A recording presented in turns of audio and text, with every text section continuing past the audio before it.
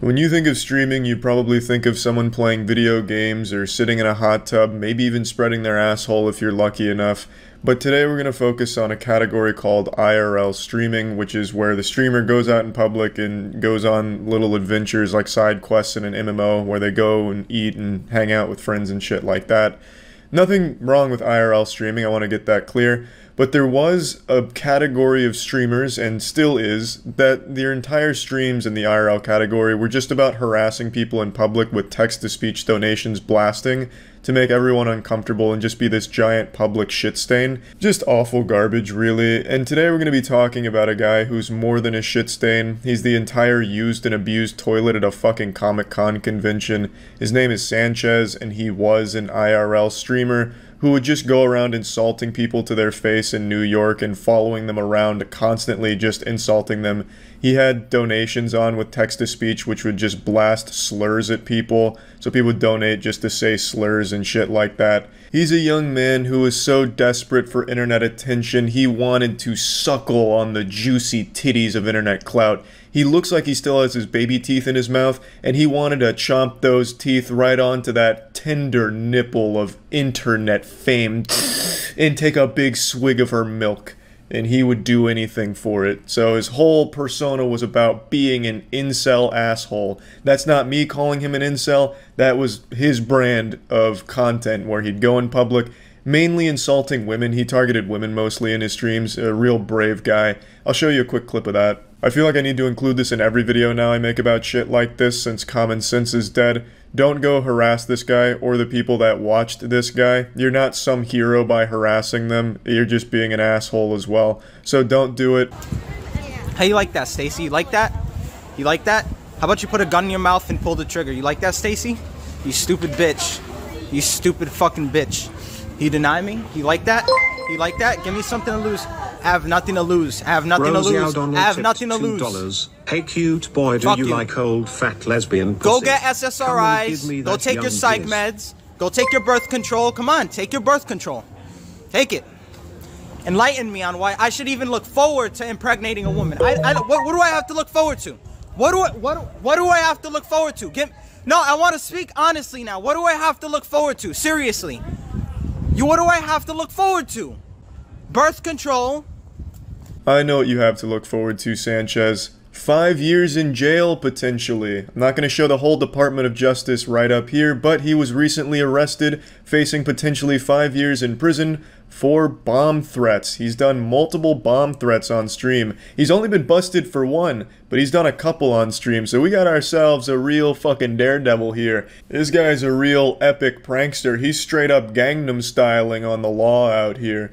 The majority of his streams were what you just saw, where it's him having this like hate boner for women that he jerks off his little micro dick about in public and just yells at them and blames them for all of the problems that he has. Watching one of his streams is sadder than watching an ASPCA commercial. When I first saw his channel a couple months ago, I thought it was like a 13-year-old boy going through a phase, and it turns out I was right. It is a 13-year-old boy going through a phase, but he's trapped in the body of a 19-year-old douchebag. He's basically if Xbox Live was a person. I'm gonna go ahead and show you the first bomb threat that he made, and then I'll show you the one after that. Let's enhance their meal. Enhance the meal. No, behind. You would still be doing this. Allahu Akbar. Allahu Akbar. Bomb detonation in two minutes. I take you with me and I kill all you. I kill all you right now, and I kill all you for Allah. Fuck that shit. I'm gonna do it. I'm gonna fucking do it for Allah. I'm going to do it for Allah. Allahu Akbar. Come on, I do it. Bomb now. Bomb now. Yo, all of them scattered.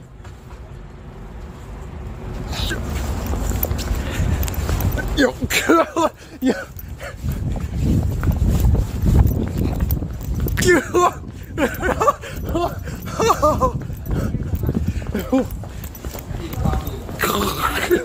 Holy shit! Holy shit! Good one. You fucking got him. Those idiots didn't have any idea that you're not an actual terrorist. You're just a fucking loser. Even when you're not making bomb threats though, I still imagine this is how most people act when they see you. They just fucking leave in disgust. You're like if a septic tank found a video camera and hit go live. It's like the world is Whoville and you're the Grinch. Everyone's just trying to forget about you and avoid you as much as possible. Now, of course, the standard defense is, this is all out of context. He's actually a really good person. You just depict the worst moments. I mean, context doesn't help a fucking fake bomb threat or just harassing women in public or whatever, but I mean, that's fine. I have actually watched 3 full streams, start to finish. Not to flex too hard, but I only puked a couple of times. This shit was painful. Watching snuff films would have been less uncomfortable than watching his dog shit. Watching someone light my car on fire in front of me would have been less painful than watching his streams. This shit was brutal, but I did it just to make sure that there was no doubt that this guy was truly an abhorrent douchebag. He hasn't even accidentally been entertaining for even a split second. You'd think over the course of like 3 streams, 8-9 hours streams in total, that he did like fart at some point, which would at least be somewhat entertaining to someone, but not even that. Dude's butt cheeks are sealed shut, fucking sewn together. He can't even fucking fart to make something, make a little smile appear. The streams are entirely based around him spending extremely long following people, hurling insults at them, with them not even reciprocating, they just ignore him. It's like this guy's invisible. It's like your worst nightmare, where you are in a dream, and you're trying your best to like shout to someone, but they just keep walking, they can't hear you. This is that guy's whole existence. This man is truly invisible to everyone except his chat, and except when he's making bomb threats. And when he's not harassing people and stalking them to hurl the worst insults of all time, it's just his chat making slurs in their donations and him laughing at that, or getting the public's reaction to hearing slurs. It's fucking baffling. It is so sad. Let me show you another one of his bomb threats, though. Bomb Squad, thanks so much for the dono. Bomb Squad tipped $2. Bomb Squad. Attention everyone, this is not a joke. I have a bomb. I have a bomb. It is set on a digital timer and is set to go off in 10 seconds. 9, 8, 7, 6, 5, 4, Allahu Akbar. 3, 2, Allahu Akbar. 1, Allahu 0. Akbar. Boom. Just kidding, faggots. Oh my god, that actually worked. Holy shit. Let's go, baby. We just did that shit. That was fucking dope. Thank you so much for that donation, bro. Oh, that was hype. Oh, that just made my fucking day, didn't it? That made my fucking day. Holy shit. Thank you so much for that donation. By the way, whoever's watching and you report that, that was not me, that was a donator. And yes, thanks so much. Pretty random XD, Rar Sanchez. A Swiffer holds up Spork, does the narwhal bacon at midnight. You're such a random dude. Oh my god, you're such an edgy random comedian. He has a Swiffer in public. Wild. And he also just did a bomb threat prank. Hey! The highlights of this man's life are the most embarrassing moments of everyone else's. Like the things that keep you awake at night in cold sweats, like I can't believe I fucking did that, are the absolute cherished memories of this guy. And it's so sad. It is so sad. I've said it for a while, I think the internet creates losers, and this is a great example. He gets cheered on by his chat. His chat enables this and makes him believe that it's good entertainment, or like somehow he's actually doing something good for the world. The chat is laughing at him, not with him. He can't even get like even an ounce of legitimate support from anyone. He's literally a circus act for people, but they make him feel like he's the Joker. Oh, Incel gets rejected by a girl and no one bats an eye. But Incel sticks a Swiffer in the face of a random girl and makes a bomb threat and everyone loses their minds. It's so pathetic. I'd almost feel bad for him if he wasn't such an insufferable hemorrhoid of a person. Because the chat is the Frankenstein, and he is the monster that they've created. They're constantly encouraging him to continue doing this shit. In the few moments where he's not and he's just like hanging out to himself, people just leave and insult him. When he's not harassing people, people just fucking leave. So he just keeps doing it to keep the viewership there as people donate to insult him and insult the people around him. The chat is like constantly shoveling coal into this never-ending train wreck of a person. It's like Snowpiercer if the train was just this constant degenerate express. It's fucking wild in the worst way. I think it is great that he's going to jail. Well, hopefully going to jail. Because I think that'll be the best thing for him. Just like a full reset. This wouldn't be the first time a streamer goes to jail for bomb threats. There's of course the extremely famous one from another streamer where this guy was actually facing up to 10 years in prison for this. C4 has been successfully activated.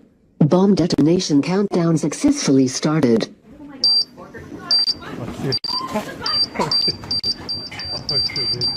He did go to jail for this, but he didn't finish out the entirety of the 10-year sentence, although I don't even know if that was the final verdict with 10 years. He was released, I think like a year ago, or maybe even less than a year ago, I'm not sure, but he went to jail for it. So this wouldn't be the first time someone goes to jail for this shit if Sanchez does face prison time.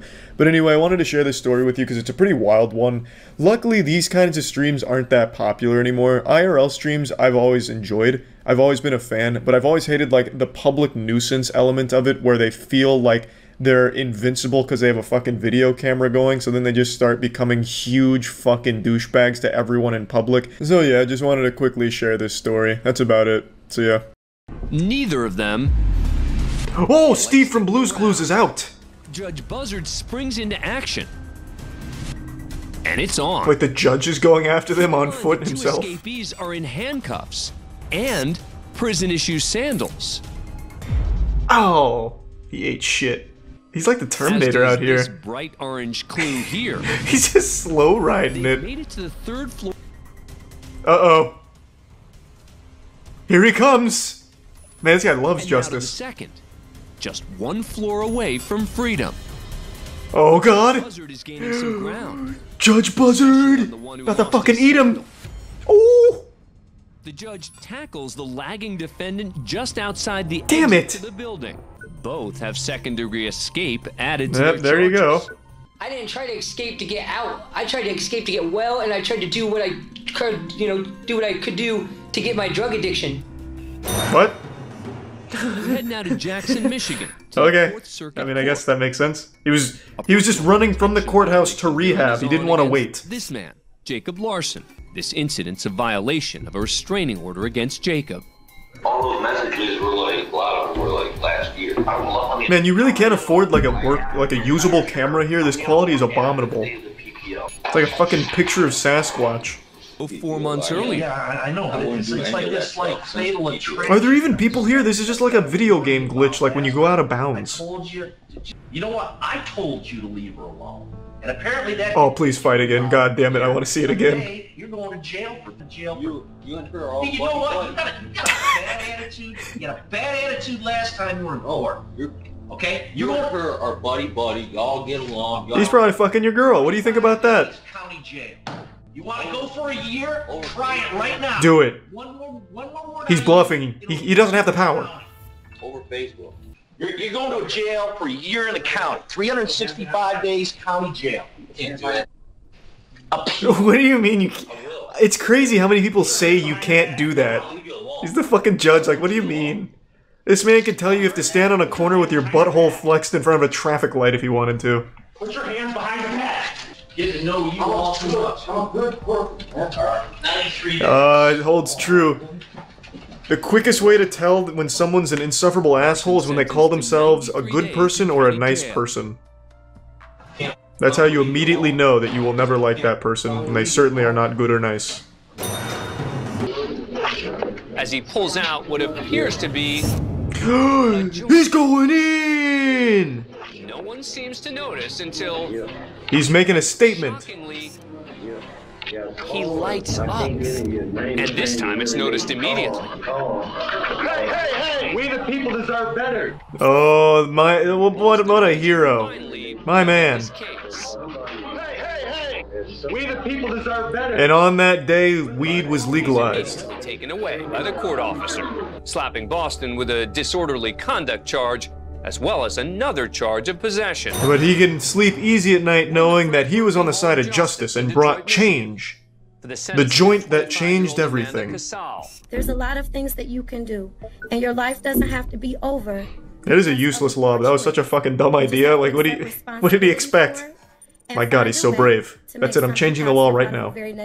Apparently hears some snickering from Casal's family sitting in the gallery. What the fuck? You can go too. Whoever can sit here at a tragic moment like this and laugh and smile. No, throw her in jail. Fuck that. If I was a judge and heard that, she'd be going right to jail. Fuck her. You cannot come down what to a the piece of Frank shit. Murphy Hall of Justice. Ma'am, you are being taken into custody for criminal contempt. Your disruptive and disrespectful behavior disrupted today's proceedings, and you, ma'am, are going to the Wayne County Jail for 93 days for direct contempt. Now that's what I'm fucking talking about. Well, it's been a while since I've had a full-blown justice boner, and that just triggered it. I wish it was more than 93 days, though. Donna seems to have learned a serious lesson from just one night behind bars. Don't you fucking dare let her out. Miss Carson, is there something you'd like to say? Yes, I deeply apologize. In fact, laugh at her. Laugh at her. Laugh in her face. A hearty belly laugh. Ho ho ho. Ha ha ha. Judge reprimands father of 40 children. Holy shit. 40? Next, we're in Miami, Florida, where Judge Nushin Safey's about to recognize a familiar name on her bond hearing docket. Johnny Ray Smith Jr. Oh my God. These two have a storied history, and you're gonna hear all about it. In that same case, Smith revealed to the court that he had fathered more than 30 children. God damn.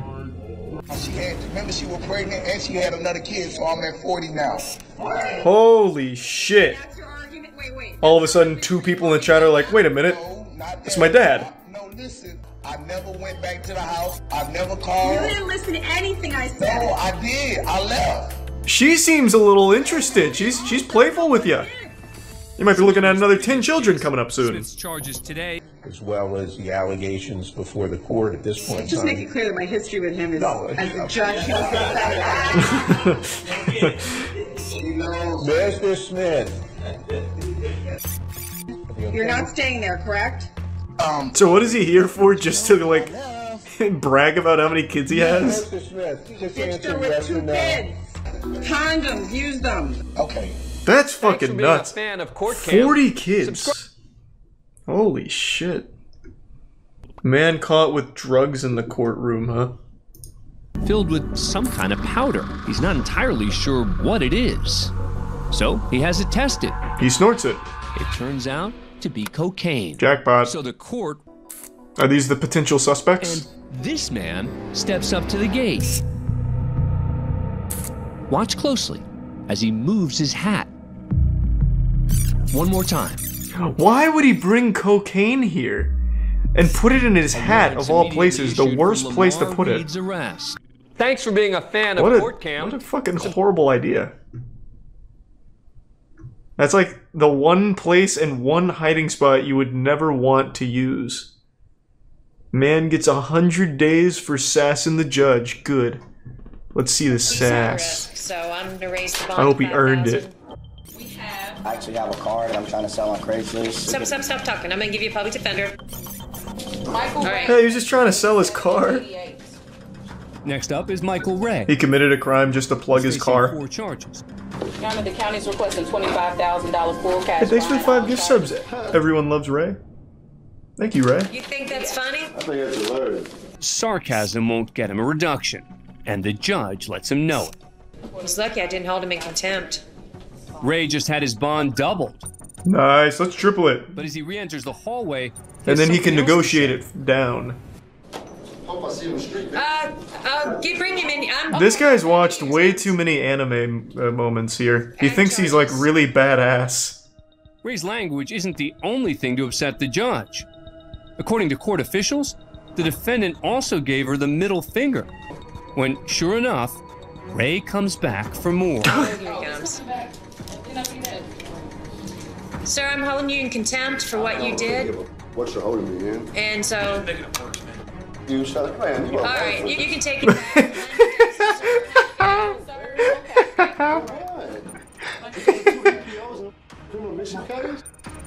That's right. That felt like something right out of GTA RP. He's done.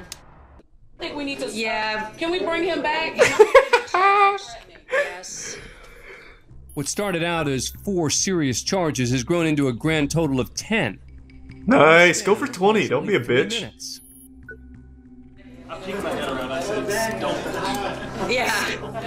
No, I figured that's just a That definitely cut deep on the lawyer, being called useless like that. Thanks for being a fan of He didn't Court like Cam, that.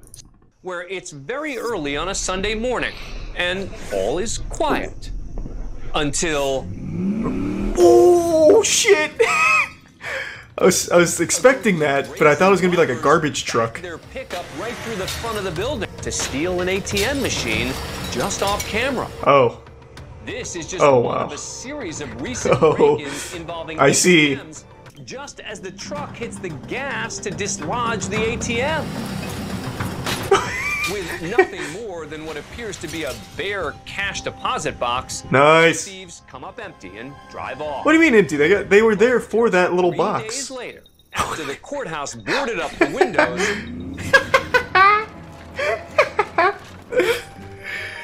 This is some fucking straight up Tom and Jerry shit. Finish the job. Angel Lopez, Thomas Ortega, and Toby Perkins are arrested and charged with theft. Could they have woken the guy in the top left up for his mugshot at least? Their lookouts. Thanks for being a fan of Court Cam. Subscribe to Holy A&E shit.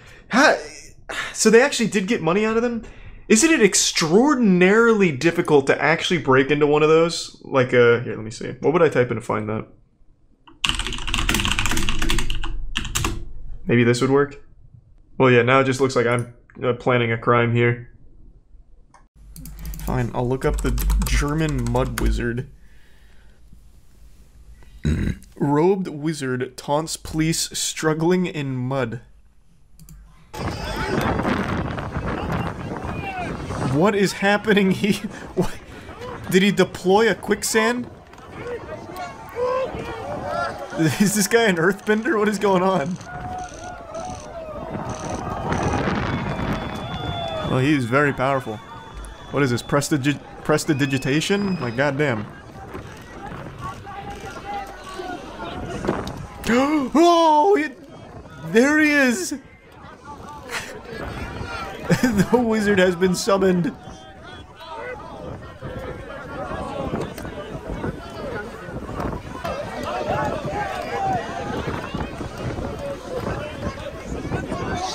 Man, all of these police officers are like turtles on their shell. Jesus Christ. This is embarrassing. Oh, it's like toddlers when they're still learning how to walk. Are they all drunk or something? What is going on? There's no way it's that hard. This man's fighting for his fucking life. The mud wizard's gonna drag him back by the heels like a horror movie in a second.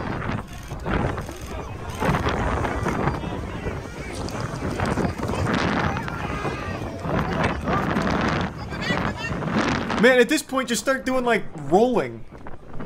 Like, it's like, oh, shit! It's like cow tipping. The mud wizard strikes.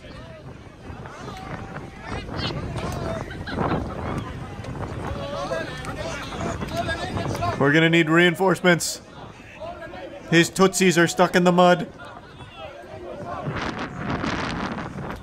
Whoever set up this trap, though, really did a great job. It's like some kind of holy barrier. Oh, no. So this is how it all ends for this guy, huh? He'll just be stuck here forever.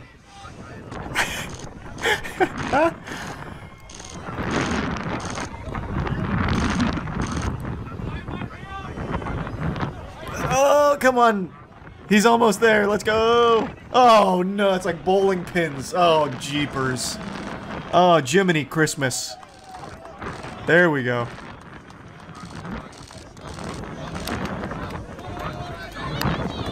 That's the mud wizard for you. And none of them can navigate the mud pit.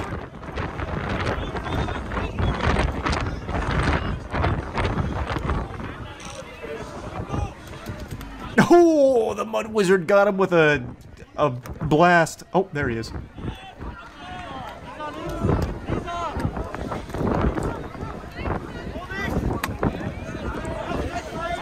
You're in his territory now. This is his domain. His spiritual pressure is able to run rampant here. This guy is actually being swallowed whole. He's gonna need to be airlifted out here in a second. He's going really deep. He's going straight to hell. Like, good lord. They're gonna need to get the chopper and a ladder inbound ASAP. And the mud wizard's coming. Oh god! Oh no! Oh lord! Have mercy! It's Radagast the Brown!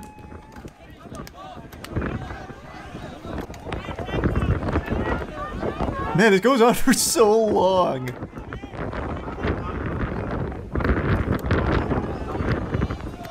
There we go. We got him. Mission successful.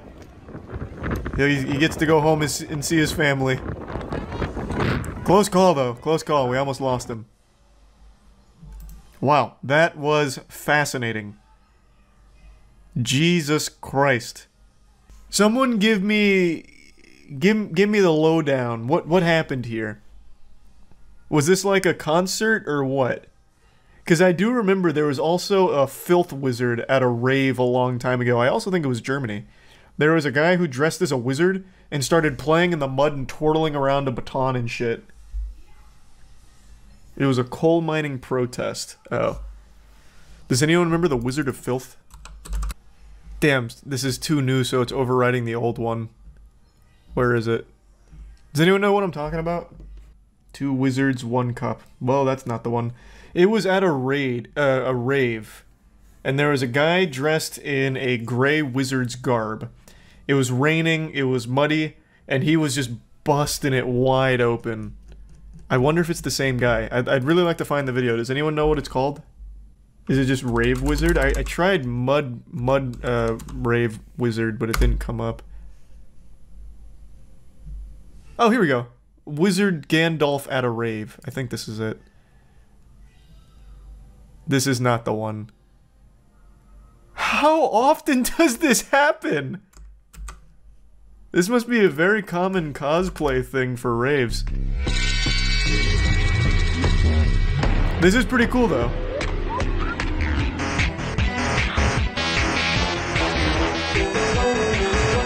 He was wearing gray wizard gear.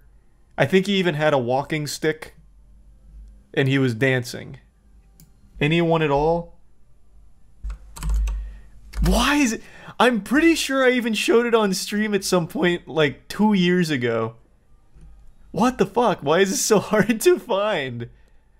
Am I crossing wires? Was he not in a wizard's getup? I'm pretty sure he was. Here, I guess I'll pull this up. Maybe this will jog someone's memory. This is kind of what the environment looked like.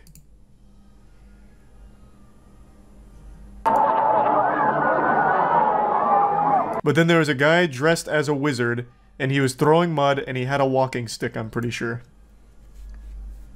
What the fuck? Are you... What? Man, what the fuck? No, it's not the Glastonbury Wizard. What? How does this fit anything I have said? I pulled this goddamn video up on stream years ago. Thanks, Resub Filthy. Why can't I find it? Did it get taken down? Was it not as popular as I remember?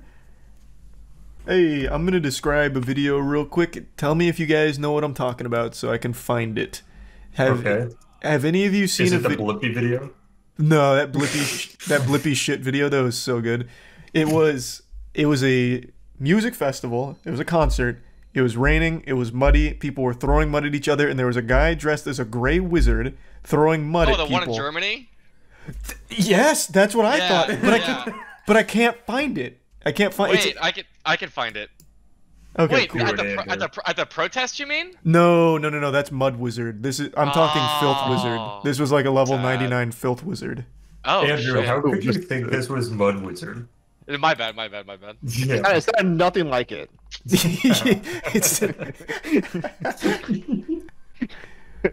Fuck, I can't. Very different. Very different level of magic. How can chat not find it? No, I pulled this fucking thing up on stream years ago. He was not the focus of the video. I will say that. The video was focused on the concert. The wizard's a red herring here. Yeah, the wizard was just like a pretty... like small piece of it, but like he became a meme. They called him the Filth Wizard on Reddit. Messy Merlin? Maybe it was Messy Merlin and you're thinking of Filth Wizard. It's not Messy Merlin. Literally nothing came up with that except a beached dolphin. Oh. Is it Polish Golem at a rave? That's... Wait, that... What the fuck? So deep. No, God, is anyone even listening to me? It is not Polish Golem. He is not even wearing a wizard's garb. Alright, so describe the video again, but this... like really go into some detail here. Oh, wait, we forgot a guy. How did we possibly miss that guy? So... Wait, we forgot a guy? This seems... he's just chilling. This seems like a pretty common thing. So it was a rainy day. The video, it was still raining. Everything was covered in mud and filth and shit. And there was a guy in a wizard's cloak who was throwing mud at people and dancing. And I'm pretty sure he had a walking stick. But yeah, this video is cool. Positive it was a music festival? I am 100% sure it was a music festival. Unless they just do like mud parties. Oh my god, look at it. Yeah, he just knocks... That's he such uses his a good fucking most video. powerful spell to root that fucking that SWAT police officer in place, and then he pushes him over. Yeah, he casts a crazy root on that guy. The whole department honestly fell victim to the CC. It was really good. Naked mud monster running uphill at Australian music festival? He definitely wasn't naked. I would remember if he was hanging on. Yeah, this is straight up. Wait. He's straight up naked. Wait, I think I found it. What's it called? Here, I'll just send it to you on Discord. I hope this is it. Is he like playing with fucking like light up balls? Oh no, that's Rave Wizard. Oh, god damn it! Why are there so many fucking wizards? There's a lot of wizards in the world. You'd be surprised. God. Man slides into girl peeing at V Festival 2012. Oh, that one got promised. Last night in bed, actually. Oh my, yeah, she's peeing on the ground and he mudslides straight under her.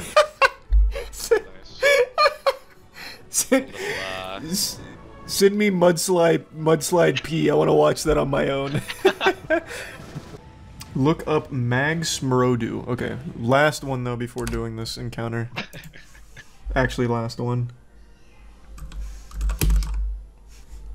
Alright, everybody's ready except for Charles, I think, because he's looking up a video. Oh, the Filth Wizard! Yes, wait, that's it. It's in a different language. That's why we couldn't find it. I got everything right except for his cloak. It's not a gray cloak. Put it in the raid group so everybody can join in. Yeah. Hold on, let me drop that in there. You're gonna have one message in this Discord and it's that. Yeah, it's just Filth Wizard.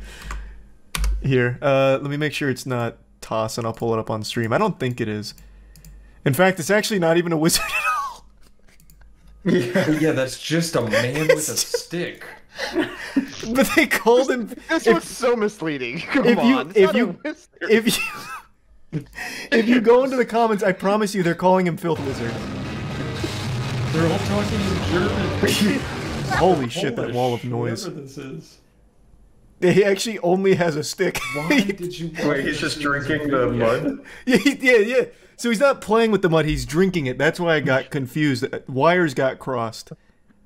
But yeah, this is... They called him... Somebody find this. I don't know, they called him the Filth Wizard, though. I swear to God, they called him the Filth Wizard. Look at that Good Samaritan coming up and saying, "Hey man, stop drinking that fucking water." Oh, when I translate Mag Smrodu, it translates to Stink Mage.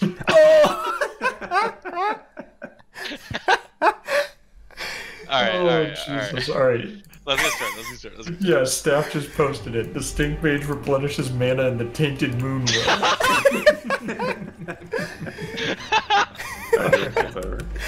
Let's get serious. The Stink Mage and his mana potion. The Tainted Moon I told you, that video is such a fucking banger. Thief falls through store ceiling twice.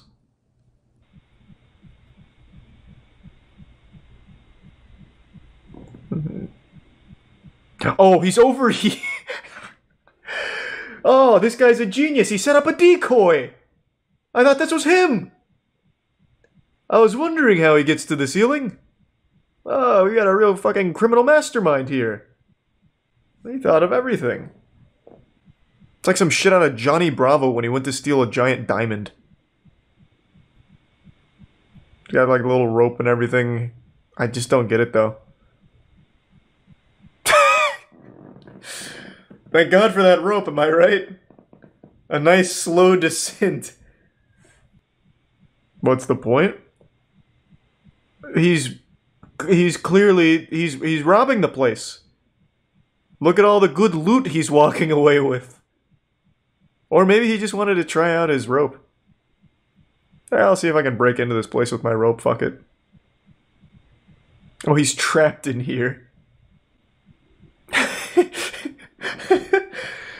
This man's hatching so many plans, and every single time he thinks of one, it almost immediately doesn't work. But he's on to something now. Unfortunately, the title spoils what happens next, but I like where his heart's at. He's hatched an idea and he's acting on it. I can't imagine where he falls through next. Why would you climb up here and then go this way? Oh, I see. He never even made it onto the panels. I wonder how he's doing now. Oh, he's fucking cooking. He's almost out. I see it.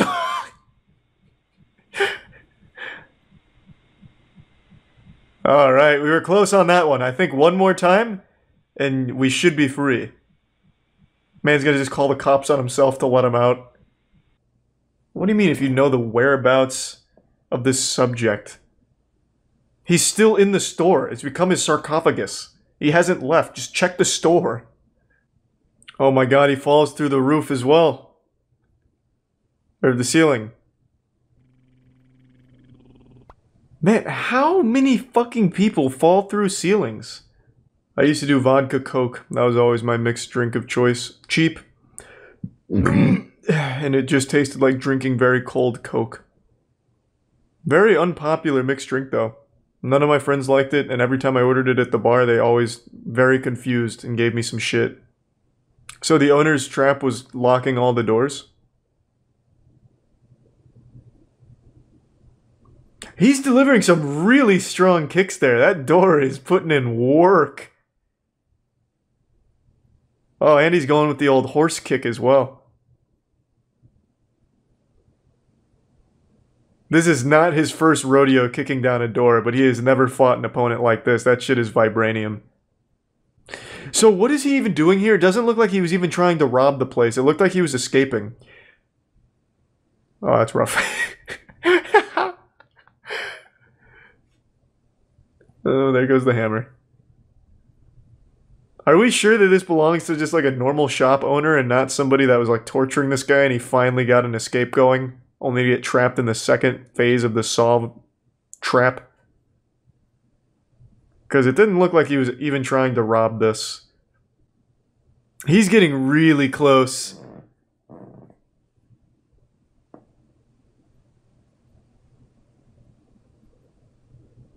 I think that was a really fucking dumb plan. Look how close you are with the door. You can absolutely kick off the bottom, I think.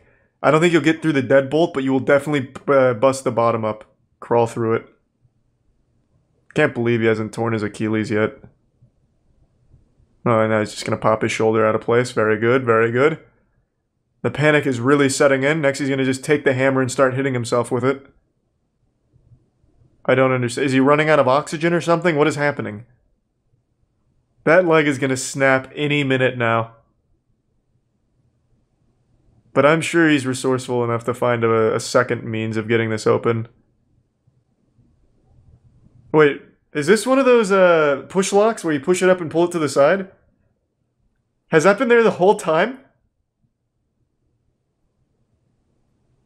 Oh my fucking god. To be fair, I also didn't notice it, but I'm also not looking at the door in person. I see he's still not free though. It looks like it is just a closet. This escape room has really bested him. God, did you just live here now or something? Holy shit, how long is this video? Oh my god, he's dehydrated, starving to death. I haven't been looking at the date up here. Is it changed by like a week or something? What's going on? This man's deteriorating. Oh, that was easy. Hey, what's up, pussy? Should have locked the cop in. That would have been a big brain move, but there's obviously another officer over here.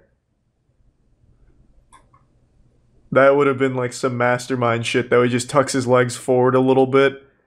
This officer becomes trapped and he just has to take on one guy. It's like some GTA RP kind of shit. No, there's clearly two cops is what I'm saying. Chat, Jesus, you would never succeed as a fucking villain. A, cops don't respond to calls alone, there's always backup, and B, he was clearly talking to somebody over here while the officer was behind the door. Spooky vid time? We can see what Mr. Nightmare's up to, sure. 5 most disturbing videos taken in an attic. Of course, it'll usually be dismissed as house settling noises, because who would ever imagine that someone or something would actually be up in your attic, or God forbid on your roof, right? Ooh, hold on, before this gets going, I think I already know one he's going to show. He's going to show that one we watched a while ago from Inside Edition, where the neighbor made a secret passage into their attic in order to watch them sleep. And the guy put in like a GoPro camera to watch him, and it's just like this weird bald guy who looks like Schmeagol from Lord of the Rings, just like crawling through and looking down at them. You guys remember him? Man looked like he was perpetually covered in a thick film of grease. And then he got arrested, and I think his the punishment was he's not allowed to do that again. Like, I don't think he went to jail or anything, he's not allowed to go back to their house. It was basically, hey, can you not go into their attic? He got caught because the father noticed one night that there was a light coming from his attic, and it was the guy with a flashlight looking down or something. It was crazy. Shit was wild. He's a tier 1 crustacean. All these videos may make you want to install cameras.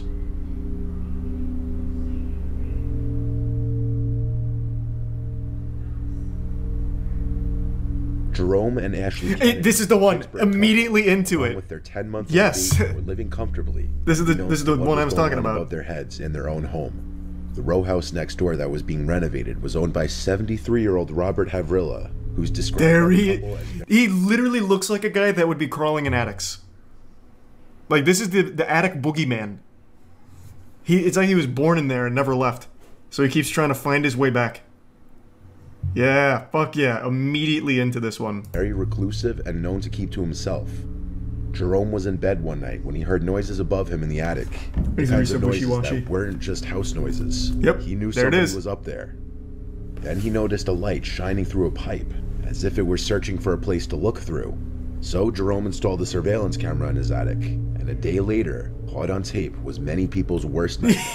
His neighbor Robert in his attic, carrying a power drill, looking into the bedroom. His neighbor had made a removable wall to gain access to their attic. It wasn't just the attic, though. Jerome also found perfectly round holes in the common wall between the two row houses. The shapes indicate that Robert the neighbor was drilling holes through the wall. Cops were called, and Robert was charged with stalking and trespassing, which he pled not guilty to. Robert's attorney made a statement that his client had no bad intentions. He claims he was in the attic for maintenance reasons connected to his renovations, not to peep on anyone or do anything malicious. Yeah, he looks like he's renovating up there. No, you see, Your Honor, my client was actually up there looking for lost Pokemon cards. With the recent boom in prices, he realized his grandchildren must have had some good ones that he stored in the attic at one point. There was nothing weird about it. And the fact that he had a flashlight while looking through the pipe into the neighbor's house is truly just a coincidence and a misunderstanding. Anybody with half a brain would know this is BS. The many holes drilled in the common wall and through the ceiling in the attic were without a doubt meant to spy on his neighbors. Strangely enough, it appears Robert was aware of the camera that Jerome had placed, as he looks right at him. It's like an alien. So why he continued to do what he did is alien. unknown. When the window doesn't provide a good view of what it could be, he decides to go outside for a better view, and this is what he sees. Alright, let's see. Oh, it's gonna be Slender Man. I feel it. Fuck is that? Oh, well, this shit is fake. Damn. Fuck. Wait, what is that? Something from a Studio Ghibli movie? What am I looking at? Hey. It's half ahead of what looks to be either some kind of creature or perhaps somebody wearing a mask.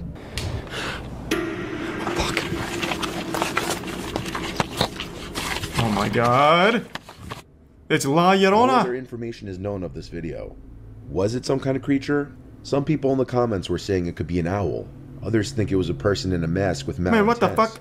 possibly trying to break into the house. Man, what the fuck? An owl? Bro, what kind of... What? It's just a staged YouTube video.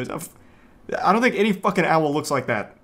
And his dad sounded concerned and told him to go upstairs and check on the hot water heater, which is actually in their attic, a very uncommon place to find a water heater. Steven's dad was worried that something was wrong with the water heater and that the sounds he was hearing were coming from it. So Steven obliged and proceeded to go up into the attic, but not without recording. Well, there's another fake one. Mr. Nightmare has always done, like, real shit from everything we've seen. And the first video here was real, but the last couple here have been fake. Or at least this one seems like it's about to be fake. Steven checked the water heater and saw that it was completely fine. He then appeared to be leaving the attic, and that's when he heard a sound that caught his attention.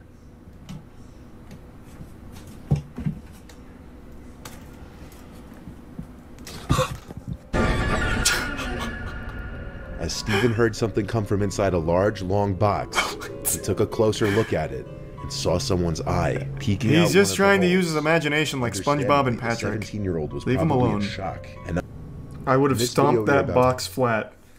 No, you would not. You would not. I know for a fact you wouldn't. I don't know you personally, but I know you wouldn't.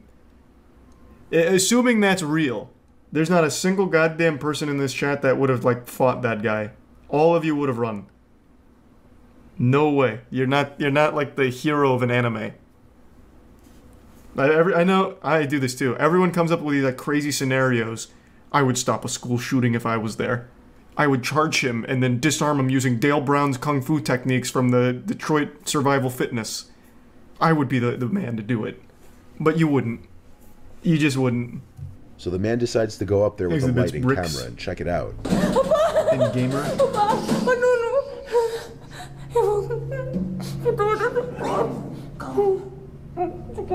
that Ray William Johnson?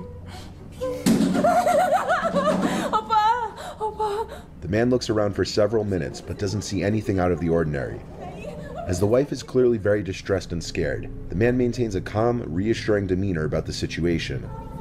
What's going on with the audio? They're going through a tunnel? Oh my, wait, that was actually Gollum.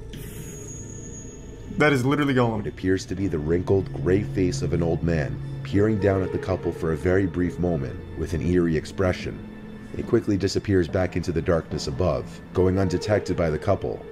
Some people believe that it may have been a homeless elderly man who was taking refuge in the couple's attic. No, I don't think it is. I don't. This is like a weird stock asset of, I guess, Dobby the house elf. That is not a wrinkly old man. This dude, like, looked down the ladder like a boss fight in Dark Souls. He just, like, swung his head over out of nowhere. It's not like a wrinkly old man. Plus, the guy that went in the attic would have seen him. Yeah, gotta climb on that. God, what oh, it's like an infrared. I feel like I'm in an AC-130 right now. Like that Modern Warfare mission. Good lord.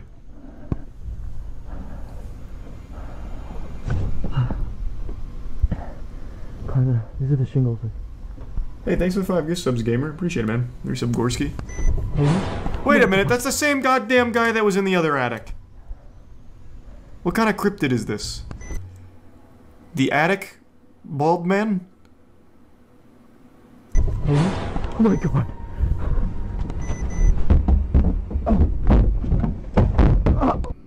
He grabbed his rifle and returned to his roof, but the creature was no longer there. The creature seems to be bald with a large round head, but no facial features can be seen.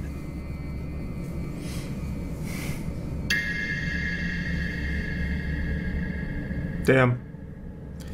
Well, one of those videos was real.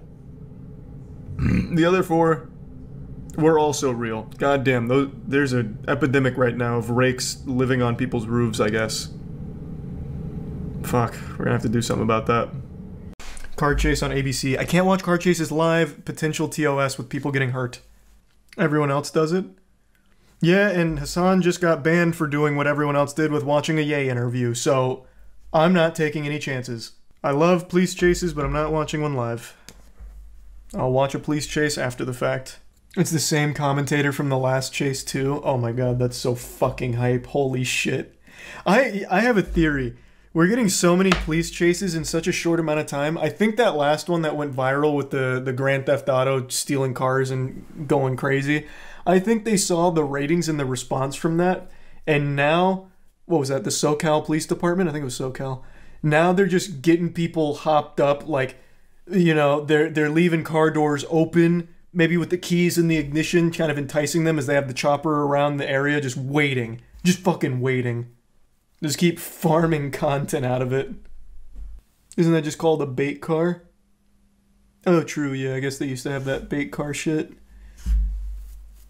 Yeah, but they'd have the bait car and the cops nearby ready to, like, arrest them. I'm saying they're doing bait cars with a chopper ahead to film them. And then maybe they'll call the police, like, alright, hey, he took it, go. But don't chase him too much, we want this to last. Did you see the police chase last night where the guy drove into the Angels Stadium? What? Was that the 3-hour chase? Oh, never mind. This is the one with the clown car with like 6 people coming out. When did he drive into Angels Stadium? Into the stadium. Going into the stadium, bottoming out as he makes his way through the ticket booths at Angels Stadium. Check this guy out. Yeah, this is the same guy. Now very dark in that parking lot. Fortunately, he's got his headlights on, but you saw he bottomed out there, sparks flying as he fled through the ticket booth, and he is now well into the parking lot, about to go around Angel Stadium. Coming around home. Why, though? Continuing south. What was the plan? And what are we going to do here? Some donuts in the parking lot? Mighty strange indeed. Visiting all of Southern California's landmark attractions this evening as he now does circles in the parking lot of Angel Stadium, looking for an exit, and that appears to be what he may have found. How the fuck? That was like the perfect opportunity just to spike trap the exit. They could have ended it right there. LAPD just gave up the car chase just now. The guy won against the cops. You can watch it now. I'm going to tune in for just 1 second. If I see anything sketchy, I'm immediately backing out. You said it's ABC 7? Alright, fine. Onto the 5 oh, it's the boy wonder. The police chase commentating expert is back. Valley left before he ends up in the Newhall Pass. And so I suspect how did he escape? Gradually coming close with that cross traffic there. He's on a Jesus, this has already been going for 30 minutes. That does not have a name, but he is just about a block south or half block south of DeSoto Avenue. To give you an idea of where we are, you can see the helicopter. I feel like with all these police chases in SoCal, I know the area better than my own city. Gone on such a fucking tour of it through these. I believe. Out of LAPD's jurisdiction, and even the helicopter probably would have turned around. What? Probably would have, he probably would be done. But he is no. Off the freeway in the San Fernando. Is that how that works? They have like an aggro range, like it's World of Warcraft? LAPD's jurisdiction, giving that actually, World of Warcraft I don't think has aggro range. Like City of Heroes? So left LAPD's jurisdiction and taken himself into Santa Clarita Valley, but instead he's now off the freeway. Back into LAPD's. So what happens then? Right where this all let's say he didn't suck a fat ass there and went straight, and everyone turns around. Do they arrest him in the next county? He has stopped. Like just forward his information to them and they arrest him there? Yeah, they put out an APB? Okay. Because it looks like it's red in the other direction. I can't looks tell. like it's red. He's at a red. Okay. There's a green light allowing that. He's obeying traffic laws? Southbound 405. He's in the right lane on the northernmost lane of Roxford Street. Yeah, this is live. And we'll see he basically is fixing. I'll watch the conclusion to this. It seems like a polite chase. He's just waiting in a red light. He could either go. He's in no rush. We'll see what he does here, crawling through the intersection and going with those he's listening to the broadcast. He's learning. He's listening to the broadcast. He heard the secret. He heard the cheat code of going back up here and getting to the next county. He heard. He's listening. now entering their jurisdiction. So CHP is going to have some fun with this. Oh, no, wait, I misunderstood. He's going the wrong way. What this guy is up to. I thought this was going all the way around. CHP took the bait, but took the bait? What do you mean? Resources, and it's fucking 3 a.m. They just want to drive fast for a little bit. I get it. Southbound, they're like, fuck it, boys, let's punch it. Southbound 405 mark. What's at play here? And you never know. If they pit maneuver this guy, I'm going to have to back out immediately because this is a high-speed pit maneuver, a huge chance for injury. Can't stream that. To cover up a felony. We don't know. That's exactly. Oh! Look at that. Was that? Yeah. Okay, he just got off. So he got off. The 2 continued, but he still has. That's still a black and white. Yeah, he's got one straggler on him still. Right behind him as he gets off. I love how impressed the commentator gets. And that's interesting. At least for the last several minutes, he's been somewhat behaved ever since he got onto the 405. Yeah, is this even a police chase? It just looks like a random guy now. He hasn't done anything illegal that we've seen yet. And he's actually just fucking driving. Slow. Is there more pulling in? What do you mean let him go? Like he's just like he wins? Yeah, like he's not. So what happens now? Again, those CHP he just goes home and it's all good. Responsible for state roads, goes to the paint shop. Interstate highways, and so he's going to head back towards the freeway. The airship is still overhead. And a different unit is now a ways back. Is that we don't know if it's CHP. What is the protocol? I don't understand. I have to pee. So I have to pee. I'll be right back. I've got to fucking pee. Christ. In his direction, but but I don't want to miss anything. But I gotta pee. I'm sorry. I've got to fucking pee. Ahead of him.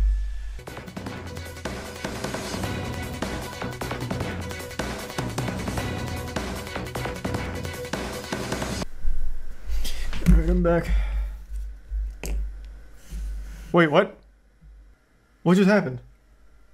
Did he deploy an EMP? What's going on? They lost interest, they gave up, he just won. What? Pursuit, and it is no longer a threat to the public, it would appear, because he has slowed down. Our coverage will end now. We thank you very much for watching. We'll see you back here tomorrow night on ABC 7. Good night. Wait, so is the crime forgiven? Because it was a pursuit. I don't know what he was originally being stopped for, but he evaded authorities. He ran from the police. Is it all good? Like he wins? That's exactly right. And at least at one point, they were willing to. No, they just arrest him later. Okay. Imagine if that was a rule, like, if you outrun us for 45 minutes, we forgive your crime. You lose your stars. That's crazy. Wait, that is actually nuts. I don't think I've ever seen that. Then again, I'm new to the police chase scene. Can't say I'm overly familiar with police chase protocol. I'm very new to this genre. Yeah, that's what I was thinking. Like, if they just plan on arresting him later, like they deem he's not a threat anymore due to obeying road rules, like, if they plan to get him later, that assumes that he's in his own car. That could be a stolen car. It could be fake plates. That seems like an interesting protocol. Have you seen this bird bandit? Police search for man with parrots in McDonald's robbery. This actually looks like some kind of marketing campaign for McDonald's back when they had the Hamburglar. Is this real? Is this not a marketing stunt? Searching for this man they have dubbed the Bird Bandit. He actually looks like a One Piece character. Like, what? This character design is exquisite. And that's a real parrot? Check him out with his friends there on his shoulder. Investigators are accusing the man of robbing someone with a knife. Yep, police say the well, same that's man not was very later nice. spotted in another store what a jerk. carrying the 3 birds that you see right there. News Wait, 3 birds? I wish you would stop graying it out when I pause it. Hold on, let me find the picture of him. It's a little blurry to tell. He got 3 birds on him? It's like that guy from John Wick. Man, and that is a mean goatee. It's coming to like a dagger's point. Also, I like this right here. Anyone with any information is asked to contact police. I think if you've ever seen this guy in your life, you probably remember him. This is like the lowest level attempt at concealing your identity ever. He's wearing the most identifiable shirt and then 3 fucking live birds on him while wearing... I don't even... What kind of hat is that? It's like some kind of old swashbuckler's hat. Accused of robbing a McDonald's on Arlington Boulevard in the Seven Corners area Tuesday around 8 a.m. Police say he pulled a knife and demanded money at the counter. Police Oh, he's even got a pair of sunglasses on. Never mind, he actually did try with the disguise. I've got to say, I'm a little disappointed in the pants. He's got a great shirt, but lame-ass pants and flip-flops. His stylist just gave up halfway through the fit. With 2 live parrots. They appear to be macaws. Wait, they said 3 though. To his cowboy Is this not hat one? and a third on his shoulder. Reaction from McDonald's customers who say they feel bad for the feathered participants. Honestly, that's really crazy. Like, why would you bring a pet? Don't crime with the birds. True. The suspect I agree with her. 20s or early 30s. Well, let's not. Okay. Also, let's not get rid of the theory that the birds aren't the ones controlling him, pulling the strings. Like he could be a victim in this as well. Something like that before. They can talk. God, it'd be so cool if the birds were threatening the cashier. Any type of role in the solving I wouldn't even be mad if I was the Fairfax cashier. County, Jackie Benson, News 4. Imagine the birds roll up and they just start like saying some vile shit. Did you hear about the guy that got arrested in Nebraska because he got with a bull in his car? Yeah, it's this video, right? He got arrested? Even my mom sent me this video. She thought it was the coolest thing ever. I didn't know he got arrested, though. I only saw, like, a little clip of it. Around 10 a.m., the Norfolk Police Division responded to What's he arrested for? Having a good time? Being a good Uber? On 275 with a Watusi bull in his passenger seat. The officers received a call. I think that's fine. Oh, wow, the cow shit all over this. They thought that it was going to be... Wow. a cow in. I can't say I ever saw the back of the car. This thing's got a lot of features. The license plate is boy and dog, a custom license plate for that, and then a decal that says lice, and it's covered in bullshit. Wow. I mean, I have no doubt the bull was scared, but goodness. Huh. I really want to know what this says. Looks like it says concussion beef. What an interesting guy. Yeah, I only saw like a small clip of this. I thought it was just like a cool way of transporting this cow. I thought he was like a VIP or something. They thought that it was going to be, like a calf, something smaller, something that actually fit. What is that it said on the side? Best car? Calf, something smaller. Best car citizen, Something that actually fit inside the vehicle. And the vehicle was big enough. Well, technically. As a result, the officer performed a traffic stop and addressed he looks like a nice enough guy. Violations that were occurring with that particular best car entry situation. Animal back home and to leave the city. Meyer and Howdy Doody are on their literally way back told him to home get out of and town. No one was hurt. From Norfolk News Channel, Nebraska, Andrew Pfeiffer. I mean, that seems like a cool battle vehicle as well. Like, should Mad Max ever happen, I think training this bull to get ready to impale other riders and shit is probably a good call. He seems like a cool guy. What was his name? Lee Meyer. Watch the video about how Kim Jong-un used YouTube prank videos as a way to kill his brother. Kill him with what? Cringe? What? There's no way that's real. I knew his brother died. I didn't know it was a fucking YouTube prank. The prank show that led to an assassination. How North Korea assassinated Kim Jong-un's brother. Let me see. There's no way this was from a prank. In 2017, 2 unsuspecting women carried out a political assassination of Kim Jong-nam, the elder half-brother of North Korean dictator Kim Jong-un, thinking they were participating in a prank TV show. Holy shit, wait, what? In 2016, 2017, 2 young women were separately approached by men to perform a series of prank videos for YouTube. One was from Indonesia, The other Vietnam. They were paid a small amount of money to run up to strangers and smear lotion on their faces, then apologize and run away. Wait, where's the assassination? Kim Jong-nam was in Kuala Lumpur airport when 2 women smeared his face with a powerful VX nerve agent. The CCTV footage of the incident shows him at the airport's information desk seeking medical help. He claims he felt dizzy after 2 women grabbed his face. He died within 20 minutes of the incident. She revealed she was recruited by a man named James, claiming to be a TV producer. For months, the 2 women were groomed to smear random people with lotion and creams. All this while they thought they were participating in a prank show with hidden cameras. Whoa! Wow. I had no idea. I thought this was just like a straight-up assassination. I didn't know there was a deeper layer where the people that killed him didn't know they killed him. Hundreds of goats roam Bay Area neighborhood after escaping enclosed... Oh my god. These hooligans. We've got security camera footage. The squad's rolling deep. Lock your doors. Don't come out.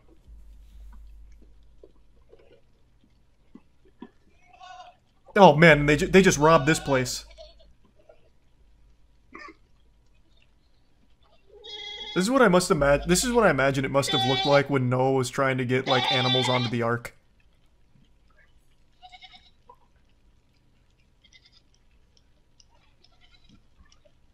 Man, that just doesn't stop.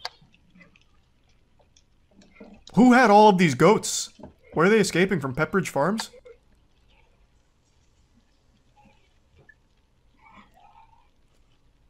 God damn. They're still going. Holy shit.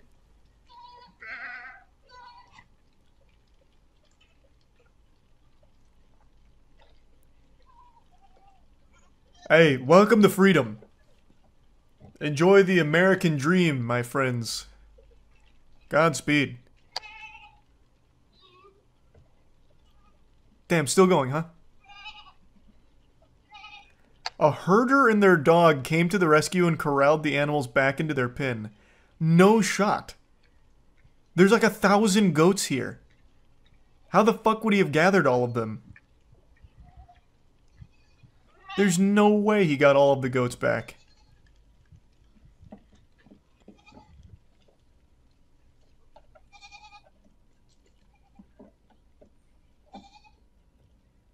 They follow each other? Yeah, but even still, there's no way he'd get all of the goats back.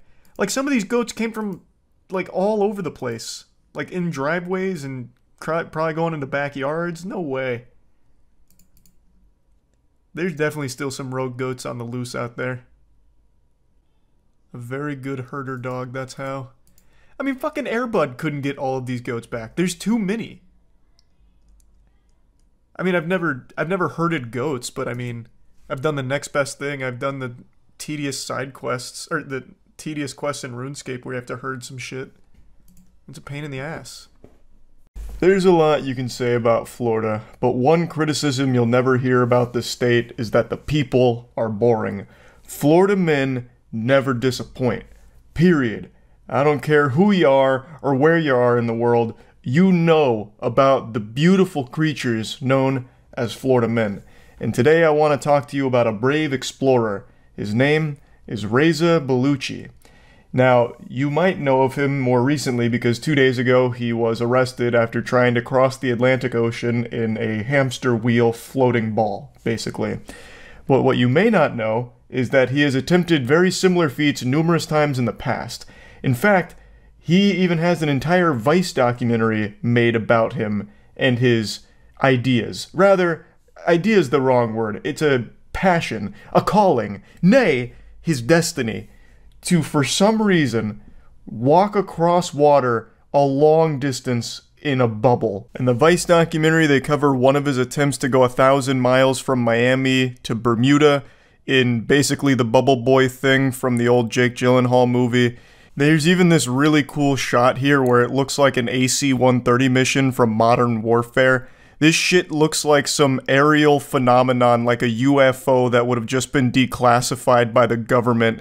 He always gets stopped by authorities trying to save his life from just ending up lost adrift at sea endlessly and dying of starvation and dehydration. But he just keeps coming back. In one of the attempts here, one of the people interviewed mentions that Mr. Bellucci stopped to ask another boat for directions on how to get to Bermuda. So he's not exactly a sailor or anything. He doesn't know where he's going when he gets out on the water. He just knows he needs to get out on the water, and from there, Jesus will take the hamster wheel and guide him where he needs to go, I suppose. Because he doesn't have any way of navigating it, I guess. So there's no doubt if he wasn't stopped by authorities every single time, he probably would have ended up dead by now. In fact, I would say that with 100% confidence, he would have not survived this. Because he just gets into a fucking inflatable hamster wheel and starts running, hoping that he gets to the destination he has in mind. Now, what's really interesting is he actually seems like a really wholesome, nice guy. He is a very talented runner, actually. He is very good at like running marathons. He does a lot and has done a lot for a long time in that scene. And he always runs with a purpose. Usually it's charitable. He likes to run to raise money to help the community around him and help others. And even when doing these missions, the goal is raising money for charitable causes. I still am a little unsure exactly how, considering he just starts running out into the open sea, and there's really no way of knowing exactly what's going on. And his wife in the documentary even says how scared she always is anytime he starts doing this, because she doesn't know if she's ever going to see him again, because he just gets pushed out there and she just has to throw her hands up and say, all right, I hope I see you again. And in the documentary, they even say, you know, like how dangerous it is, like what about a hurricane? And Mr. Bellucci's response was, if there's a hurricane, I'll just go wherever it takes me. So it's just, like, he seems like a really good guy who's become obsessed with the most dangerous idea ever. Just running in open water forever, basically. It's important to mention he does have GPS with him. He doesn't just go out there raw. Like, he has supplies, he has a lot of equipment that he goes out with, but it's not exactly the most effective means of navigating the sea. There are a ton of other factors at play, and having GPS is helpful, of course, but it's not going to solve every problem. Far from it, actually. And it's really sad watching the documentary because in one of his more recent trips, the Bermuda one, the authorities after 5 days did come into the equation and they ended up sinking his bubble with all of his material in it, I believe. So he had like a laptop to watch movies apparently and just a ton of stuff and a ton of money he put into the bubble. They said it was like $120,000 of his own money. But they really didn't do it out of like being evil assholes or malicious or anything. It did save his life, and it's something he himself recognized. He said, I don't need you to save my life. He doesn't want that. He wants to do this mission no matter the cost, I guess. I don't know, the whole thing is just really kind of sad, and he keeps doing it. So I don't want to get like too focused on like his previous missions. The reason we're talking about him today is because he just went on another mission that once again ended with an arrest. You see about the Florida man who got arrested for trying to run from Florida to London in a giant hamster wheel today? Yeah, and that's what it just goes to show you what's wrong with this country. You can't even just go on your own little adventures anymore without Big Brother stepping in and telling you no. Like, whatever happened to freedom? Can't take my giant inflatable hamster wheel and cross the Atlantic? Freedom ain't free anymore. These poor patriots. These Florida intellectuals, they couldn't complete their task. Literally 1984, yeah. Ridiculous. They saved his ass from a burial at sea. They saved him from a grand adventure, is what they did. Florida man was arrested after trying to run to London across the Atlantic Ocean in a homemade vessel resembling a hamster wheel. Officials said the 44-year-old marathon runner refused to leave the vessel for 3 days. Whoa, wait, what? How much food did he pack? 3 days he spent in there? That's like Jack Sparrow on the island in the first Pirates of the Caribbean movie. Mr. Bellucci has tried 3 similar voyages before, all of which ended in Coast Guard intervention. This man is determined. Just let him go! He's got it figured out. He'll be fine. Plus, let's think about it this way. Let's say he does go out there and, you know, maybe things get a little hectic. Maybe a hurricane starts to form. Luckily, he's got the hamster wheel and all the fins on it. He can start running in the opposite direction of the hurricane and dissipate it. He could do us a huge favor. This guy could be a legitimate hero to us. We got hurricanes forming every goddamn day now. Born in the wrong time. True. The makeshift contraption he was using is shaped like a wheel with paddles. They're designed to propel it forward. Based on the condition of the vessel, which was afloat as a result of wiring and buoys, officers determined Bellucci was conducting a manifestly unsafe voyage. Officials said he refused to step off the vessel and threatened to kill himself. Jesus Christ. He also claimed that he had a bomb on board. What the fuck? Was he going to London to blow it up? Like, why would he have a bomb on board? Jesus Christ. On September 1st, he eventually surrendered and abandoned his vessel after being brought to the Coast Guard base in Miami. He is now facing federal charges of obstruction of a boarding and violation of a captain of the port order. That is a very cool sounding charge. It is unclear whether he obtained a lawyer to represent him in this criminal case. This was not Mr. Bellucci's first arrest for taking to the ocean in his vessel, which he calls the Bubble. In 2021, he was arrested after being rescued while trying to ride from Florida to New York after drifting 30 miles south of his departure point. In 2014, he had to be rescued from a similar contraption near St. Augustine. And then 2 years later, he again had to be rescued off the coast of Jupiter near Palm Beach. He's just a fan of the sea. He's no different than Luffy, but instead of a pirate ship, he's got a giant fucking hamster ball. The sea calls to him. It beckons. According to previous interviews, Mr. Bellucci said he was attempting voyages to raise money for a variety of causes, including for the homeless and the Coast Guard. How? Where's the money? Where's the money coming from? Does he have like a tip jar on board? I don't know how he'd be raising money. He's raising money for his previous rescue bills. The Atlanteans speak through this man. He's compelled to wheel across the 7 seas. That's what I'm thinking. You can't stop him. He'll do it again. This is his 3rd time. He'll be back next year. You see that Florida man that got arrested for telling a playground of kids where babies come from? Oh, that is a classic.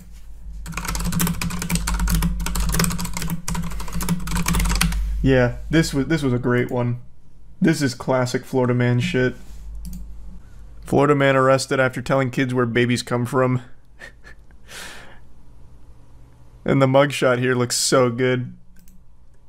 So basically what happened is he climbed on top of some playground shit and he just started shouting. And eventually said where babies come from. Not all heroes wear capes. Yeah, I mean, he's educating, honestly. And to be honest, this is better than some Florida schools when it comes to education. He probably could have done it in some more scientific terms instead of yelling about pussy and all that, but whatever. How far would you go for TikTok views? Would you sell your soul? Slap your mother? Slap my mother? You better not. I'd come over there and bite your dick off. But what about going to jail for 3 years? Does that sound reasonable for TikTok views in exchange for that prison sentence? How bad do you want it? What's your limit? Would you throw away 3 years of your life just for a few TikTok likes? If your answer to that question is no, you're a pussy, you're a coward, and you will never make it as a viral TikTok superstar sensation like this guy and his friends. I'm kind of underselling the story. Not only did the main guy in this video get 3 years, but his 2 friends that helped him make it got 2 years in prison. So check this out.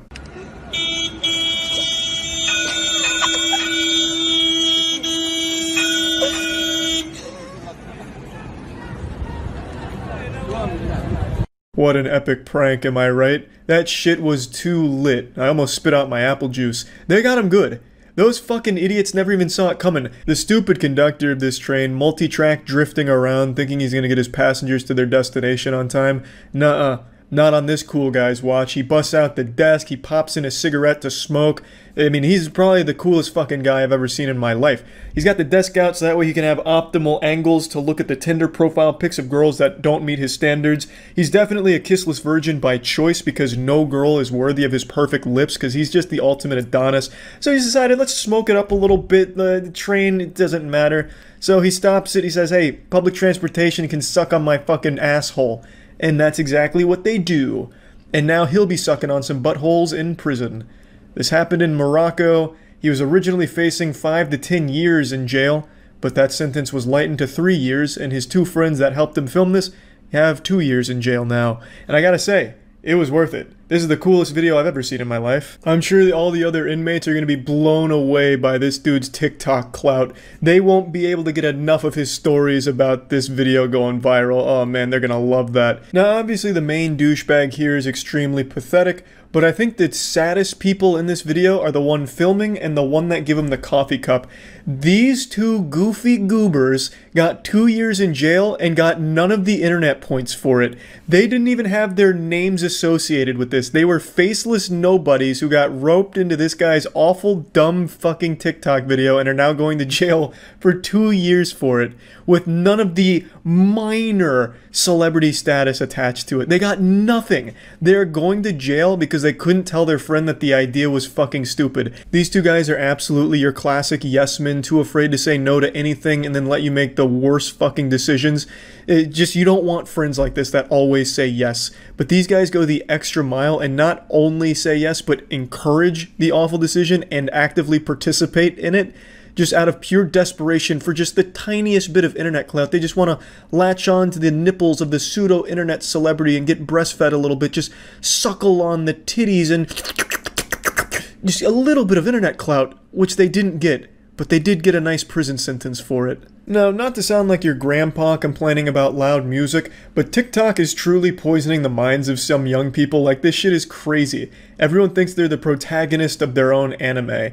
Everyone has this main character energy about them where they are the center of the universe. And this is just a perfect example of it. I couldn't be happier that this douchebag and his friends are actually going to prison for this. They're just attention-seeking public nuisances, an actual hemorrhoid to society.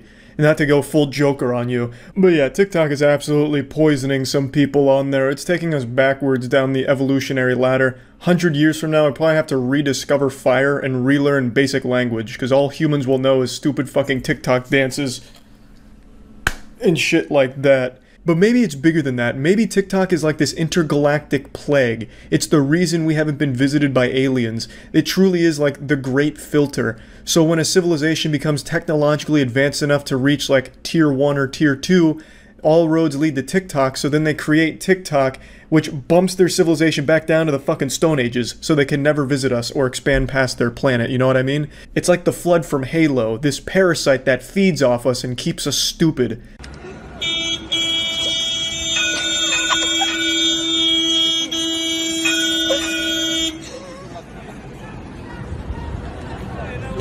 To be honest, this just kind of looks like an elaborate suicide attempt that didn't work. Like the thought process here, I'm gonna sit in front of a train and hope that it stops in time. Like, the amount of faith you have to have in a complete stranger there is mind-boggling, hoping that the conductor's paying enough attention to stop in time before he just fucking flattens you and sends you to the afterlife, fucking banishing you to the shadow realm. Like, it's crazy. And since everything becomes a trend on TikTok, and this was a very popular video, I'm shocked it didn't become a trend. I thought for sure this would be like the hashtag stop a train trend, where you like go on the tracks and you throw your ass in a circle, clapping your cheeks to some pop song and hope that the train stops, and then people just getting blasted by trains going all over the news. I'm actually surprised that didn't happen. Now, granted, this train isn't exactly like Thomas the Tank Engine gone wild. It seems to be moving at a slower pace than most trains I see, but it is still an extremely dangerous stunt and an extremely annoying one. Everyone on that train is now late to their shit just so you could have your 10-second TikTok video. So yeah, I definitely think the punishment fits the crime here. 3 years sounds reasonable, 2 years for his friends. I'm glad all the douchebags got thrown into the slammer. Huge round of applause to that decision made over there. And yeah, that's about it. So yeah. I don't know if it's movies or Grand Theft Auto 5 that's rotted my brain, but when I think of bank robberies, I always picture some absolutely massive event that's thoroughly planned and it's a huge deal. Like when I hear, oh, a bank got robbed, I'm expecting the follow-up sentence to be, and then Spider-Man stopped the robbers. I've just always imagined bank robberies like it's straight out of a cartoon, you know, high-tech security, damn near impossible to pull off successfully. You know, you see like an Ocean's 11 movie, you're like, wow, no one's ever going to be able to actually rob a bank like this, huh? They've just always made it sound so fucking wild, saying things like, alright, we're going to need a 20-person team in order to pull this one off successfully, boys.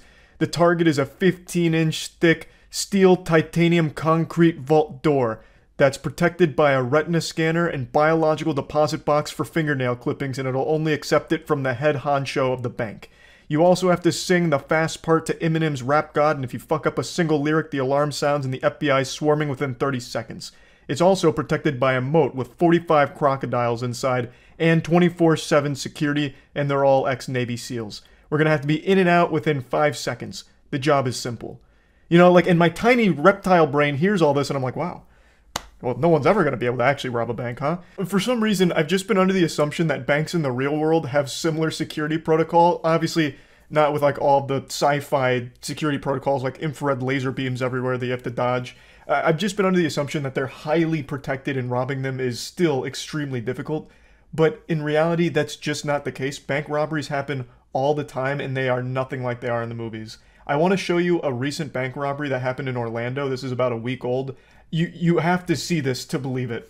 Yeah, that's right. Your eyes aren't playing tricks on you. The alleged bank robber is Mr. Incredible himself. This dude threw on the Incredibles t-shirt, popped on the shades, and said, "It's showtime." And this was a successful robbery, by the way. I'll explain his method in just a moment, but here's the security camera footage showcasing the culprit. And he got away with it for now. He wasn't caught. He's still at large. So if you do recognize that man, make sure to call that Crime Stoppers hotline. Now you're probably scratching your head wondering to yourself, where was the robbery? Charles, you forgot to show the climax. You didn't show where he actually robbed them. But you're wrong. You just witnessed the robbery. That was the entire operation. The extent of his plan was to go into the bank and ask for the money. So he demanded money from the teller and they gave it to him and he walked out. That's how that bank robbery went. He didn't flash any weapons. I haven't read any reports about him making threatening remarks or anything like that. They just explained that he demanded money from the teller, which he received, and then fled the scene. Now, the use of the word demanding in the reports leaves a lot of wiggle room for what could have been said or done from the guy to get the money. You know, maybe he went in there and was threatening the employees or seemed to just be like this menace. Maybe he treated it like a Call of Duty Xbox Live lobby and got real loud, vocal, screaming this and that. And I have always said it's never worth risking your life for the business you work at, you know? If someone comes in there and they're saying, you know, empty the register, you're gonna get it, bub, it's best just to comply. What's the point in risking life and limb for the business you work at? It's simply not worth it. Plus, insurance covers all of it for the business anyway. So it's just, you really shouldn't be, like, willing to die for your job, I would say. So I have no ill will towards the teller here who did give this guy the money. I just find it super interesting that this is the technique that was used for a successful bank robbery. Just going up and asking for the money. It doesn't seem like he did anything beyond that. His plan was as simple as it gets. Can I have some more of that cash?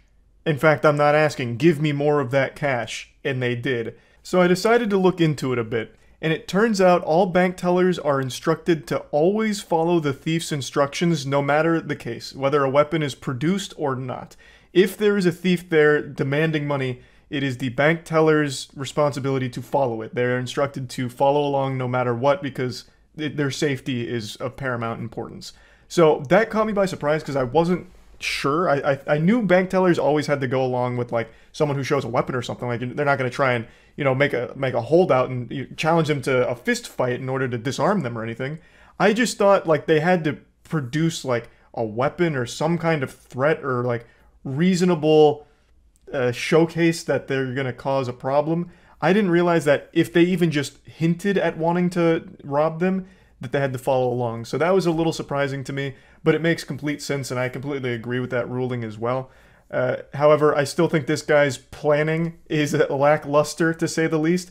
He didn't even make an attempt to conceal his face. The closest thing he has to a disguise is just some sunglasses he picked up at the gas station, probably on the way to the bank. Now, I don't want to undersell the importance of his wardrobe pick for the day. I think the Incredibles shirt really sealed the deal. There's a good chance this crashes and burns if he's wearing just like a normal Abercrombie & Fitch shirt or something, but he threw on the Incredibles shirt. That right there adds like a +10 to intimidation. They didn't know who they were fucking with, and they weren't taking any chances. So he got away with it for now. He's managed to elude authorities, as I understand it. So overall, just like a really goofy, wild story that I happened to stumble across today and just wanted to share with all of you. This is not at all how I imagined bank robberies going in the real world. I very rarely have ever read about any in the real world, aside from like the big ones where there's getaway cars, like massive police chases, shootouts. You know, I haven't heard of any like this, so I just found it to be pretty interesting. That's about it. So yeah. For almost a decade now, I've said multiple times how the worst content on YouTube comes from YouTube pranksters. There is nothing more deplorable, heinous, or dog shit than a YouTuber doing pranks. Watching a prank video is more painful than walking in on your significant other cheating on you. There's only two unforgivable sins in the Lord's eyes, and one of them is watching pranksters, and the second one is not liking anime. It's just so fucking gross. The shit is so bad. It like really fucking terrible, and the douchebags behind the prank channels are some of the most insufferable assholes the internet has to offer. The man who goatseed himself is probably a more likable content creator than the entirety of the YouTube pranksters combined. His asshole has more personality than all of the androids behind these garbage prank videos. It's truly abhorrent stuff. And you know what I'm talking about, the walking around in public and pissing on people's shoes and then saying it's just a prank, bro, so they can't get mad at me, and if they get mad, they're the bad guy. I'm the victim here. I told him it was a prank. I don't know why he's upset. I just spit in his face. That kind of douchebag. Or swapping grandma's medicine out with ketamine gone sexual. The worst people on the internet are the ones that are pulling pranks. Now, of course, they're all fake, but not every child knows that. And today, I'm going to tell you the story about a kid named Timothy Welks. Timothy Welks was a 20-year-old kid in Tennessee who grew up watching YouTube pranksters and aspired to be one himself. But he was never in on the joke. He never believed Santa Claus was fake. He thought the pranks he was seeing was real. And he had a plan to become a YouTube sensation prankster. His plan was to charge a family with butcher knives wearing a mask, and when he pulled this prank off 2 days ago, he was fatally shot and killed. What's especially wild about this story is this kind of prank, the robbery prank, isn't some unknown, taboo, uncharted territory kind of thing. He wasn't like Christopher Columbus discovering a new type of prank. This man was doing a very common prank. The robbery prank is one of the most common ones these insufferable assholes on YouTube will do, where they stage a robbery as a prank. They'll charge people with weapons like a fucking chainsaw, or sometimes unloaded weapons or blades and shit, while they're dressed as like Scary Steve from Minecraft, and be like, give me your wallet and all your condoms, shit like this, and like shake them down for it. And then they'll be like, oh, it's just a prank, bro, you're not actually getting robbed. And like, oh, you jokesters, oh, you rapscallions, and that's the whole video. It's absolutely fucking terrible, but the people they prank are obviously in on it. It's all staged. Timothy Wilkes and other people like him don't know that. So Timothy chose someone that wasn't in on it, and he charged them with butcher knives as he was dressed up like he was from fucking Comic-Con, and he was shot and killed. And I don't know if this is real, but there is a source that was released by one of the publications that said it was the audio from the incident. And since this was filmed for a prank, there is clearly film of it that exists. But that hasn't been released. But I did hear audio. And his last words after the gunshots were, "It's just a prank, bro," as he was dying and crying. I don't know if that's real, but there is no doubt in my mind when this did happen, he absolutely shouted, "It's just a prank, bro." And those were most likely some of his last words. That is some of the saddest shit. You couldn't write a more poetically pitiful conclusion. To have been misled by these awful people on the internet to such a degree that you end up giving your life for the sake of a fucking prank. What an awful, awful, awful way to go out. The person I feel the most bad for is, of course, the man that shot him. He was a guy that was just acting in self-defense. He saw two people, Timothy Wilkes and his friend, both dressed up in masks, charging him with butcher knives, and he armed himself and shot. The dude's not like James Bond or Rambo. He wasn't going around hunting bad guys. He was getting charged by two people he didn't know with knives, so he armed himself and defended himself. And luckily he hasn't been charged with anything because he shouldn't be. It was clearly self-defense. Timothy Wilkes and his group were 100% in the wrong here, and it takes a real fucking psychopath to pull a prank like this. It takes someone extremely delusional to think that this is somehow an okay prank or anything like that. These fucking pranks are so stupid. The punchline is literally, ha ha ha, you thought you were about to die. Now, of course, in all the other ones, it's all fake and the people are clearly in on it, but in a case like this, Timothy Wilkes literally thought this was going to be a good prank. Like, he'd go up to these people, make them fear for their lives, and then at the end they'd all be laughing, slapping ass, and then grabbing themselves a little beer or something. I just don't understand how someone could be so incredibly delusional. It's baffling. It's absolutely shocking and disturbing that someone could actually think that charging strangers with a butcher knife and then saying it's just a prank would make everything okay. It's fucking wild. But yeah, I wanted to just talk about this story a little bit because for years now I've mentioned how these insufferable asshole YouTubers that command their audience of 11-year-olds literally brainwash them into thinking horrible things are okay or normal, and that a lot of these kids don't recognize that the shit they do is fake, and that's bad and dangerous. And this is exactly what I was talking about. Timothy Wilkes isn't the only kid that believes the pranks he sees on YouTube are real. I'm sure there's others, but none of the other ones are crazy enough to charge people with knives and wearing masks like it's the fucking purge. So it's just one of those freak things that was always going to happen when you have absolute fucking degenerates making dog shit pranks where they're like kidnapping their friends and putting them through Saw games and then saying it's just a prank at the end and then everyone's all smiles. Fucking ripping their dick off and then just saying it's a prank and they're like, oh shit, you got me, yeah, my penis is gone, should have seen it coming, that was a fucking epic prank, friend. It's crazy. Fucking crazy. Horrible situation here, and I feel horrible for the guy that ended up killing Timothy in self-defense. That's gotta be a traumatic experience for him, and well, it's just a situation that should have never happened in the first place. Terrible. That's it. See ya. I recently watched a video from a channel called Crime0, which put together this beautiful piece on one of the most interesting criminals I've ever heard of. It just seems like something more out of a cartoon than reality, like the real-world Dirty Dan here. I'll quickly hit you with a 30-second Shark Tank pitch to get you interested and tell you why you should care. Basically, an army veteran uses his skills to target McDonald's locations for robbery, and his specialty was busting in through the rooftop.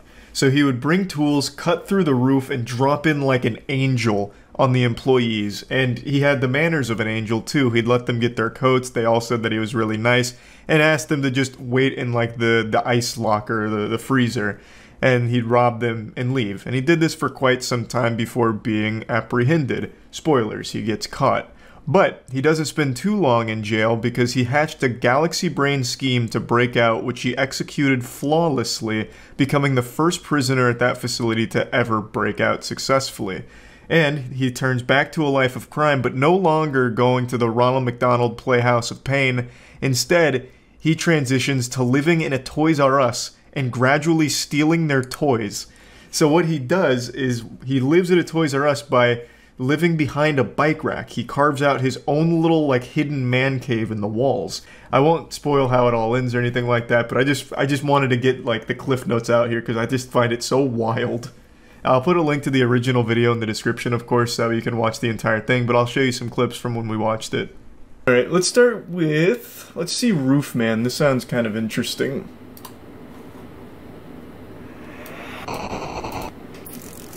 I do love criminals that hide in attics and shit. Nigel and Luke here, and welcome to Crime0. Unbeknownst Quick question, is there still a massive breakfast rush for McDonald's? I remember when I was a kid that was the shit, but I feel like McDonald's has just such steep competition these days for the breakfast slot. Do we have any other, do we have any like big McDonald's breakfast enthusiasts here? Because near me it's kind of just like, no one cares anymore. Overwhelmingly yes. Wow.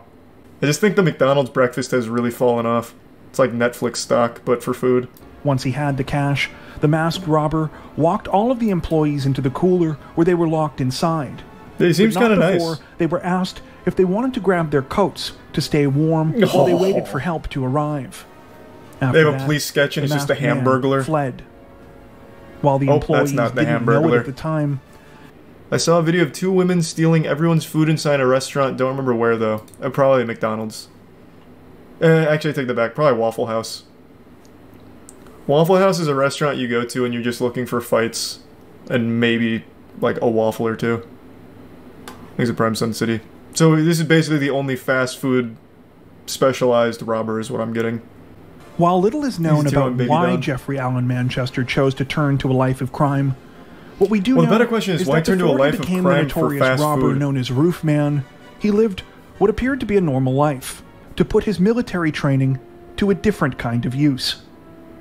In November of 1998... Do you really need military training to rob a McDonald's? I feel like you could just go in and be like, I just want the money in the register, and like, make like a finger gun in your jacket and be like, yeah, just take it. Like, I don't think you really needed all like the special ops training just to become like a fucking Filet-O-Fish fondler. Felon. Damn, that would have been better instead of fucking fondler. It doesn't even make sense. But man, this guy, those McDonald's employees, they didn't know who they were fucking with when he busted through their ceiling. One second they're just serving up a quarter pounder, next second they got goddamn Jason Bourne coming through the top turnbuckle. That's While cute. the bulk of Manchester's robberies were committed in California, he would eventually hit McDonald's locations in Nevada, Oregon, Minnesota, Massachusetts, Maryland, Virginia, and both of the Carolinas, making off with an estimated $100,000. Manchester would use tools to cut a hole in the roof of the location, dropping down anywhere from 10 to 15 feet. So what? I still am super confused on why the roof.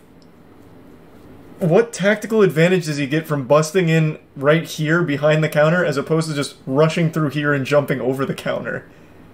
Just like the element of surprise? No alarm? I guess, but there's still employees there either way, right? Because like they said, he was always really nice to the employees and telling them to get to the back and shit, so there's still people there. So at that point, the alarm's kind of worthless, wouldn't you think? When they caught up to him a short time later, he was still carrying his rifle, as well as a nylon bag containing drills, pry tools, hammers, and all of the cash he had stolen from the 2 McDonald's locations.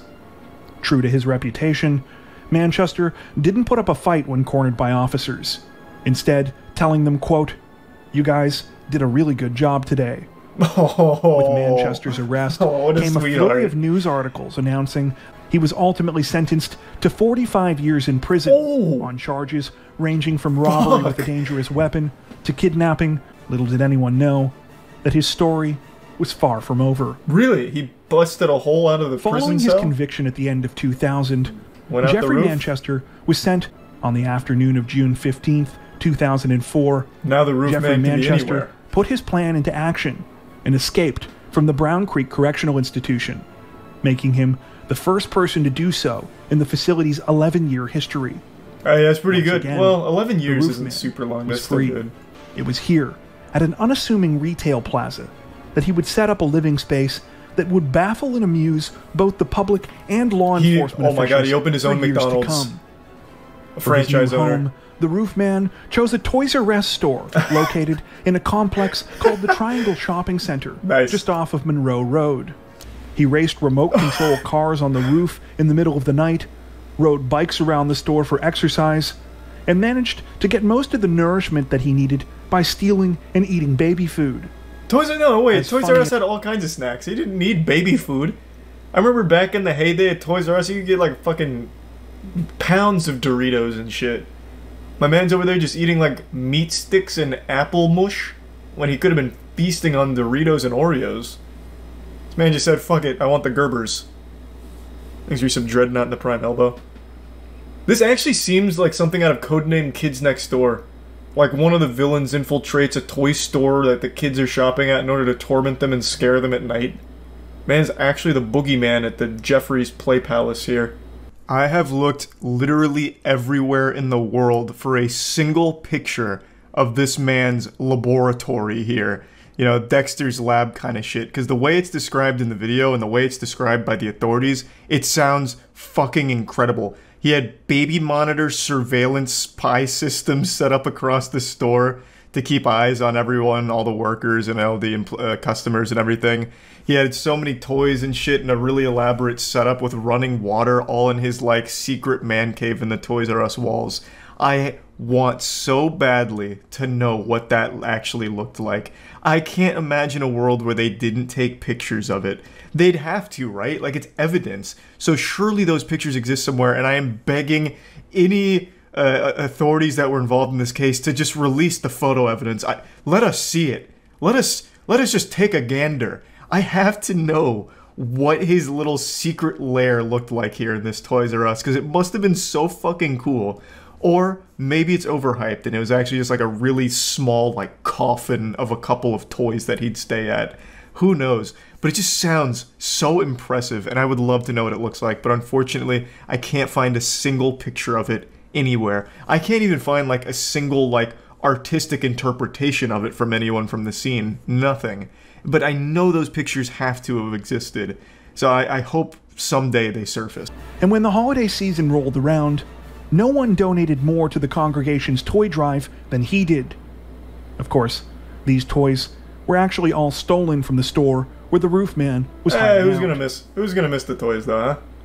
It was during this time that he realized he could tunnel directly through the store's wall into the adjacent unit, which just so happened to be an abandoned Circuit City.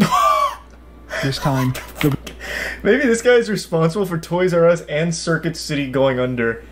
After they found out that this man was living in their walls for, it's been almost a year, I think now. They just got so fucking paranoid that the business started sinking. God damn. What a cool setup, though. That is like the most early 2000s shit imaginable. Like, that is your early 2000s shopping starting kit. Toys R Us, Circuit City, and Radio Shack. The only thing he's missing is a Blockbuster. Then he tunnels underground and goes right to Blockbuster or some shit. He also added more baby monitors to add to his makeshift surveillance system, and even installed a smoke detector and piped in water from the Toys R Us next door. Wait, how would nobody ever hear that? He piped in his own water line? How would he be able to successfully do that?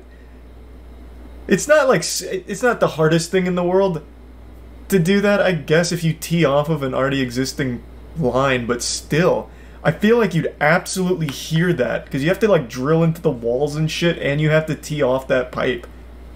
That's kind of crazy. Yeah, I mean, I guess just doing it, like, in the dead of night without anyone being around, you'd probably never notice. In order to continue to travel between the Toys R Us and the Circuit City as he pleased, Manchester left the tunnel between the two units intact. I bet so many kids saw him behind the bike rack and just got scared and didn't say anything. In with the walls on both sides. On December 26th, he decided it was time to pull off the big robbery that he had been planning. Unfortunately for the roof man, when he tried to pull off the crime, things did not go according to plan. Similar to the 2000 robbery in Belmont, when he held up the Toys R Us, employees were able to contact police sooner than he anticipated. Manchester responded by punching her, stealing her gun, and running away. That's aggressive. Amazingly, he used to be so nice. The roof man seemed cornered, he managed to escape through his trapdoors undetected. It's unclear whether or not he returned to the hideout within the Circuit City, identified him as the man who had been going by the name John Zorin, and were shocked to discover who he really was.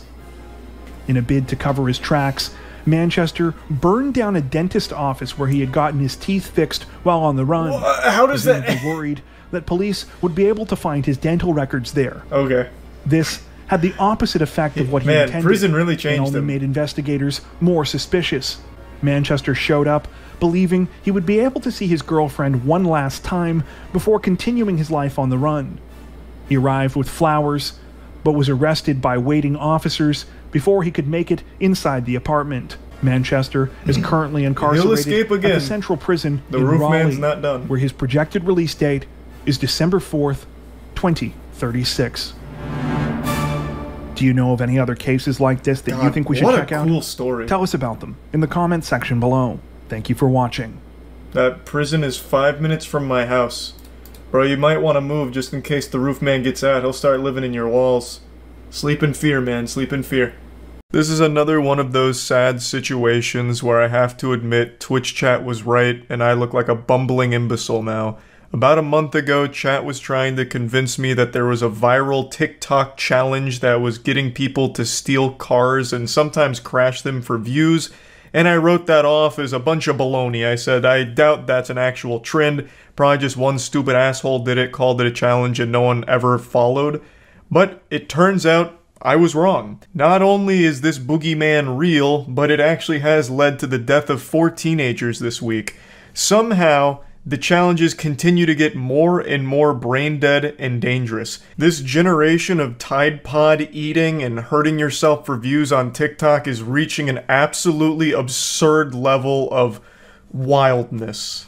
So, it's called the Kia Challenge. It's also not really a challenge, it's more of just a ruin your life speedrun tutorial. Basically, the only goal to be completed with the Kia Challenge is to steal a car and post yourself stealing the car on TikTok. It honestly sounds like it's something made by the CIA to catch potential car thieves. You're fucking instructing them to post evidence of their crime online, making it the easiest slam dunk arrest ever. But anyway, the Kia Challenge was videos that were teaching others how to steal Kias and Hyundais specifically because of a massive vulnerability in many models from Kia and Hyundai. For Kia vehicles, many of them built from 2011 to 2021 have this problem, and for Hyundais, those built from 2015 to 2021 also have this problem. I'm not here to teach you how to do it, I'm not your Thieves Guild sensei, but I will tell you, it is shockingly fucking easy. It's mind-blowing how stupid and simple it is. These cars are more insecure than me going through puberty. They basically steal themselves, honestly. It takes seconds, like actual seconds. Not even like mini seconds, like maybe 2 or 3 tops. It's fucking baffling, honestly. So, since this challenge went viral, there's been this massive increase in thefts with Kia and Hyundais. And this week it led to 4 teenagers dying. In a few of the Kia Challenge videos that are still available online, the people in them were driving recklessly, and in a couple of them even crash. However, this one happened to be a fatal single-car accident, killing 4 of the passengers here, and now the driver's facing a felony charge. Pretty sad story all around, and it all stems from a little TikTok trend. Just when you thought we'd seen the dumbest trends from that platform with like devious licks and shit like that, they've gone even harder now. But I think it's very important we discuss what a massive fuck up this is from Kia and Hyundai. How in the world, 2,000 years after the death of Jesus, with all the technology we have now, how can you have this massive vulnerability? It's obviously a massive problem here, so much so that they have now been served a class action lawsuit as of late September because these vehicles that they manufactured during the time periods I listed don't have immobilizers on them, which as I understand is standard among pretty much all the other automobiles out there.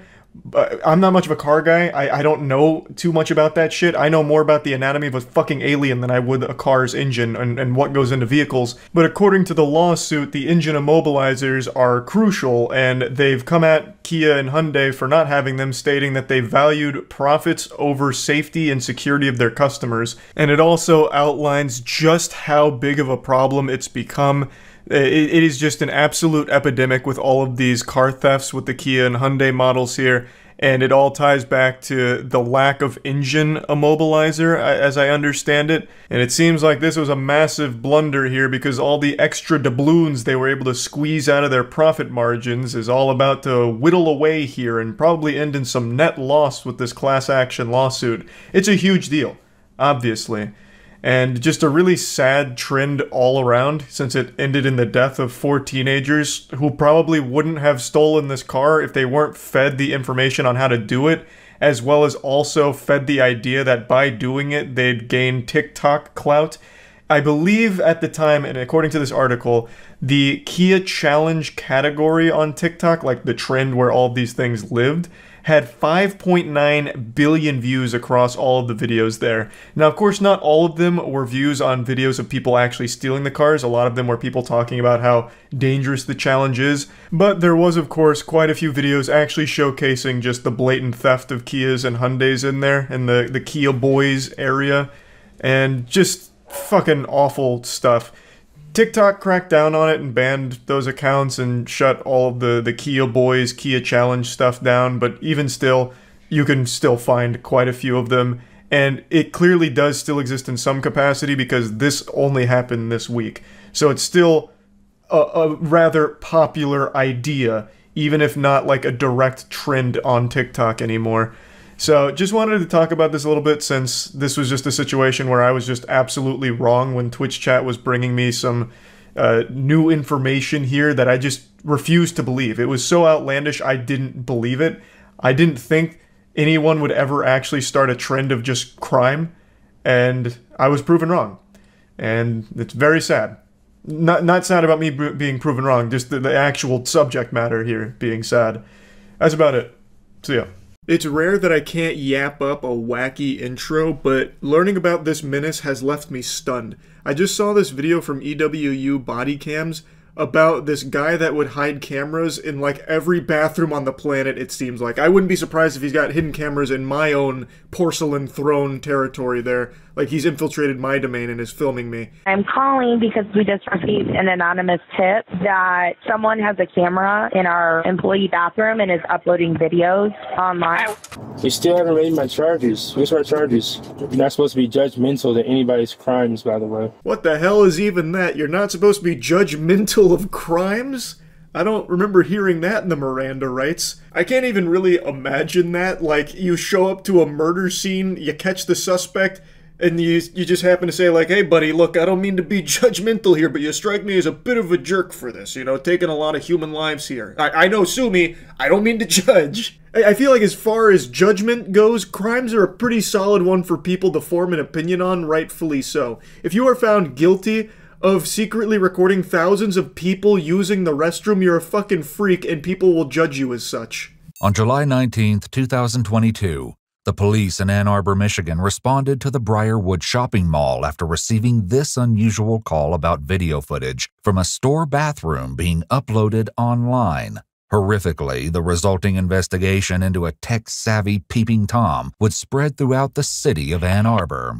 The final number of cameras and victims is enough to make your skin crawl. It's not exaggerating either. It actually did, by the end of this investigation, have my fucking jaw on the floor with how many cameras and how many videos and how all over the place it was. There wasn't a bathroom in Michigan that was spared his peeping. Like, this guy is like the supervillain of shitters. There was nowhere safe, no porcelain throne left unsullied by his eyes. His near omniscient eyes. He dedicated his whole life, put his soul into his craft of spying on every bathroom in Michigan. He was literally like the architect from The Matrix.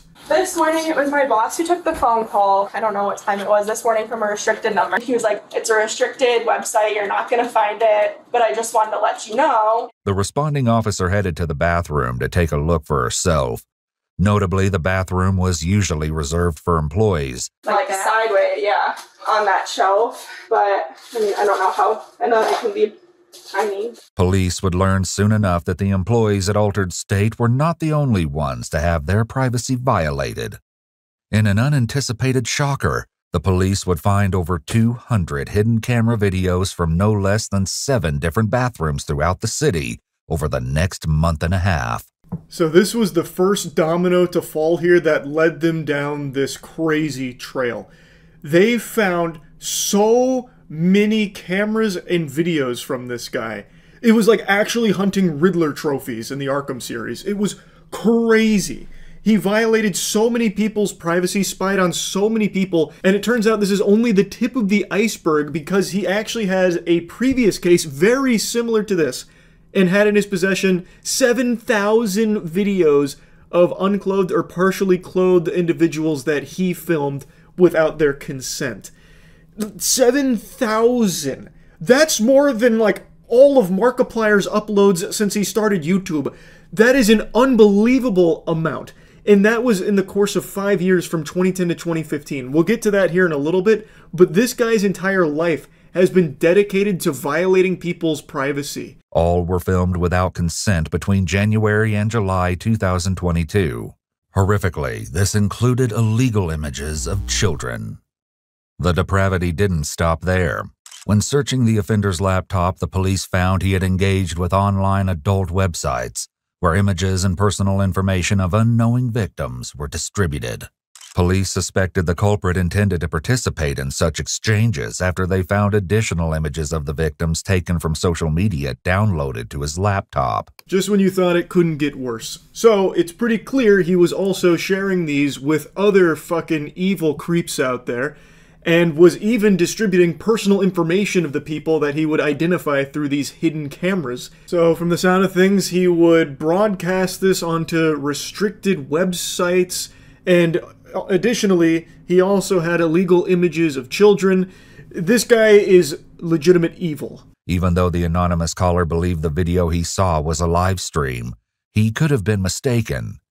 The working theory was that the culprit could have put the camera up at the start of a shift and then taken it home to upload the footage. So back to what started this whole trail of breadcrumbs that they followed was an anonymous caller tipped them off that at this altered state in this restroom, there was a live stream of people using that bathroom, of course being non-consensually filmed. And so officer went to the scene, they searched high and low for a camera, but they couldn't find it, but they did see that a lot had been adjusted and moved around. So it's not that they completely disregarded this as just some kind of phony baloney nonsense. It's one of those things where they started speculating, well, maybe it wasn't a live stream, maybe they had taken the camera home and uploaded the footage to those sites, and the caller was just mistaken thinking that it was live. Something else the anonymous caller said prevented the current lack of evidence from stonewalling the investigation. The man fitting the caller's description was 36-year-old Eric Deshaun Morton. This was not his first run-in with police. But everyone said he was going to the bathroom a lot last night, and they thought that he just was trying to not work. It seemed likely that Eric was up to something far more nefarious than just slacking. Yeah, jacking. This disgusting asshole has an entire history of doing shit like this. The anonymous caller was telling them about someone that could have been behind it, and the person they described fit this man's description. So they looked into him a bit. They were talking about how the previous night he was going to the bathroom a lot. I guess he drank way too much soda, so he just had the big-time pee-pee, a lot of urine in his bladder. But they speculated, this is probably when he was setting up the camera or tending to the camera. Especially when the manager added that he made a habit of using the ladies' restroom rather than the men's room. When he was previously asked about this, Eric made the excuse that he used the ladies' room because it was stocked with gloves, which he said he liked to wear while he worked. A bulletproof defense right there. It's watertight. Man rolled a 20 on the charisma check. That was impressive. So he had a habit of using the ladies' room, and his reason for it was, well, they have gloves there. I like gloves. Checkmate. Damn, his story checks out. This guy's good. After learning that Eric's son was present, the officers decided to uncuff him. They escorted his son outside to play and brought out some snacks to keep the child occupied while the search progressed. A pen camera containing a micro SD card was connected via USB. When going through one of the bedrooms, they found a small black bag containing more hidden cameras, some of which were like the pen camera found in the living room. Computer forensics experts discovered his stash of more than 200 secretly recorded videos of people using the bathroom. Unsurprisingly, the authorities didn't necessarily buy the excuse he used for the ladies' room being the really nice gloves that they have stocked in there, so they ended up getting a search warrant. They then arrived at his abode. He mentioned his son was there, so they brought his son outside to play while they searched the house. While searching, they found tons of hidden cameras. They even found a pin camera that was actively plugged into a computer. So you had all these Mission Impossible doodads and gadgets, all of which used for surveillance, hidden surveillance. And they confiscated some packages and a lot of this for evidence, and then eventually the forensics experts found his stash, which was 200 videos of people using the bathroom. Which, you know, maybe there's a perfectly valid explanation. Maybe he was just checking to make sure they weren't doing back-to-front wiping, because, you know, that in and of itself is a sin. Maybe he was just looking out for people's well-being, ensuring proper wiping technique, you know. Maybe there's a perfectly justifiable excuse that he was secretly recording all of these people. Authorities got an arrest warrant. They went to his other job at a hotel and arrested him there, which surprisingly was not his first run-in with the authorities. In fact, in 2015, he was arrested for very similar things. He'd previously been arrested back in 2015, coincidentally by some of the same officers. In May 2015, Eric was arrested after a woman caught him filming her through a peephole while she used a porta-potty. Further investigation revealed more of Eric's disturbing behavior. He tried to film a stranger through a porta-potty peephole. I didn't even know porta-potties had peepholes. I'm assuming he custom-built that himself, fucking threw a glory hole in there and used it to film people. Or maybe he, like, built his own, like, soundstage that looked like a porta-potty so it could film people. I don't know. It's fucking crazy, though. The lunacy knows no bounds. And he would actually proudly post about shit on Twitter, too. So, like, they bring up tweets here. Like, the first one they show about him cleaning out his phone, and then he has the gall to say, "In Jesus' name."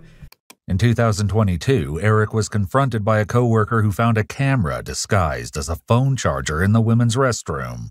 It was plugged in and facing the toilet. Eric insisted it was a regular phone charger and fled with the device. Unsurprisingly, he was fired from his job. I'm assuming this footage they're showing comes from his Twitter, or maybe like he had a TikTok account where he's doing this loser shit like Naruto running while doing a 360. I have no idea.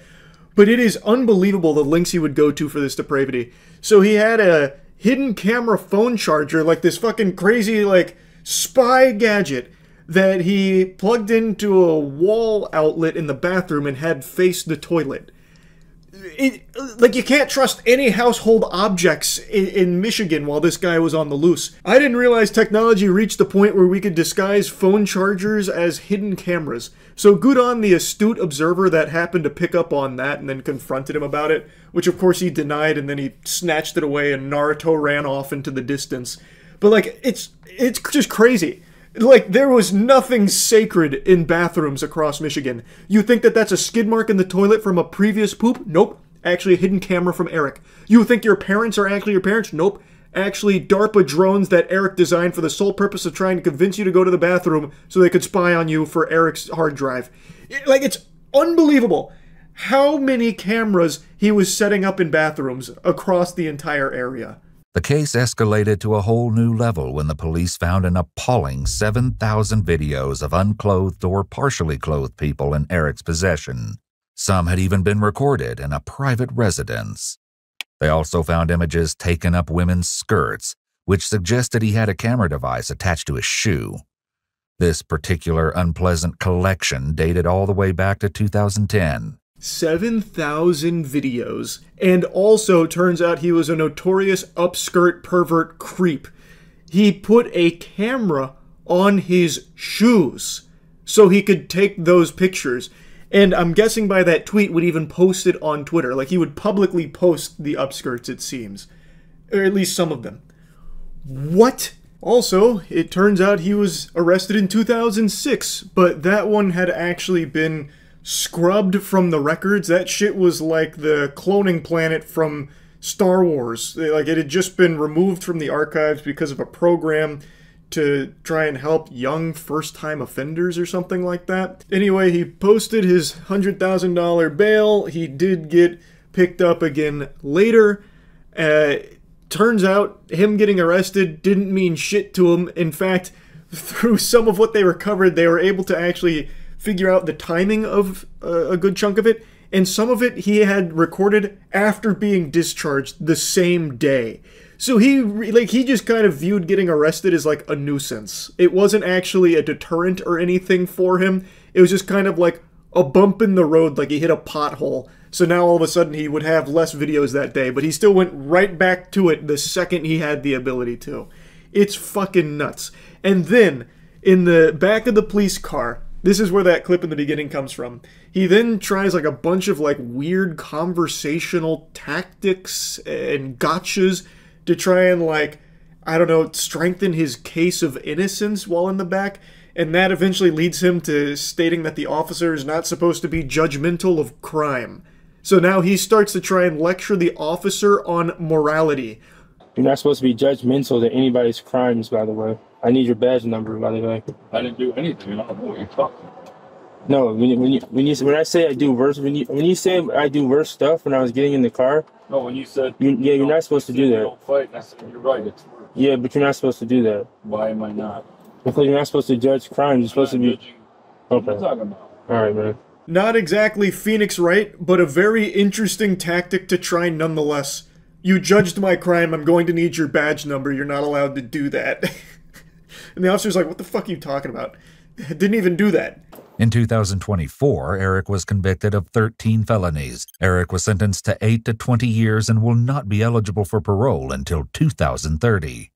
The true number of Eric Morton's victims, along with the identity of the anonymous caller who started the investigation, will likely never be known. They successfully identified 15 victims, and Eric was convicted on these 13 felonies, so he's facing 8 to 20 years. Ideally, he'll get the full 20 behind bars, but the thing is, even 2 decades in the slammer, I feel like the day he gets released, he's going right back to it. He's hopping right back in the saddle. He has been doing this for over a decade, and no matter how many times he's been taken into custody and arrested, or even been in jail for these crimes, he then gets right back to it. Like, this is, to him, his life's mission. This is why he was put on this earth. To compromise bathrooms. It's fucking sickening. Anyway, though, I wanted to just talk about this a little bit. This story just had me stunned. So yeah, that's really about it. See ya. You know that wild feeling where you take notice of something and then you start seeing it everywhere soon after? For example, you're driving around on the road and your little peepers catch a glimpse of a unique blue car and you're like, man, that's a really interesting color for a car. I don't see that very often anymore. And then you'll drive like a block up the road and then all of a sudden there's like 8 blue cars that come out of nowhere, it seems, and it's like, damn, now I'm trapped in an alternate dimension where there's only blue cars. How did this happen? I just saw one for the first time in a long time, a block ago. There's actually a word for that. It's called the frequency illusion, or the Bader-Meinhof phenomenon. I think that's how you pronounce it. I may have absolutely butchered it. I couldn't tell you. But basically what it is a cognitive bias where when you notice something for the first time, you start to notice it a lot thereafter. It kind of just puts that in your noodle and you become more perceptive and aware of it, and it makes it seem like all of a sudden it's more common than it is. I can still remember the first time I remember this happening to me. I was playing Grand Theft Auto Vice City and I saw a really rare vehicle that I don't think I'd ever seen before, so I did everything in my power to acquire it, and I finally do through blood, sweat, tears, elbow grease, and my little child brain was blown by how cool I felt with this new vehicle. And then as I'm driving away, there's like 8 more of those bitches driving in the opposite direction, and I was stunned. Now maybe it was a game mechanic, I never even bothered to check, but I think more likely than not it was just an example of this frequency illusion. Point is, the reason I'm mentioning this, I just made a video covering that forklift ATM heist from like 2 days ago, and now all of a sudden I've been inundated with stories that are popping up about like heavy machinery robberies, and I feel like this just has to be another example of the frequency illusion, because there's no way that this is a very common crime. There is no way that there's some kind of mind plague that's infecting people's brains, making them believe that stealing excavators, forklifts, front-end loaders, garbage trucks in order to commit crimes with them is a good idea that will somehow work. Like, there's just no way that it's that common. It has to be, I'm more perceptive of it now. But to argue against myself, I don't think there ever would have been a time where my eyes would just glaze past a headline that talks about a guy stealing a front-end loader and stealing motorcycles with a fucking front-end loader. Like, I feel like I would have always been aware of that. So maybe this is just becoming like the new crime meta. Just stealing, like, machinery you'd find at some kind of mining operation and using that to commit crime across the city with. I don't know. But this shit is wacky. Let me go ahead and show you this front-end loader robbery and subsequent low-speed pursuit. This is actually some wild work out of GTA right now. I feel like you could have accomplished the same thing with just a brick. Like, I don't even think you needed to steal the front end loader, to be honest. Like, it was probably a lot more difficult to find this vehicle than it would be to just find, like, a big rock. Oh, wait. I see. Now I see what the plan was. Wait, this guy's galaxy brain. This is an incredible scheme. He got the Christmas presents. I mean, he's kind of busting up the bikes on the way home here. He's not doing a great job of securing the package. Put it down, mate. He is not stopping. He is not stopping. I was legitimately stunned by the depth of this plan having more layers to it than just take big vehicle, crash into building, and then go in and take the goodies and call it a night. This guy pre-planned this for what I imagine must have been months. He not only found a front-end loader that was prime for the pickin', but then he also went into the building with ratchet straps, I guess, and put them together as if it was like fucking grapes on a vine, and then had the perfect attachment for the front-end loader, the hook, in order to actually carry away the bikes on it. Like, there was a lot more than I would have expected here. Like, Jesus Christ, I was half expecting the front-end loader to turn into a goddamn Decepticon committing the crime. This was a shocking revelation.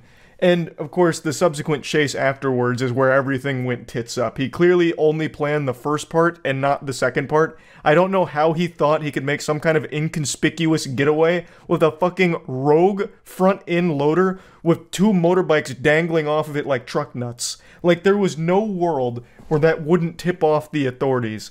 And this is not exactly the optimal getaway vehicle. So you can see the vehicle's not really zooming around too quickly and the bikes are banging against each other. I also couldn't help but giggle at the officer telling him to put it down like it's a child who's got a cookie he wasn't supposed to have before eating his vegetables. Like, brother, this man stole a front-end loader. You think he's just going to give up that easily? No. He is committed to this for the long haul. Okay, he's run over the bikes. Everybody stay well clear of this tractor. Oh, he already dropped them, but oh boy. Oh boy. This vehicle's not fast enough for this kind of engagement. And he shed the entire front battering ram. Oh god. I don't know how he gets out of this one. Unless his friend stole a helicopter and then gets like a giant magnet to airlift him out. I don't think there's any way he actually gets out of this situation though. Oh! Oh! He's ripping some gnarly maneuvers. This is a very interesting chase. We left the roads and now we're in God's country. Oh my god. Wait, the officer's on the tracks too. Wait, this officer action here is about it. This man's like, it's finally my chance. I didn't think I'd ever get to do this. We're gonna need a good Samaritan to pull him over and like an equally strong front loader. Fight fire with fire. In the bush. Got all his clothing in the creek. Oh boy. We're on foot now. He's naked. Hands in the air now! Good boy, mate, good boy! He tried to throw off the dog's scent by getting nude. But that was a pretty cool chase. That was one of the more interesting ones I've seen in a while. Should have found a skunk and got sprayed. Your brain is huge. That's such a good idea. Yeah, he could have hidden his scent if he had just subjected himself to the skunk smell. But then he still would have needed to find a really good hiding place where they wouldn't find him. Instead of throwing your clothes away, just dress up as a deer. I don't know. If you're going to try and disguise yourself, I think you actually have a better chance of disguising yourself as a cop. Like, imagine he gets out of the front loader, runs into the forest, and he has, like, a cop uniform waiting for him, complete with, like, flashlight and everything, and service pistol, and he's, like, just looking around and just talking with the boys. Like, you'd probably get further with that approach. They finally caught him, but this man was operating on, like, demon mode here. He hatched a nefarious plot with the front-end loader, and he tried to see it through, but he didn't quite have what it takes. I still can't believe that he had the chutzpah to steal a front-end loader, get the proper, like, hook attachment for it, get the ratchet straps, and set up the motorbikes in a way that they can be lifted out with the front-end loader and hook. But he didn't plan the most obvious part, which would be, how the fuck do you get away? He had no plan for that. All he did was start just driving down public roads and then was like shocked that the cops somehow got on his tail. I don't understand. And this is like, as I mentioned in the very beginning, this feels like it's being more common with stealing things like excavators and forklifts and all that to commit wild crime. Like, it feels like it's being more common, but again, this could just be an example of the frequency illusion. I'm not sure yet. But anyway, it's always wild when that happens. Jinkies. It is always such an adventure to watch that. But anyway, yeah, that's really about it. So yeah. Oh, finally some real karate. Jesus. This is like when I play Tekken. Damn. Holy shit. Finally, 2 deadly warriors. A new challenger, Jesus. A same stance. I see they were all trained by the same master. Oh god. Who's next? A 9-year-old? Wow, this is a big mismatch. Don't use your legs, use your size advantage. Hey, don't listen to me, I'm not your master actually. I'm not your sensei. Do what he taught you. He seems to have trained you well. I like how they only let him go for like 20 seconds just to make sure nobody accidentally hurts each other, so that way the master and the dojo aren't responsible for it. Does this not look like a high school gym? No, it's most certainly a high school gym. Where else are you going to train martial arts? I feel like I'm watching a David Attenborough segment. Like when the bees are swarming the wasp. Good, good. Sure, okay, when the police get it, we'll see. Yeah? We'll see, okay? Yeah. Okay, yeah. I think the police are going to be on his side if you're stealing. You shoplifter, you can't shoplift here. Yeah, why not? Why not? It's a law, I guess. You don't shoplift here. Go ahead and watch what happens. Put me in the parking lot. I can't tell if like she's an age illusionist. I can't tell if she's like early 20s or late 40s. Stop it! Even her mom and dad are like, well, she kind of deserves it. No. No, no. No! Let me go! Oh god, the demon's coming out? I'm working. She's what's that? He's got her with the holy takedown. Stop it. Don't fight him either. Stop it. Thanks, referee. You're being filmed, man. Wait. Watch your mouth. Be a gentleman. Okay. Who's she, his coach? Remember your training. This is not the way of the Force. God bless the cameraman, finally. This dude deserves Employee of the Month here. Graphic warning, that's... Suspect gets naked as meat falls from his pants. That certainly does sound like Florida. If I was confident in their blurring ability, I would watch that, but I'm not. Sophisticated method. All right, they just crash the car through the front and just start grabbing shit. Investigators say isn't Melinda Ford, aka Puffy, is about to hit the dressing room of a Bell's department store in Florida. That's fucking awesome. She's like a kingpin. In the store. Last year, we were given access to an Puffy. unfolding investigation to a crime stealing another $40 in shirts. And that's why Sergeant Jim Ostachek from the Sarge. Sheriff's Office has spent nearly a No month shoplifter has ever survived an encounter with the Sarge. Investigators say if they can flip Puffy, they're betting they can round up the returners. This is like Sly Cooper 2. The whole booster ring.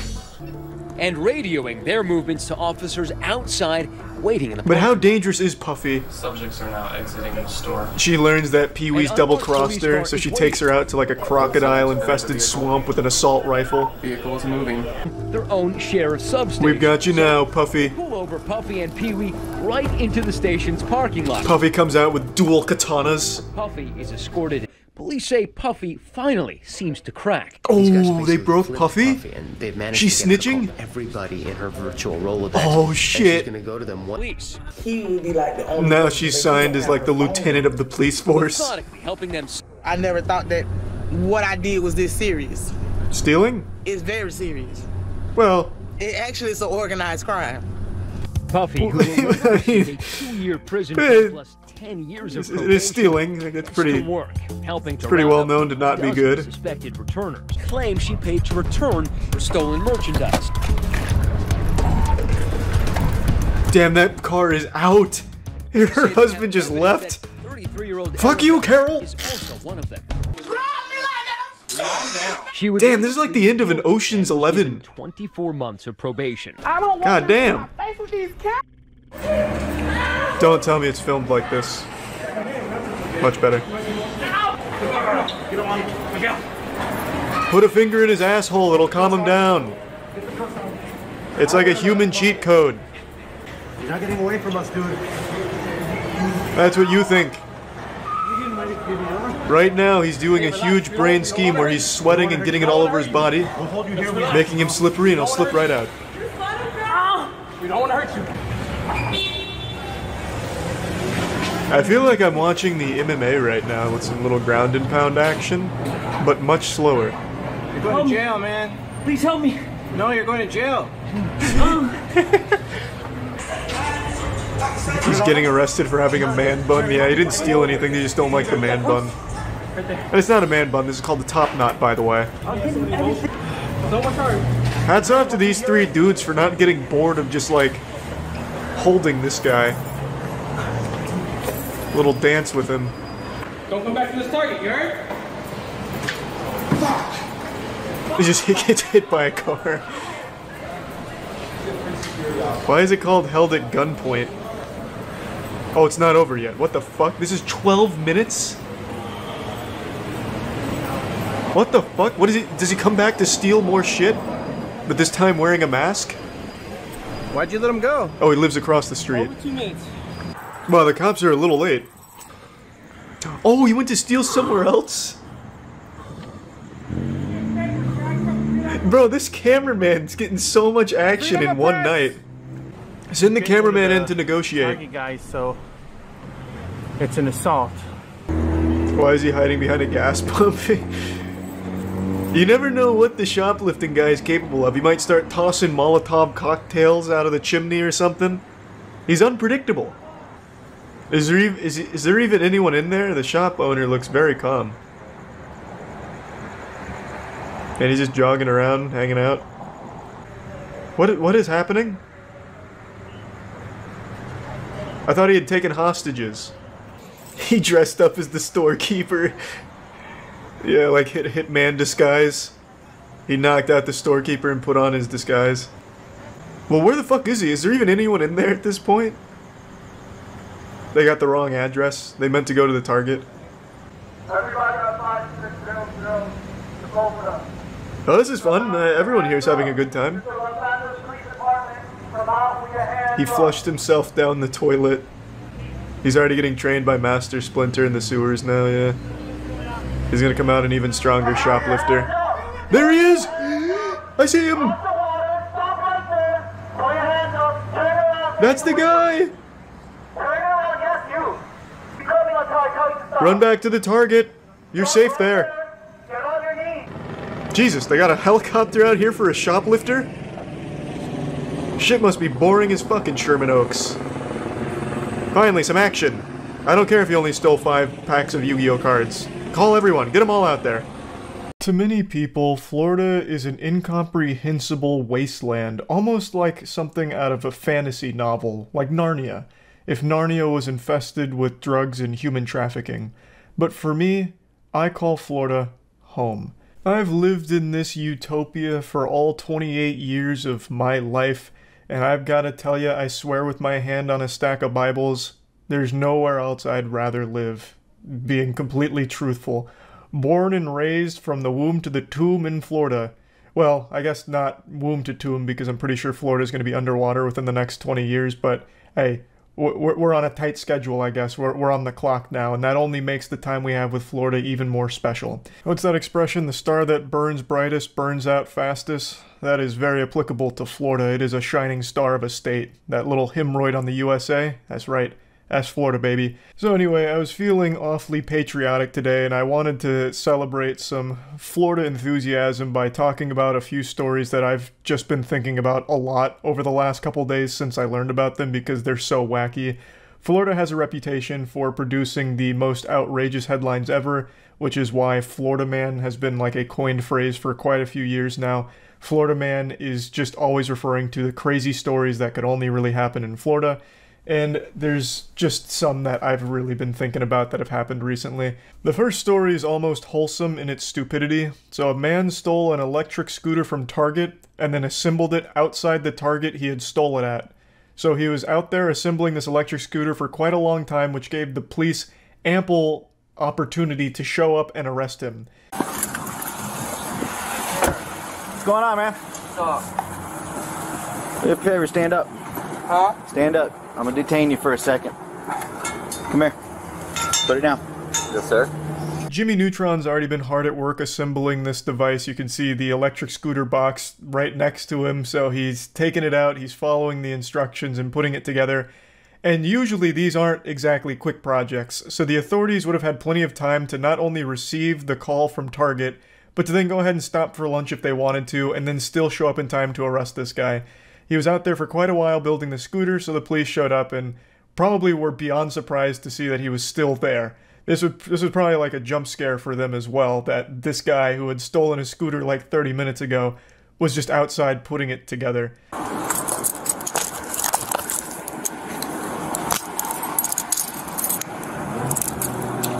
You know why I'm detaining you? No, sir. No? Okay. Once I get these on you, I'll explain it to you. We'll get it all figured out, alright? Alright. A confounding mystery, no doubt. Why would this good Samaritan just casually putting together the electric scooter he just stole possibly be getting arrested or detained here? Something that science can't quite explain, I suppose.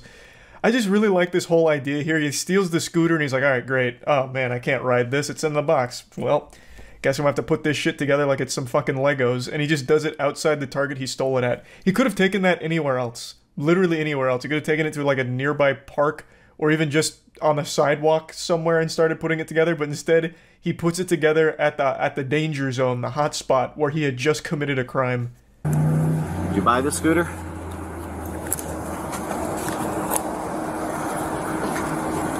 You don't want to answer that question? Caught him with his hand in the cookie jar with that question. He asks if he bought the scooter, to which he receives no reply. So then the reality starts to sink in for this guy. I'll go ahead and break down the story here, though it's not super interesting, very generic. Target employees saw him grab the Razor electric scooter, so then they just called the police on him, who then showed up and arrested him because he was outside fucking building the thing. What I really love so much about this one is the fact that this is actual, like, Skyrim NPC behavior. So this guy committed a crime. He takes the scooter, he steals it. And then the second he leaves the store, he must have forgot how he acquired that scooter and thought it was totally okay to just go ahead and start putting it together there. That item he just stole. The next story I want to share with you all is actually a really interesting crime plot. This one's got a lot of layers to it. This one's like almost a huge scheme. It's a $1 million plus milk theft.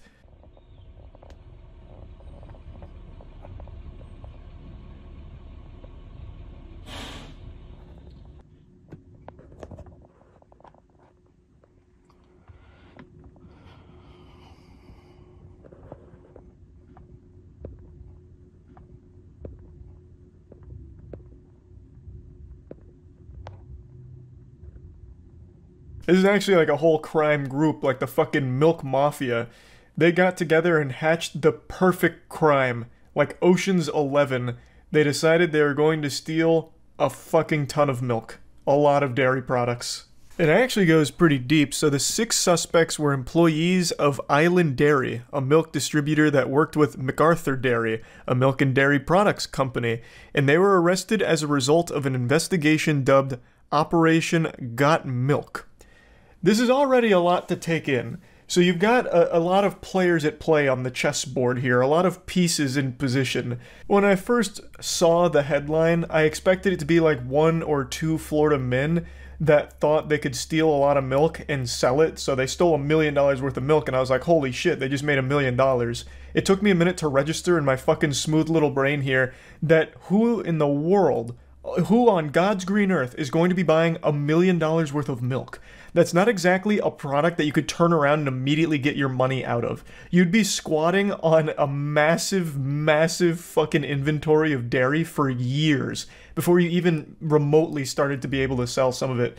I don't think there's like a booming black market for milk, So it's not like you're just going to immediately be able to turn it around and sell it on the fucking Grand Exchange like it's RuneScape or something. And I've got to be honest, I'll admit my ignorance here. I don't know if Big Dairy buys from random people, right? So if you have $1 million worth of milk that you have stolen from these trucks, how are you going to try and sell it to a different distributor or a different company? I just don't think they'd be buying your, you know, trunk of milk, right? You pull up behind an alley and you're like, all right, I've got the fucking product here, and they give you money for the milk. I don't think a huge market to be able to immediately turn these products into money in their hands. News stations reported that suspects were delivery drivers and dispatchers for Island Dairy. Since 2021, the suspects systematically pilfered more than $925,000 worth of milk from MacArthur Dairy, along with around $350,000 worth of crates. So obviously we're dealing with a lot of milk here. This is more than a Morton Joe was able to harvest in Mad Max Fury Road. The men would allegedly manipulate the ordering system, causing extra dairy products to be loaded onto the distribution delivery trucks. Police said that the delivery drivers would deviate from their pre-assigned routes, meet with another individual, and transfer the extra dairy products to their delivery truck. So they even reveal the method here. They're just giving away the formula that they used. One suspect allegedly sold each stolen milk carton for $10. Let's pump the brakes for a moment. Who the fuck is buying that? Not only is the price not great, but it's also extremely sketchy just to be buying a carton of milk from a stranger? Who would do that? That shit could be poison. It could be just fucking liquid cyanide in there. Like, what? Why would you do that instead of just going to Walmart and getting a carton of milk for like much less than that usually? It just doesn't compute. Who would treat this guy like he's their drug dealer, like their plug? Like, you know, passing out free milk cartons like, hey, come here. I've got some milk cartons in the trunk of my car. First one's free. But if you ever need your fix, you can meet me by the CVS dumpster. I got plenty more milk cartons where that came from. Like, I just can't even imagine that world. That's so wild. This was an organized crime, basically, where they are working in unison to steal products from a company, and obviously the person receiving those products was selling stolen goods. Officials told WTVJ that Island Dairy conducted an internal investigation that uncovered the irregularities and identified the potential suspects. Police were then contacted and began surveillance on the suspects. Hours later, investigators said they captured the transfer of stolen dairy products on video. So they got him. They got him. This is actually a pretty sizable theft here. $1 million plus worth of milk is fucking crazy. So yeah, I definitely wanted to share that one because, wow, what a plan to steal and sell milk, of all things. Anyway, these are just two stories I had read recently and watched, I suppose, since there's videos of both, that have really just stuck with me. I keep thinking about them because they're so goofy. So I just wanted to share that. That's really about it. So yeah. Yeah, there's not a whole ton to be proud of when it comes to Florida and the people in it. Like, half the people here think using sunscreen is going to send you straight to hell.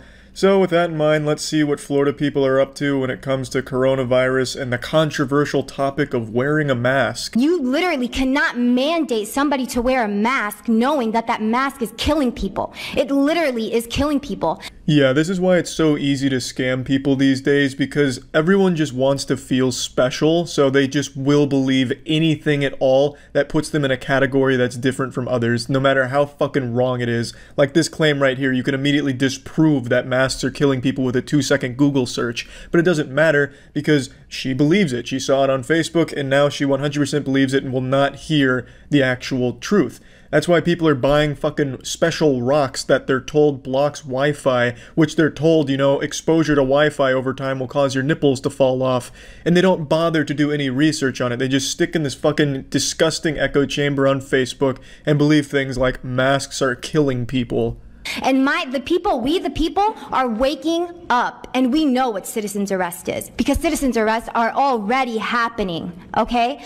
And every single one of you that are obeying the devil's laws are going to be arrested. And you, doctor, are going to be arrested for crimes against humanity. Whoa, calm down there, Judge Dredd. Jesus Christ, she's out here being the judge, jury, and executioner. Threatening a citizen's arrest, that's serious. You know, citizen's arrest, I think, has been pulled off successfully 0 times in the entire history of that fucking thing's existence. I'm pretty sure citizen's arrest was started as a joke, and then they just kept it there as a joke. Threatening to citizens arrest somebody is like threatening to shoot laser beams out of your eyeballs at somebody. It's a threat that you just laugh at. Every single one of you have a smirk behind that little mask, but every single one of you are going to get punished by God. You cannot escape God. You cannot escape God. I'm gonna say that again. You cannot escape God, not even with the mask or 6 feet. Okay? Damn, and here I thought I was safe with my 6 feet, but I guess God has an answer to everything, huh? He can counter pretty much every move? What a shame. Well, as you would expect, the majority of people that are against masks think it infringes on their God-given oxygen. Because apparently when they put on a mask, they like suction cup it to their face and suffocate themselves or some shit. I don't know how the fuck they wear a mask unless they're like duct taping it around their face until they pass out. I couldn't tell you. But you're going to see that argument a lot in this council meeting here today. 6 feet, like I said before, is military protocol. You're trying to get the people to train them so when the cameras, the 5G comes out, what? They're gonna scan everybody. We gotta get scanned, we gotta get temperatured. The kids have to go to school with masks. Are you insane? Are you crazy? Yeah, are you guys crazy? Are you insane? This lady's out here, very knowledgeable, spitting some facts right in front of you. And you have these devilishly crazy ideas like 5G? Like, oh my god. I'm actually pretty sure this lady is an android constructed by Facebook. Mark Zuckerberg himself created her in a lab and just compiled every fucking garbage Facebook conspiracy and belief and put it all into one person and then unleashed her on this council meeting in Florida just to test it out. I think all of you should be in a psych ward right the heck now, because none of you know what the hell you are all talking about. This is insane. And then you want to open this meeting with a prayer to God. Are you praying to the devil? Because God is not listening to that prayer, because all of you are practicing the devil's laws. What happened to Bill Gates? Why is he not in jail? Why is Hillary Clinton not in jail? Why are all of these pedophiles that are demanding you all to listen to their rules? Why are they not in jail? Oh, is it because you're part of them? Are you part of the deep state? Your time has expired. The deep state is going down. And if any of you are in the deep state, you're going down with them. So the female Alex Jones goes on a full-fledged rant there. Unfortunately, they cut her off before she got into the interdimensional time-traveling psychic vampire werewolves, but I'm sure she'll come back for the next meeting to discuss that. To see this woman in the condition she's in where her brain has been rotted by Facebook is actually pretty sad, if I'm being honest.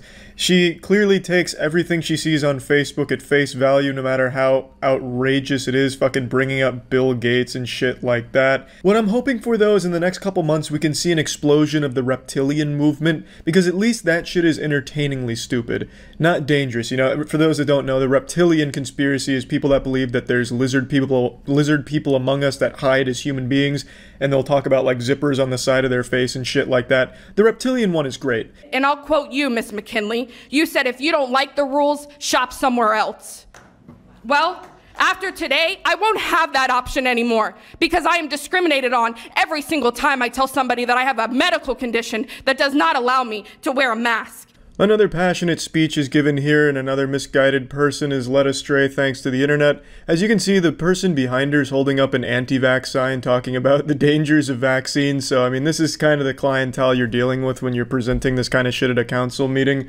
But it is sad. And apparently everyone in the entire fucking world that uses Facebook has a medical condition that prevents you from wearing a mask. I guess just using Facebook is a disease in and of itself that inhibits the person's ability to fucking breathe anymore, apparently. It's super weird how everyone who reads that rubbing essential oils in your butthole is gonna heal you of coronavirus somehow also has an unspecified, undiagnosed medical condition that prevents them from wearing a mask out in public. Super fucking weird.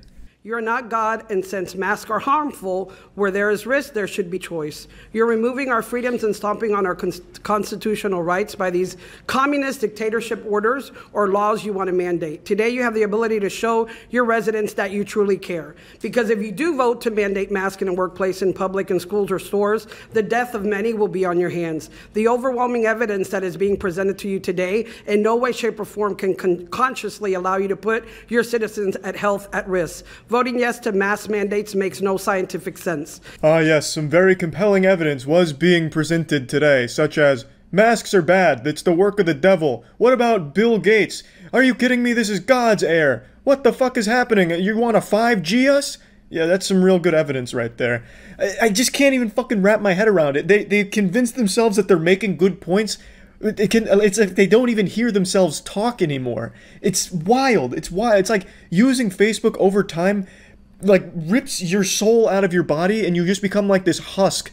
Like this clueless fucking husk of a person. These fucking people, have they never seen a doctor? And nurses, doctors, in a hospital setting, they fucking wear masks for 6-8 hours a day. These people have probably never put a mask on in their goddamn life. They lack object permanence. Like if you put a handful of dollar bills, like if you put $5 in your hand and put it behind your back, they probably think it's not even there anymore, that it's just fucking vanished. They're like goddamn children. They see a mask over your face and they think you can't breathe. It's so silly. Keep taking the road of least resistance. Keep listening to the TV brainwashing you from birth. Keep listening to conditioning messages in your local stores while shopping, just like Fidel Castro did over the loudspeakers in Cuba. Don't you see the problem? The truth is out there. Just go seek the truth. Yeah, the truth is out there. Go seek the truth. As long as it's the truth that I found on Facebook. I always love that sentiment from people like this. Go do real research. No, not that research from like scientists and shit. I'm talking about like actual research, you know, from like Facebook meme pages that are run by a dude in his fucking shit-stained underwear in his 40s. That he actually knows what he's talking about, not these experts. These experts are fucking clueless. They're propaganda machines. And do real research at Facebook. My concern, since I do have a medical condition that I cannot wear a mask, you are taking food away from my table. No, that is an absolutely great point. Hey, while you're on your phone, why don't you download like Uber Eats or some shit like that, or one of the million other apps that deliver food to your door. That way you can still get those precious nutrients on your table without being a big fucking nuisance to everyone else around you. And they want to throw God's wonderful breathing system out the door. You're all turning your backs on it. Yeah, I found the entire stream, all 6.5 hours, and this is the only time it buffered. It's like what she said was so shocking that even the video itself had to take a pause to process it. Turning our backs on God's beautiful breathing system. You know, what can you even say about that, honestly? God made it so that we would breathe in fresh oxygen to go to our body, to every cell in the body. It has to have that to make energy. When you wear a mask, the nose is cut off, the mouth is cut off, and you're breathing carbon dioxide over and over and over again. You're not getting the fresh oxygen that God intended. You're sending carbon dioxide to every cell in the body, polluting it.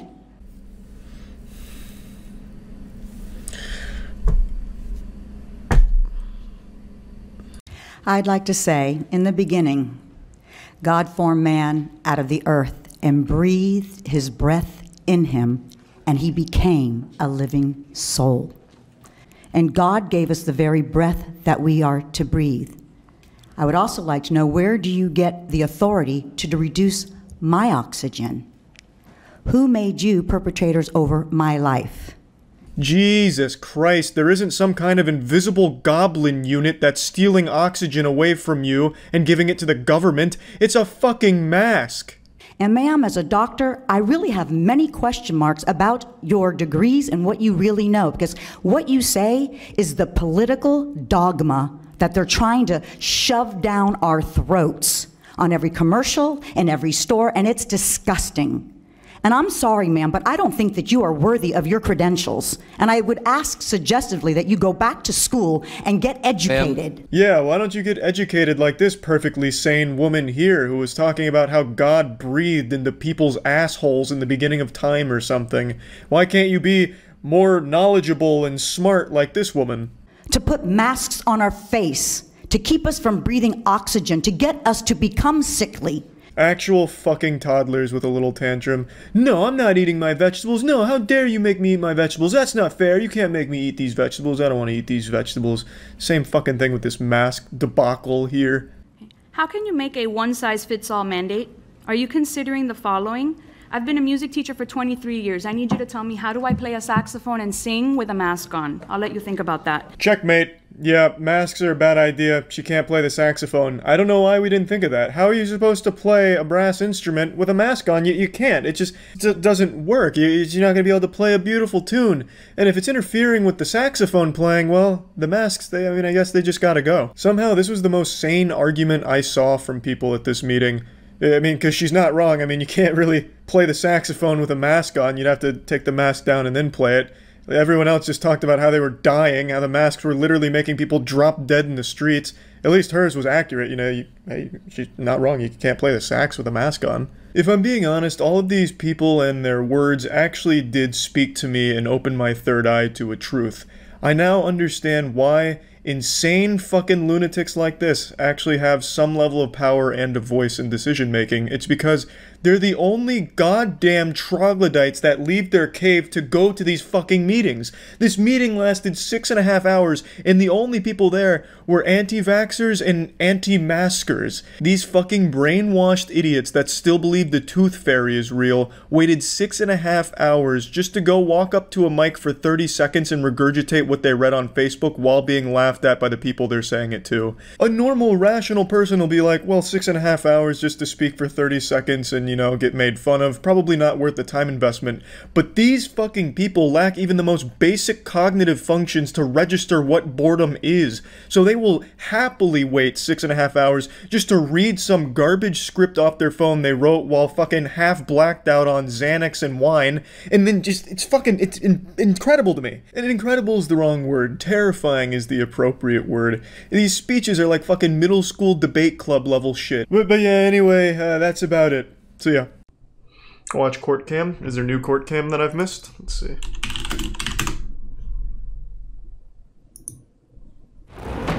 I'll just go through here, I think. This might be easier. Man tries playing mind tricks with the judge. Ah, so he encountered a Jedi. Is that Nicolas Cage? Hall is here for driving under the influence and driving with a suspended license. He looks like the kind of guy. Sir, I haven't said for the court how I'm appearing today, sir. I'm not asking you yet. What does that mean? I can see how you're appearing. Like a meth addict. Sir, today I'm appearing as the agent and settler for David Hall. Oh, he's cosplaying. Okay. My name sounds exactly like the defendant's, and I'm here to settle that matter today. So are you and David Hall one Interesting. I'm not a person, I'm an individual.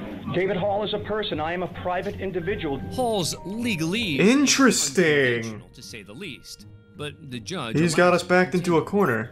Individual. And I don't think you understand the difference between a person and an individual. Could you appear as a 19-year-old boy, perhaps, if I asked you to? Correct. Just starts transforming his face like a polyjuice potion. And even the person's bond today at $10,000. Damn. Slap the whole family. And the person continues to drive without a driver's license. Quick, substitute in somebody else. This time you're Martha Cranberry. Is a violation of his original bond. All versions of David Hall must remain in jail unless he can come up with the cash. Well, is there any other? Are you asking me as the settler or the agent? Hey, he's getting fucking blasted. Judge is bending him over and biting his fucking asshole off. Okay, I am not the person, David Hall. Tell him he's not leaving jail either, all right? Have a nice day. Thank you. Thank you, sir. Come on. Down the middle. You have to be a really insufferably fucking dumb asshole to think sovereign citizen is a real thing. Just as a heads up. Thanks to the resub chills. It never works because it's not a real thing. If you say you're a sovereign citizen, you just get laughed at. Let's see what the most dramatic moments are. He's even got merch made. That was pretty cool. Please be seated. Accused of killing 2 teens in 1993 when he was just 16. Holy shit. At that time, it became a key piece of evidence for the prosecution. The court has received. So did he actually kill them or what? Indicating that they've reached a verdict. Villegas has been on trial 3 separate times for this crime and has maintained his innocence throughout.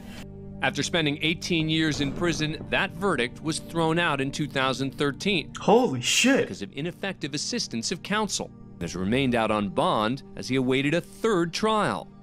During that time, he fathered 2 children.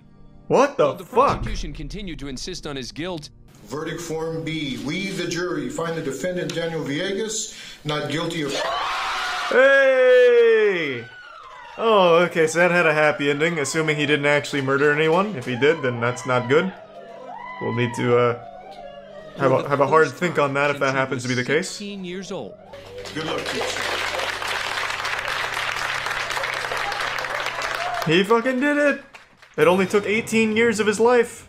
Madison's been convicted on 3 counts of aggravated Jesus murder for Christ. the killing and mutilation of 3 young women in Ohio.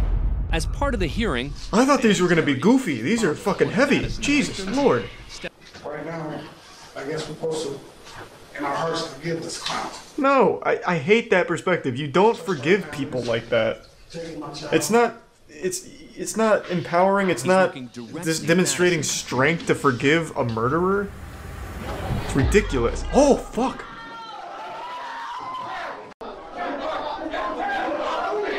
That was a great jump. His airtime was nuts. He fucking took off. Van Terry is released without charges. A short time Thank later, God. County Judge Nancy Michael Madison is sentenced to death and will now live on Ohio's death row.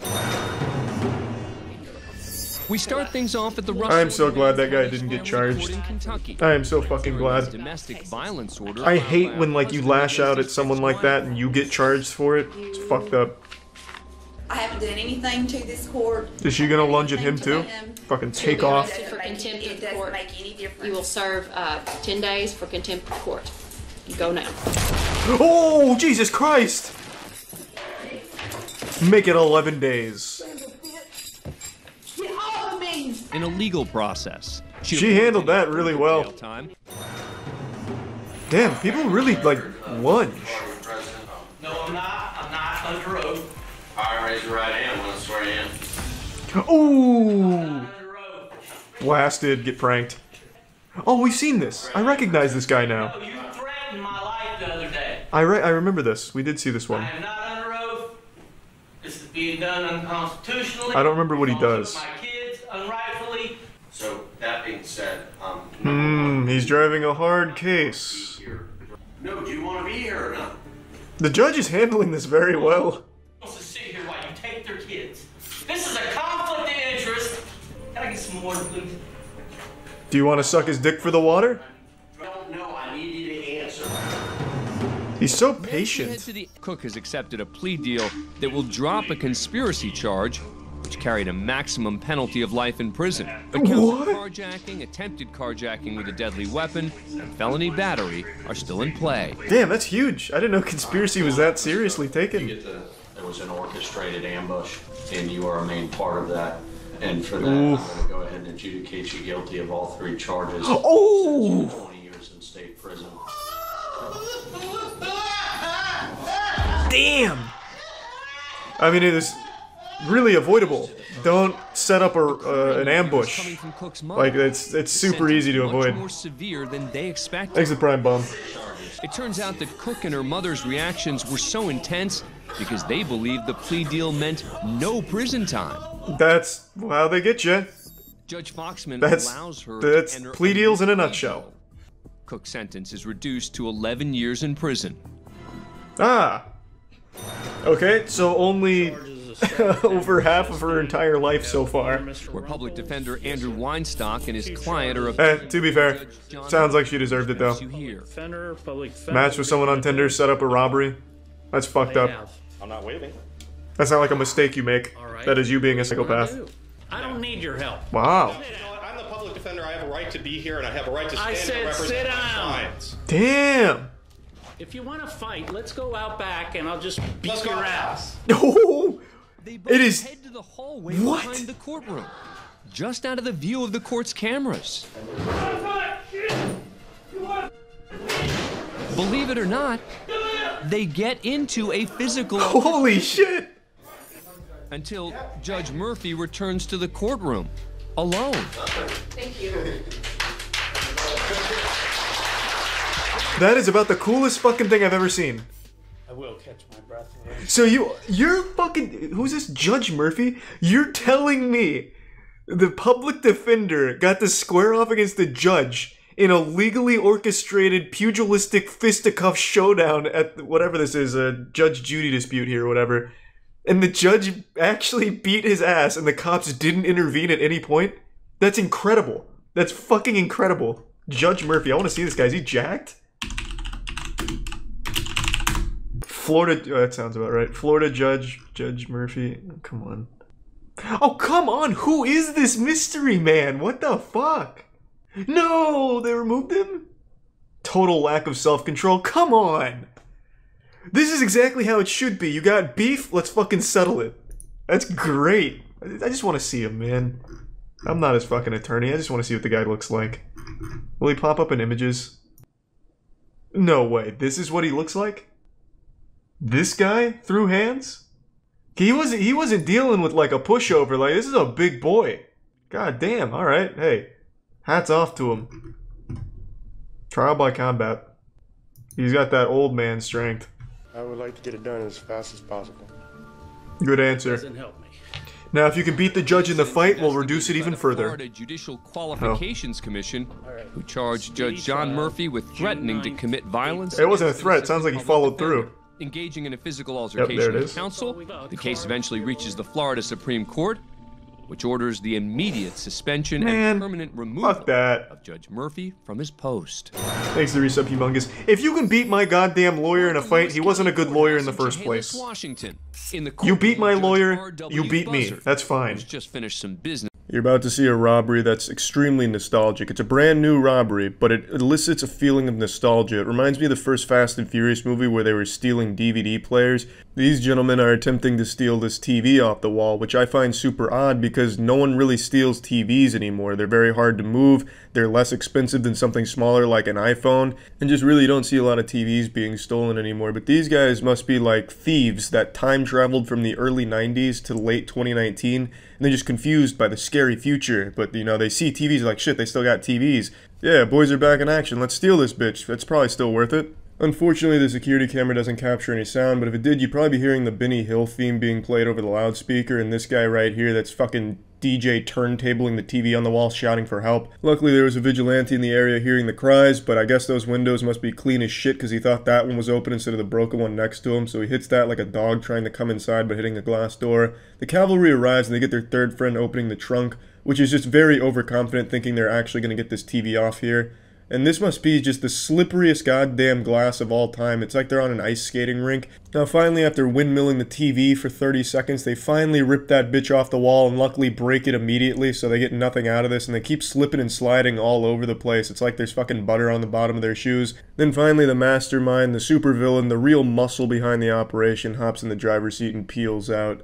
They may have left empty-handed, but at least their pride is intact. Their spirits were probably still high, and I imagine they drove away looking for the nearest Radio Shack or Blockbuster to rob next. Let's go through this one more time and watch the slippery bandits in action again.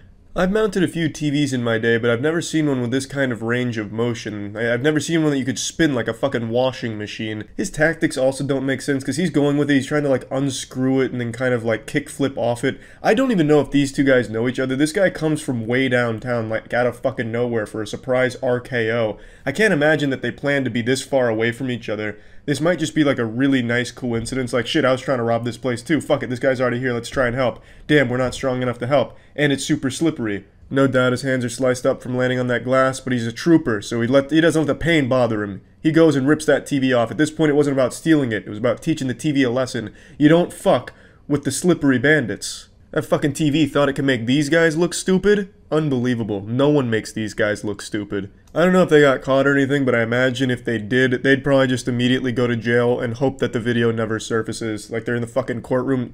I didn't do it. Well, we have video, you did it. Fuck it, don't show it. I did it. Just please don't show it. It's gotta be real fucking embarrassing. But yeah, that's it. So yeah. In case any of you have been feeling a lack of self-esteem or a bit hard on yourself, I wanted to show you a video that will prove that no matter what's going on with you, you will never be as pathetic as the man I'm about to show you.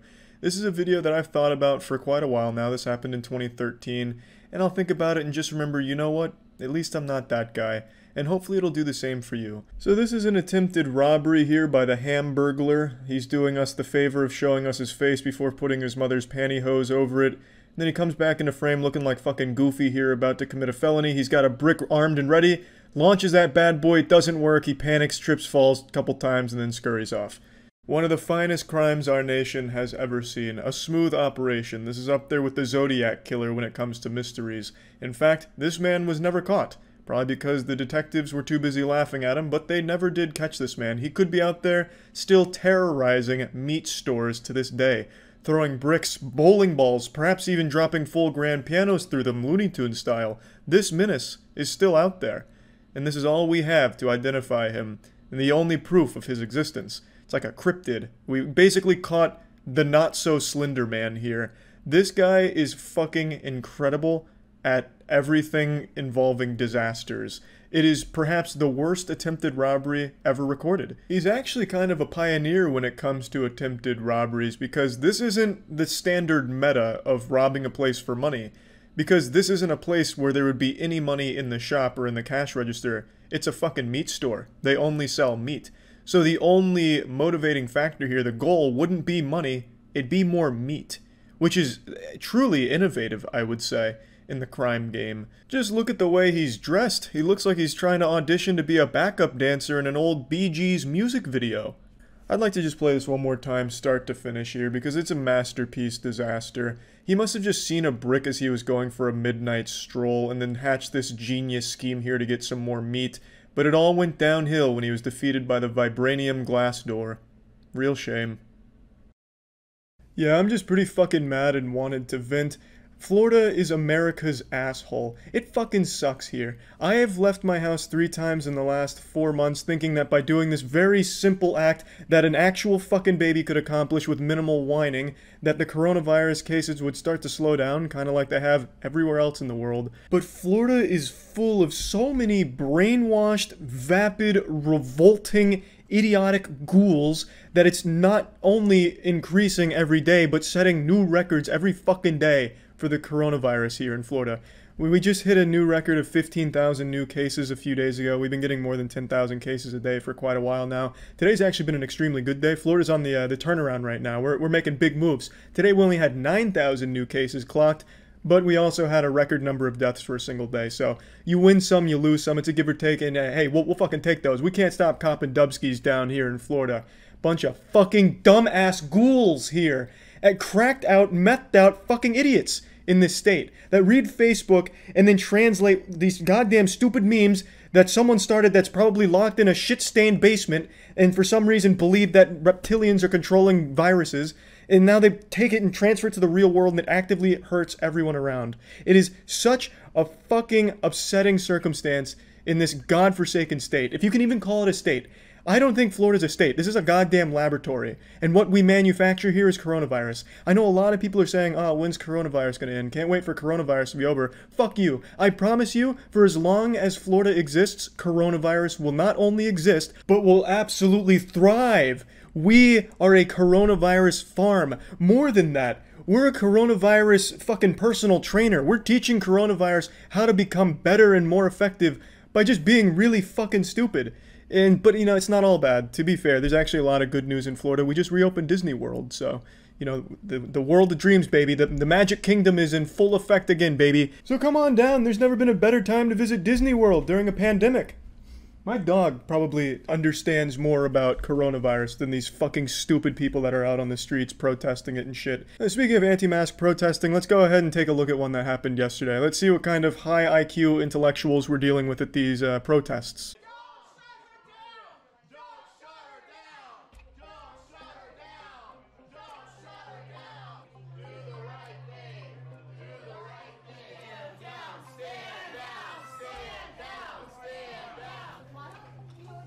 So one brave hero opened a grilled cheese restaurant and said, "We don't care about masks, you don't need them here." So the police came in because masks are kind of a big deal and said, "Hey, you need masks." And that's when all hell broke loose. Jesus Christ, blood, tits, and cum was flying everywhere in the restaurant. Children were being snapped in half, taken over the knee, and just busted right in two as the people were shouting, stand down, fighting against tyranny." Something you'd read about in the Bible. Good versus evil, mask versus no mask, the clash of the titans. The abominable anti-mask troglodytes in one unified voice said, We wanted grilled cheese, and we didn't want to put something over our face. God damn it. It is our right as Americans to not wear a mask in a grilled cheese restaurant.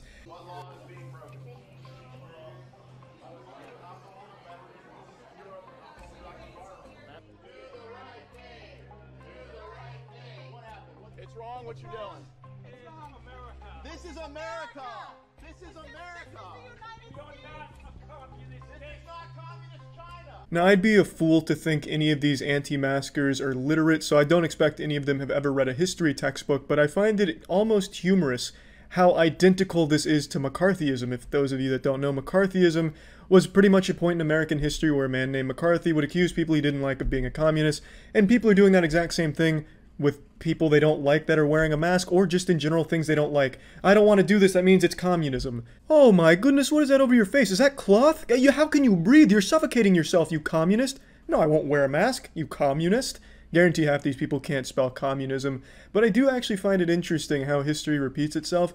I know growing up you'd always get told, oh, we have to study history so it doesn't repeat itself, but I always thought that was a load of dog shit because I mean, it didn't make sense to me. Why would history repeat itself? But now I see I was just outright wrong, and it does actually seem to repeat itself, which is pretty fucking wild. You want to call me selfish for not wearing a mask? I want to say to you, all the people calling me selfish, you're the one who's trying to force me a medical procedure so you can feel more safe.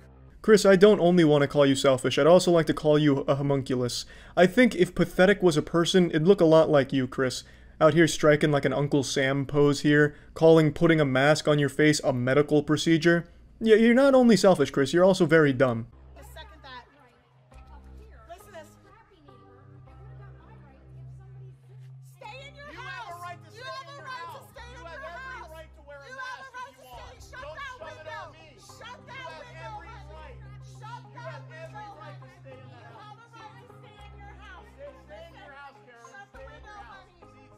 The lack of self-awareness is actually remarkable, calling her a Karen when he's out here dressed like one of those overly handsy middle school gym teachers that eventually gets busted for being inappropriate with the students and making this huge hoopla about taking 1 second out of your morning routine to put on a mask before going to stuff your fucking face with 3,000 calories at a greasy grilled cheese restaurant. Yeah, she's the Karen, Chris.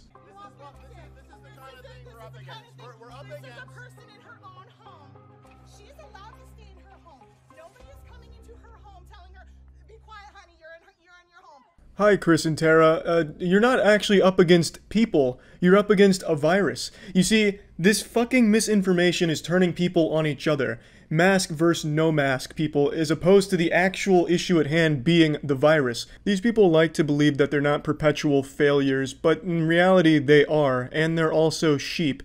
They hate sheep, but they themselves are actual, real sheep. They blindly follow mysterious posts on Facebook that somehow always find a way to draw a divide between people. I'm not one to subscribe to many conspiracy theories, but I firmly do believe that there is an outside force manipulating these really gullible idiots like this into transferring the actual issue from a virus to other people. So that way, if you have them distracted and don't give a fuck about the virus, just have them attacking other people, you can just cause a lot more chaos that way. And I really feel like that's the goal with a lot of the shit on Facebook. I really do think Facebook in and of itself is just an actual virus as well. It should be labeled a pandemic too. It is a truly festering, disease-ridden cesspool. There's a few more clips from this anti-mask rally, but it's just more of the same diarrhea drivel from someone else's mouth. I think what's even the saddest part about this is more and more people across the world keep laughing at Florida and the people in Florida, and that only cements their belief that they're right even more. It's such a weird circumstance where the more they get mocked, insulted, laughed at, berated, belittled, it makes them more powerful and cements their beliefs even further, which makes absolutely no sense to me. Who likes to get ridiculed? Why? It's weird. It's like people in Florida have a humiliation fetish. Like maybe they're putting something in the water to turn everyone here into some kind of like humiliation craving cuck. I don't really know, but it's genuinely fucking baffling how people can be so content to just get constantly made fun of in every corner of the world. Nobody respects Florida right now, and for very good and very obvious reasons. But those reasons and that actual just laughing at and mocking is making them believe it even more.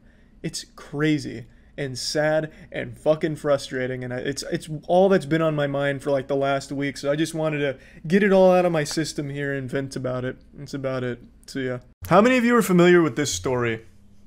This was called the Cookie Monster back in 2008. 2 girls that steal from the Girl Scouts. And it's actually kind of deep. Like, it gets wild. I won't spoil the ending or anything, but it gets kind of silly. And I'd never heard of this before, but I guess it was a big deal back in 2008. Basically, me and my friend Stephanie, we needed some money. We saw a girl selling Girl Scout cookies. We saw an envelope with money in it, and I grabbed it, and she drove away. That's free money, baby. Why did you do it? Because we needed money. We just wanted money. What did you... I think the Girl Scouts should be traveling with like a safe, like a lockbox maybe, and armed security guards. Because this is not the first time I've heard of them being robbed. It seems like that's kind of common. Like, they set up their Girl Scout cookie stands outside of Walmart or Publix or something, and then someone just comes by and just, fucking mine. What about the people who would say, all right, you know, it's one thing to steal money, it's another thing to do it from a 9-year-old girl selling Girl Scout cookies? I mean, money's money. I mean, I feel bad it was a 9-year-old girl, but there was $150 in that envelope, and I wanted that money, and it was mine. How brutally honest. Like an actual comic book villain. Out here teaching life lessons. $150 easy payday. The only problem was we got caught. And I would have got away with it too if it wasn't for those meddling grocery store security cameras. I just want to say that I'm sorry for offending the Girl Scout organization, but other than that, that's it. I like the word offending there. As if that was the problem, like she insulted them and they took it personally or something. Instead of, I apologize for stealing from the Girl Scout organization, it's, I'm sorry for hurting their feelings. So, pretty smart criminal overall. But she's not the star of the show. This was mainly the sidekick, the Robin to the real Batman, Stephanie Woods. I mean, some people might say... You'll see her in just a minute. I heard one person that doesn't... It's not her money. I mean, it is. Girl was selling it, but it's not like she was gonna make that money. So, it doesn't really bother me. The only thing that bothers me is my charges. Those neurons are not firing. What was the other crime that you had been charged with? Domestic battery. Oh, huge. Pretty much, we just there saw she the is. Girl Scouts with their little the protagonist. table, and but it's a crime. I know it's a crime, but it was an easy crime. it was easy. True. It was sitting right there. I mean, there's Literally taking candy from a baby. Like, you just stealing from a 9-year-old? Like, what are they gonna do? Put up a fight? No, sir. Who's a 9-year-old gonna beat? Not an adult. No shot. Like that. Yeah, that's easy crime. She's not wrong. She's making a great point.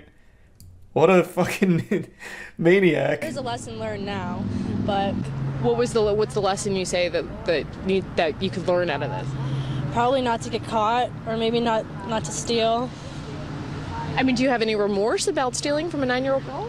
Right now, no, because I'm kind of pissed because I have charges and we had to give the money back anyway, so now I'm pretty pissed. Net loss, But unfortunately. I mean, some people might say it's...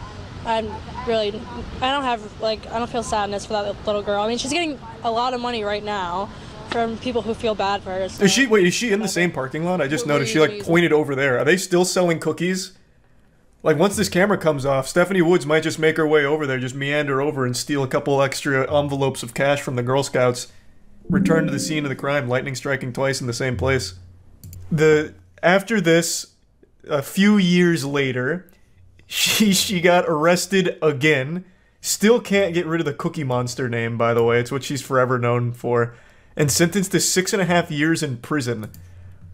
Not from stealing from Girl Scouts this time. That was just her gateway drug to a harder drug, heroin. So, yep. A pretty expected conclusion, if I'm being honest. You know, this is something I think a lot of people saw coming. But she must have hired Saul Goodman because initially she was facing 9.5 years. But she took a plea deal, so it worked out for her. 6 years, rent-free, long con. True, she won't need to worry about gas money in jail. She's out of jail now, though. This was 2014, and she served 6.5 years, assuming she did the whole sentence. Like, she's out. So if your daughter's in the Girl Scouts, tell her to sleep with one eye open, because Stephanie Woods could be right around the corner. She's like the boogeyman. Being smart has its drawbacks. Yeah, that's what I was thinking too, listening to her speak. Like, damn, she's quite intelligent. One of those true criminal genius masterminds. A victim of her own hubris, unfortunately. What happened to the other girl? I don't know who the other girl was. Stephanie Woods was really the star. I don't know shit about the other girl. I couldn't find any info on her. Maybe someone in chat knows, for someone that's a little more familiar with the story than I am. In 2009, she was also arrested for robbery and kidnapping. She pleaded guilty. Man, I tell you, you steal money from the Girl Scouts one time, and then all of a sudden you're shooting up heroin in the bathtub and kidnapping kids and robbing other places. She stole like $400 from a gas station as well. Girl Scouts set her up. Oh yeah, maybe this was entrapment. Like the Girl Scouts deliberately left an envelope with like $150 like sneaking out of it on the side of the table, and they all turned around in order to catch some would-be thieves. You might be onto something. That's how they got my uncle. Fun fact, they also dine and dashed to Denny's 3 weeks earlier. The vid on it is called Girl Scout Cookie Money Theft. Okay, I've got to see that. All I could say is that I'm really sorry. Stephanie Woods seems contrite, claiming she's been turned into a cookie money monster. The 18-year-old convicted just days ago. They actually brought from a Girl Scout. They brought the Girl Scout in to testify? Yeah, that's the bitch that stole our money. That fucking heartless fiend. Yeah, that's her. I recognize her. Put her in the slammer. Even though I think it'd be really unfair if I got 60 days in jail. A 17-year-old What do you mean? who's yet to be charged was with her in both the Denny's and Girl Scout thefts, and was now we get to learn about the sidekick. But Woods' attorney was nervous. She was going to turn against his client, so she took the plea. The family was despite this flip of the finger and then shove of our camera last week in court. Hey, Stephanie, come on. I don't have Hey, much of an come attitude on. anymore, really, except for the other day. But that was just anger. So what can I say? Her attorney Thus, Wood's an plea of attitude. No contest was the best avenue, given the conflicting statements from her younger co-defendant. Oh, there's still more. It's the Girl Scout cookie thief like you've never seen her before, crying. Damn, in she was a court celebrity. After the judge throws the book at her. An out-of-control drug user, and sent her away to get her life back on track. She will have up to 3 years to do just that. Holy shit. The road for 18-year-old Stephanie Wait, what the Woods. fuck? Wait, so she was sentenced even before the 6.5 years? Wait, did I just miss that in the article? So she just bounces from prison to prison. So she had a 3.5-year sentence before the 6.5? There's still more? From juvenile detention to the county jail, more punishment for Stephanie Woods, the so-called Girl Scout cookie cash thief. Another sentencing for Stephanie Woods. I'm adding an extra year because I just hate the letters from your fans. Ordered Woods into custody and into drug treatment, but Judge Cohen says it should stay, and he gives Stephanie 3 days in jail as a deterrent. The judge, I think, did the right thing. I really do. Damn, what a story. Yeah, that shit is deep. All starting from stealing cookies from stealing money from the Girl Scouts. Wild. Crazy how it all ended up. Well, I guess not really crazy. Kind of expected. I really do wonder what her friend's doing. I wonder if she also had this kind of trajectory. She was given 2 years of probation for the drugs, after which she committed 10 probation offenses, including violating curfew, hanging with criminals, lying to a probation officer, giving an officer a fake ID, not doing community service, and stealing $400 from a gas station. Allegedly. That also could be a false flag operation from the Girl Scouts. We don't know for sure yet. Last night, some deviously clever thieves hatched a genius idea on how to steal an ATM machine using a forklift. This isn't the first of its kind, and it certainly won't be the last. In fact, it's a pretty popular genre of content online, with surveillance cameras capturing goofy ATM heists, and it's always a whole team of clowns that show up to the party, and somehow none of them had any neuron activation to plan beforehand, because it almost never goes right. It seems like ATM robberies are done exclusively by people that can't tie their own shoes, but then also somehow have access to the wackiest vehicles ever. Like, last night it was a forklift. There was one a couple years ago where they came up with a fucking excavator, actual heavy machinery, an excavator they used to carve the ATM out of a building, pick it up in its bucket and dump into a goddamn van. Like, I don't even know where they're getting it from. It's like they're playing GTA Online in real life. But yeah, it's always just so interesting. So I want to show you a few of them. We'll start with last night's forklift heist. This happened in Sacramento, and it's like something out of a SpongeBob episode with every villain is Lemons here. So there's only a couple of chess pieces on the board here. We have the white pickup truck on the top and the forklift on the left. Now pay close attention to that forklift operator, because he may be out here committing a crime, but he said, "God damn it, I'm not violating OSHA regulations." Robbery is one thing, but violating OSHA regulations, that's an unforgivable sin, and I will have no part in that, thank you very much. So that gentleman's in the proper forklift attire, complete with even the hard hat, and then he just fires this bitch into turbo drive. He engaged the NOS boosters and just gave a big wallop to the ATM, knocking it off of the pedestal there. And then he begins the second part of this incredible scheme that they've hatched. The truck driver throws that ass in reverse to get in the proper position to receive the ATM, and then the forklift driver comes over here and just skewers it. He starts pumping it a little bit, hoping to get the tongs on the actual ATM unit itself and not just the outer casing. It's like an egg, and then the orange stuff is the shell, and what he wants to get to is the yolk in the middle. So, with the delicate hands of a surgeon, he gets underneath it and cradles it like a baby. So, mission accomplished so far. He's got the ATM on the forklift, and now it's just the last little piece of the puzzle, and he blows it. Yeah, he blows it. A bit of a fumble there, miscalculation, could have happened to anyone. And as you can see, it's happening to the best of us. Now all of a sudden there's a spectator in the stands. Another car swoops in here, a variable they couldn't have accounted for, and this had to be the most shocking moment of that driver's life. What started as just a normal trip to the ATM ended up with him getting caught in an idiot's sandwich, so he says, "You know what, I'm not hungry, I'm going home." And just when you thought this game was over, sports fans, wait until the fourth quarter, because look at this comeback. A perfect exchange from forklift to truck bed. Dominic Toretto puts pedal to the metal and drives off. No need to fasten or secure the ATM in the truck bed. It's not going to fall off. They're operating off hopes and dreams. And when has that ever not been enough? According to news reports, the ATM fell off a few miles up the road and ended up causing a car accident. So I can only pray that whoever was involved in that accident is okay. Just, who could have seen that coming? Into the bed of the truck, only for it to fall off in the middle of the street, causing a traffic accident. No one could have accurately predicted that that would happen. Just truly a freak accident somehow, that ATM falling off the truck. But I don't want to just talk about just this one ATM heist, because there's so many that are just as wacky and goofy, so I want to show you a few of them. But before doing that, I want to show you something that is far more valuable than an ATM machine. It's Godslap. Issue 4 of Godslap, to be precise. It just dropped today.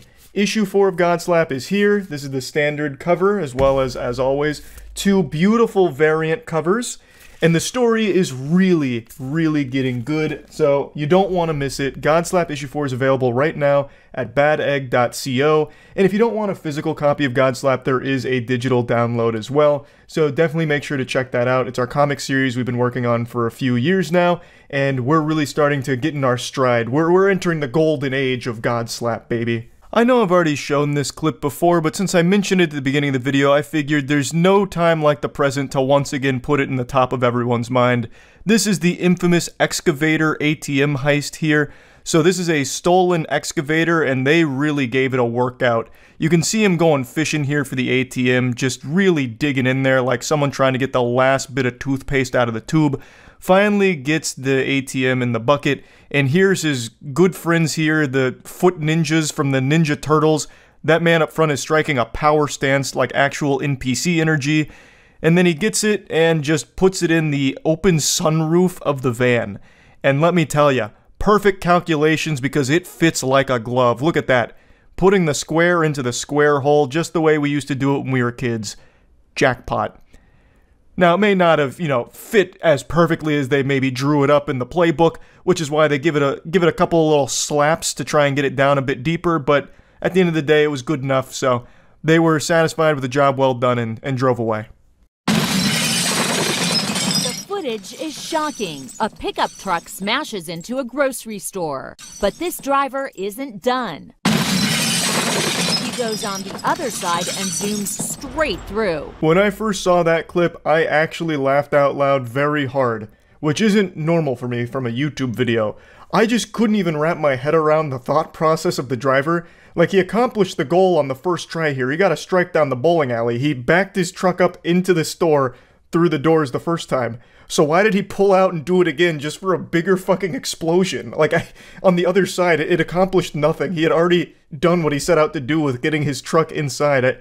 I don't exactly know why he did that. That was absolutely a fuck you. This became personal. It went from an ATM robbery to a statement real quick. Why is this happening? Because crooks are after the ATM machine. They load it in the truck and they're off. Now, this one doesn't use any fancy schmancy machinery here like a forklift or an excavator. Just good old-fashioned spit and elbow grease.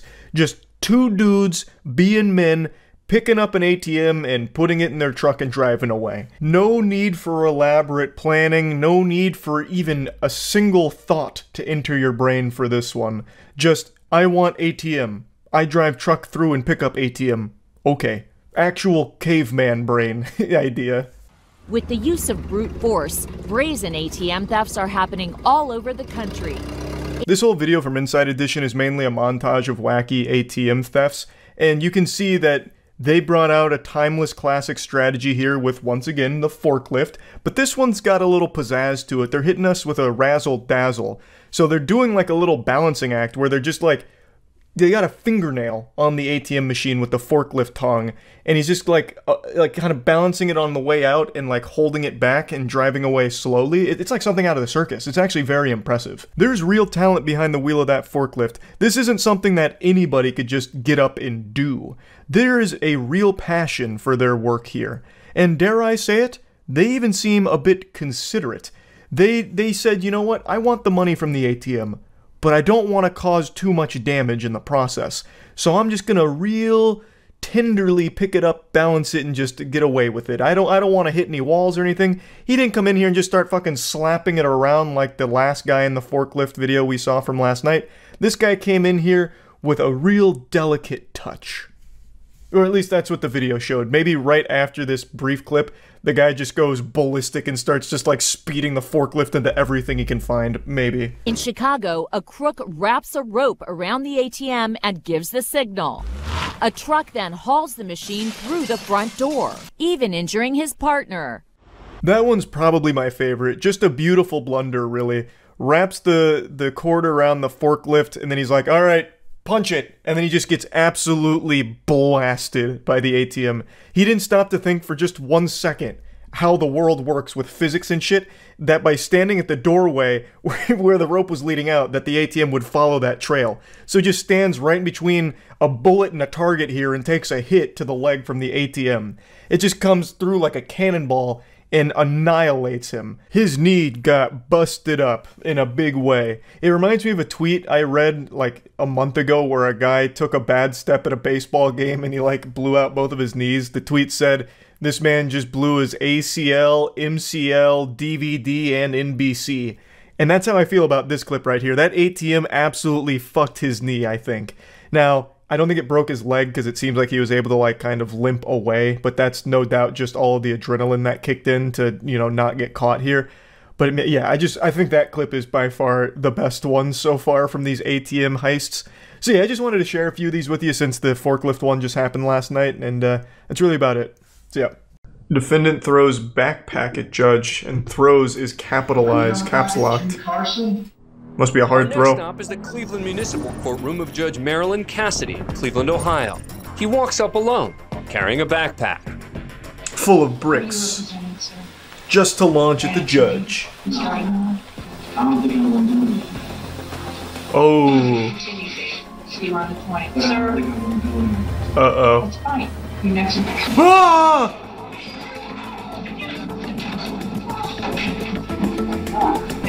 So it was right. He isn't going to do any of that. He's just going right to jail.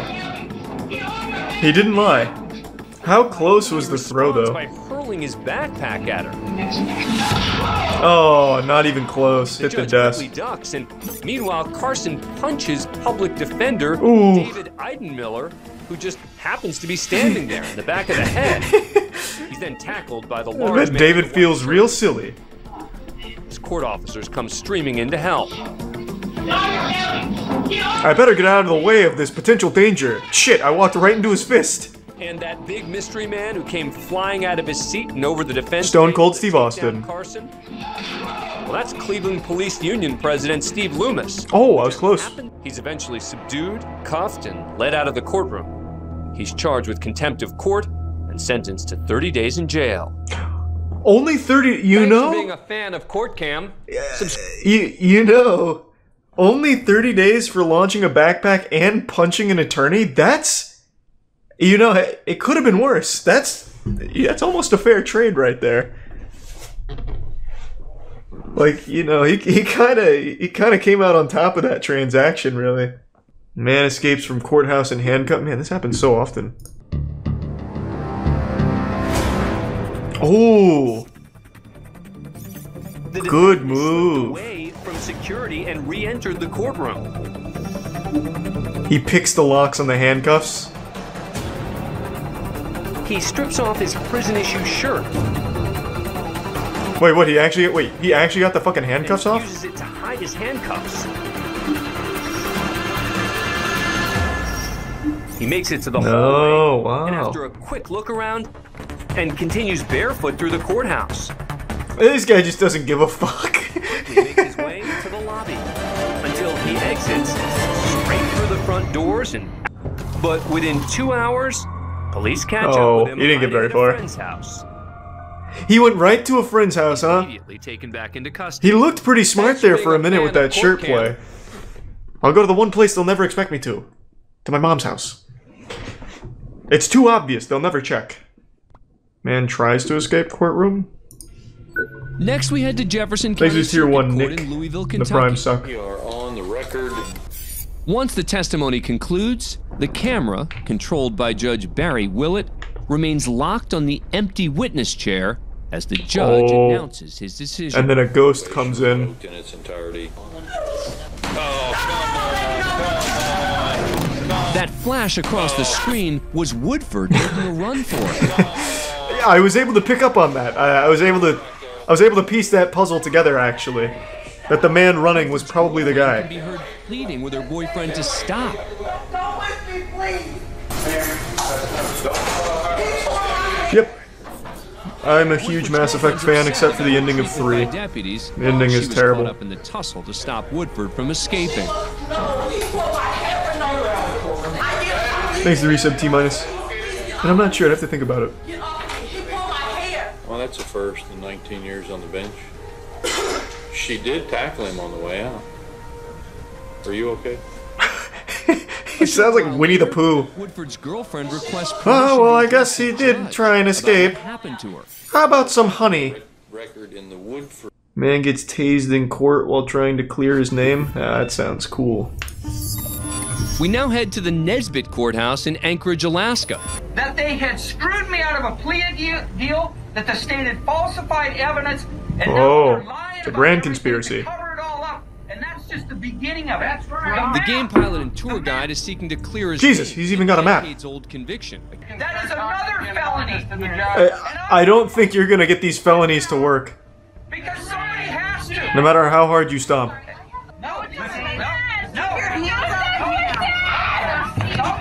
Oh shit. Oh god. The taser wasn't on the map. Is that the judge? That looks like Slender Man.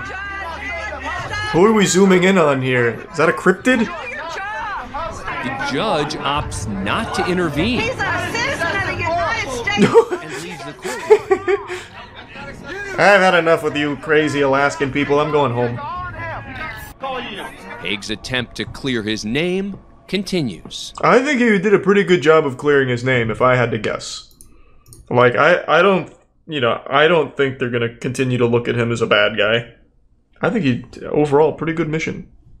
Yeah, I mean, he took the map right out of Dora the Explorer's backpack, but it wasn't enough to convince the old judge there. He still got fucking blasted. Judge makes everyone go to jail for 30 days. Really? He was having a bad day. Back of the courtroom is Ingrid Bird, hey, the Ingrid. defendant's wife. And sitting in the row directly in front of her is the victim's mother, Uh-oh. Gabbard. Ingrid's about to go nuts.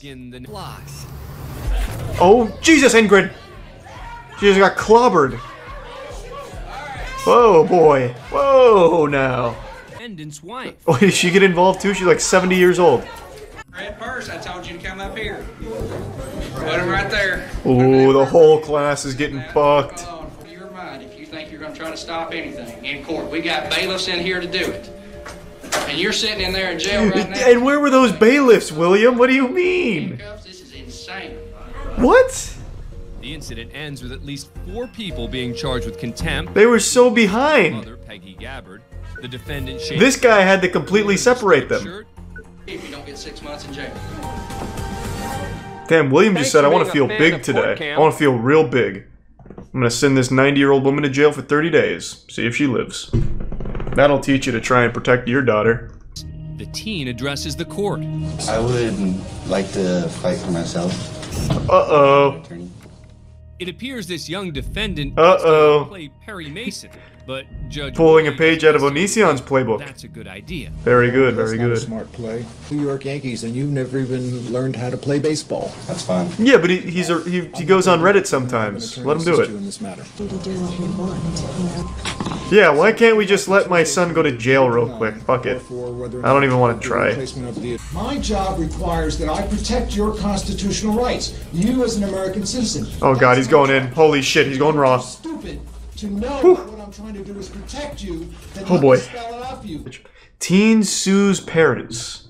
Good. It's a broken family dynamic. And a good camera at this courthouse. Very interesting. And I'm asking the court to help her in this very difficult situation because they have... The dad just wrote down, no chance. And I believe that they are being negligent. Nope. Will not help. These statements that they... Uh-oh. One of the so it's a boy thing, huh? Is that mom and dad don't approve of Rachel's boyfriend. Why, does he drive a sports bike? A phone call made by Rachel's Smoke mother, cigarettes? Isn't this case thrown out? She's 18. You're a real winner, aren't you? I really just want to all over your face right now. Anyway, oh, I see. Have a nice life. Jesus, okay, well then. Some strong words for the plaintiff. That's a weird thing to say to your parents. I want to shit all over your face. It's like an Xbox Live insult. Where the mother is calling the daughter the same kind of name, so I would go... The mother threatens to shit all over her daughter's face. They're the ones who raised this child. This is the language that they're using in their household. Interesting. So who's shitting on whose face, then? The web runs deep. Are we going to... A family that shits together stays together. I've lived in Florida my whole life. I've seen things that you'd only read about in fairy tales. I could tell you stories that you would swear were false. I knew a guy in college who used to ask to lick people's shoes on the streets, the bottom of their shoes on the street, for his own sexual gratification, I imagine. I don't know if it was sexual, it's my theory, but he used to love licking shoes, and he became known as the Ybor shoe licker. Ybor being the area that he resides in. Point is, I'm getting lost in the lore of the Florida comic book superheroes. The point is, these eyes have laid upon things that could traumatize even the most grizzled of Navy SEALs. And yet still I'm surprised by some of the things that happen in Florida. Today I watched a news story that I can't make heads or tails of. I don't know who's in the right and who's in the wrong here. You know, so I just wanted to share it with all of you because it's starting to convince me that Florida is not even a real place. It's just like a giant sketch comedy section. Like a quarantine zone of bad sketches gone wrong. Well, I went to jail. They come arrested me last Thursday. They were here. I lose them to animals, but I was not expecting them to lose them to my neighbor. That was like my friend. So those are the main characters here, and I'll give you a quick backstory. So they're neighbors, and one of them killed the other's rooster. Now, the guy's claiming it was done in self-defense because the rooster was extremely aggressive, and he's facing potentially up to like 5 years in jail for animal cruelty. He already spent like 30 hours in jail for this. The other guy's claiming he did it just maliciously to kill the rooster. And we're about to get a lot of exposition here, so get ready. I didn't know to give it a 21 gun salute, CPR, mouth to mouth, you know, or call the chicken ambulance. Big Roo was Jason DeFelice's pet rooster. That is, until James Nix hit it with a stick. Now, like a game of Clue, we have the murder weapon and the location of the murder. But we don't know the circumstances as to why. We know James is responsible for the execution of Big Roo, but we don't know the motive. We also know James sounds like Larry the Cable Guy, but that might not be good evidence for us. We get James's side of the story here, and the way he tells this war story makes it sound like Big Roo was the raid boss of this trailer park. He makes it sound like, you know, Big Roo was coming around the block to shake James down for his lunch money, and James panicked and in self-defense hit it with a stick, which unfortunately killed the rooster. He didn't mean to kill it, he just wanted to get it away from him, but it unfortunately led to the demise of Big Roo. He then says that he didn't do CPR or mouth-to-mouth or call the chicken ambulance, saying that he didn't know what to do, kind of panicking about it, which I don't think is going to help James's case here since he just left the body in a ditch. He could have absolutely called the chicken ambulance. I mean, we all know that hotline number, you know, like the Ghostbusters, who are you going to call? Chicken ambulance. But he didn't do even that, so he hit it with a stick and then left it. Which is sad, and I do know from personal experience, roosters can be some real aggressive sons of bitches, that's for fucking sure. I remember being a little kid and like a school field trip took us to a petting zoo. Bro, those roosters will come at you with a head of steam sometime, looking to take your fucking heart out. So, I have no doubt that there probably was an element of self-defense here, but I don't blame the rooster or anything, I blame the owner. He was being kept as a pet, and the owner clearly does nothing to, like, monitor it or keep it on a leash. Though I don't know if you're, like, supposed to keep roosters on a leash and walk them or something, that I'm not familiar with. But, like, at least keep them from, like, just wandering in neighbors' yards and you know, being let loose. The owner just didn't do anything to protect his pet and just let it wander the entire neighborhood, which gets brought up here in a minute. So I'm defending myself. You know, I was feared for my safety, and the chicken, you know, died. Nick says the rooster attacked people. I have not heard that, because I know the neighbor here, I know him.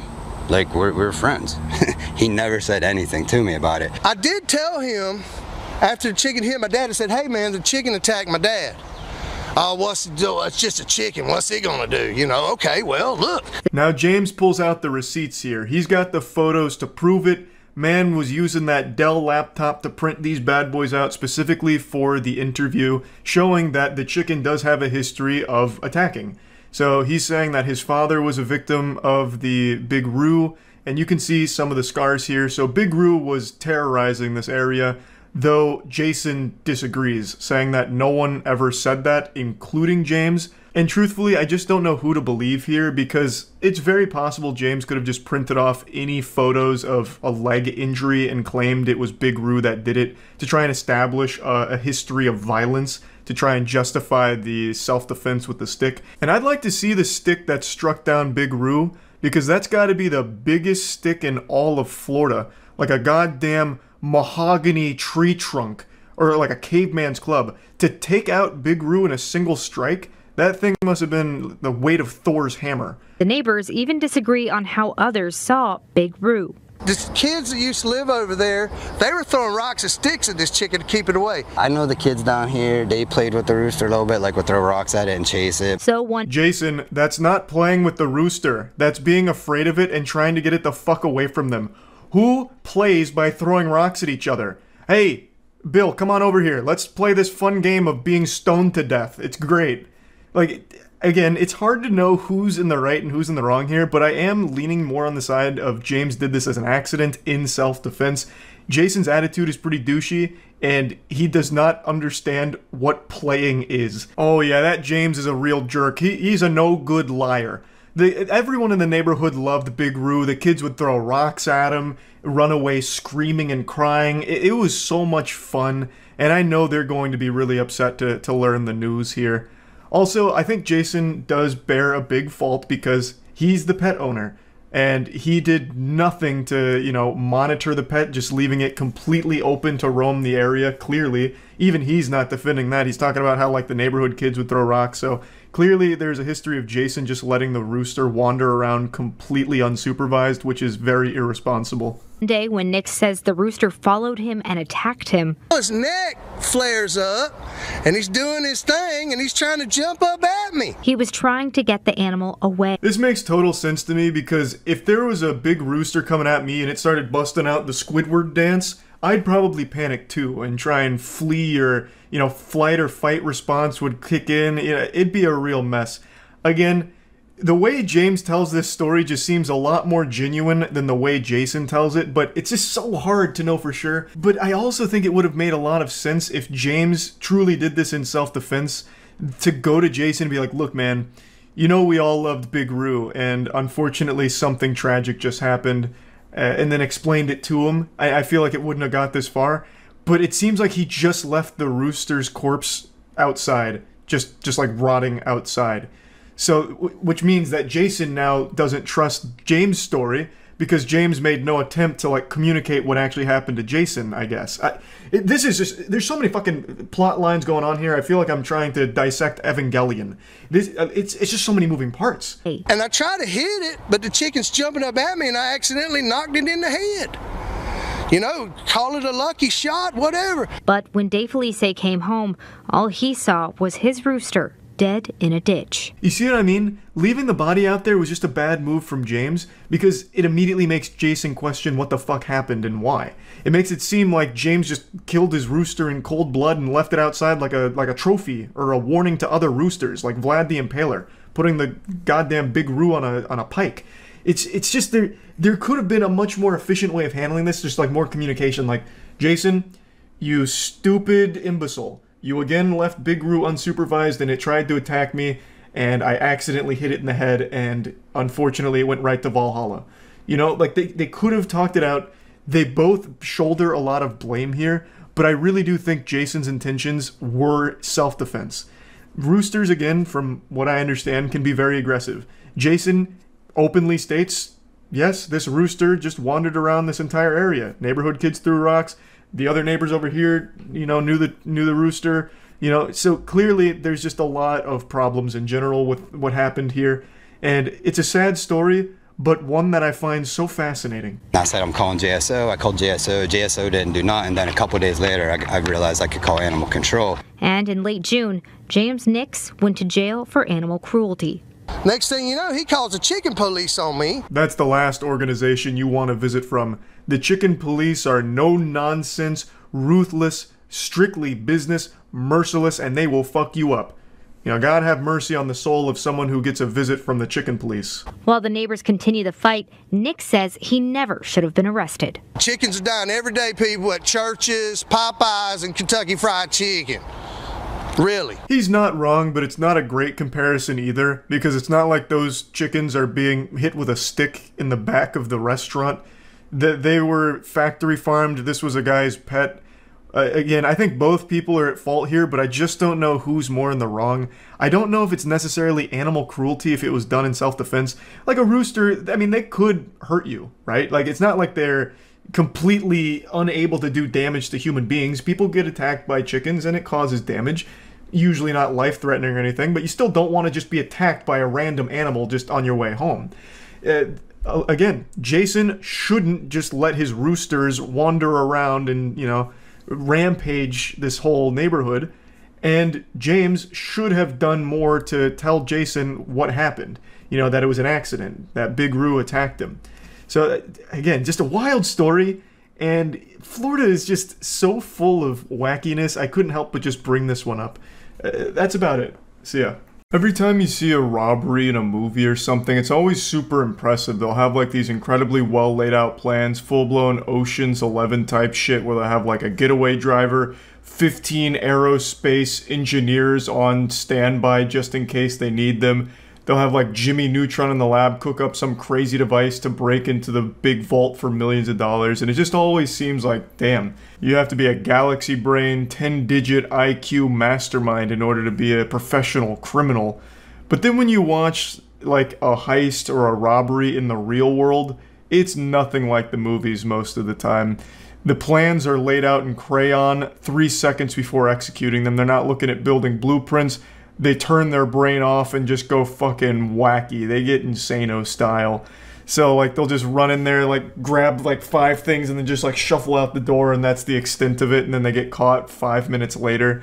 And today I saw a robbery that I think is probably one of the worst ones ever recorded. It is just, I feel bad for the guy. Like, watching him rob it is agonizing because it's so incredibly slow. This dude robbed a Little Caesars in like -5 times speed. I felt like I was watching an NFL replay while watching this man try and rob the cash register. They filmed him for over 1 minute and 30 seconds. He just sat there trying to rob them.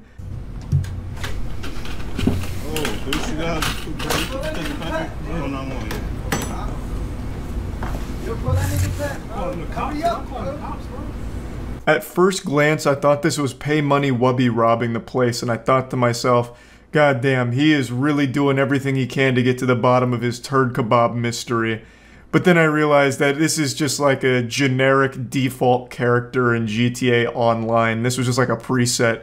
This guy is coming in here not even trying to disguise himself.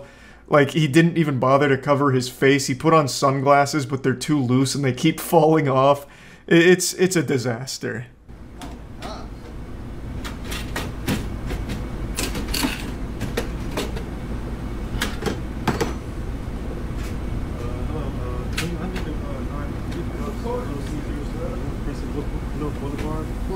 It's like robbery ASMR. He's not talking, the employees are just kind of making fun of him. It's just like they're roasting him. It's just no one's taking him seriously. It's so unbelievably goofy.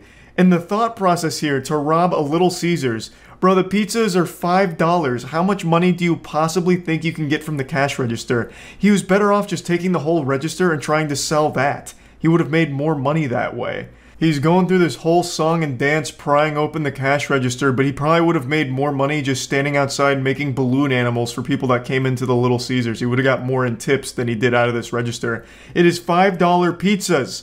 I don't know what he was expecting. He hasn't exactly hit fucking Fort Knox here. It's Little Caesars. $5 pies. Like, I think he maybe got $20. Maybe.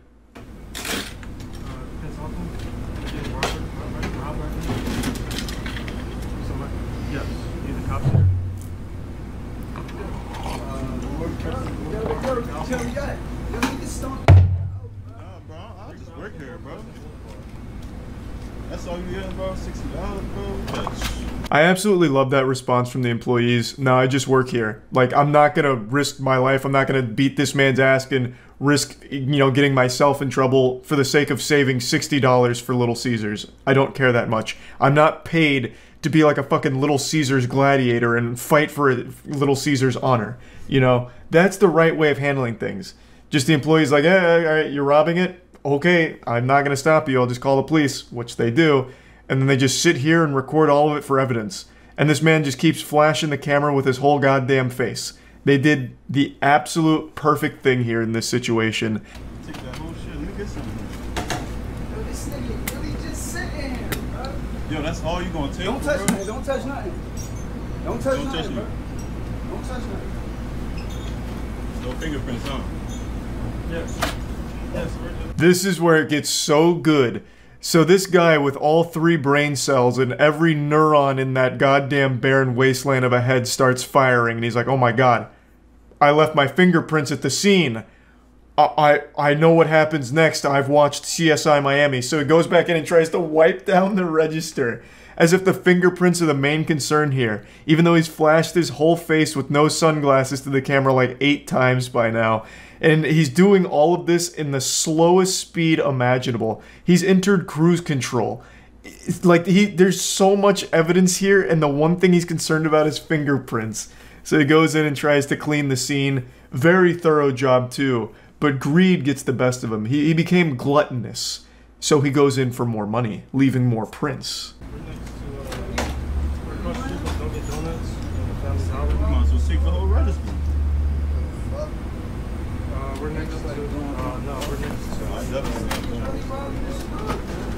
Yeah, so he grabbed an extra like $3 there and then tried to wipe down those extra prints, but kept missing the areas that his greasy paws were touching, and then just skedaddles in the slowest getaway of all time, just barely walking. He would have been faster if he crawled away.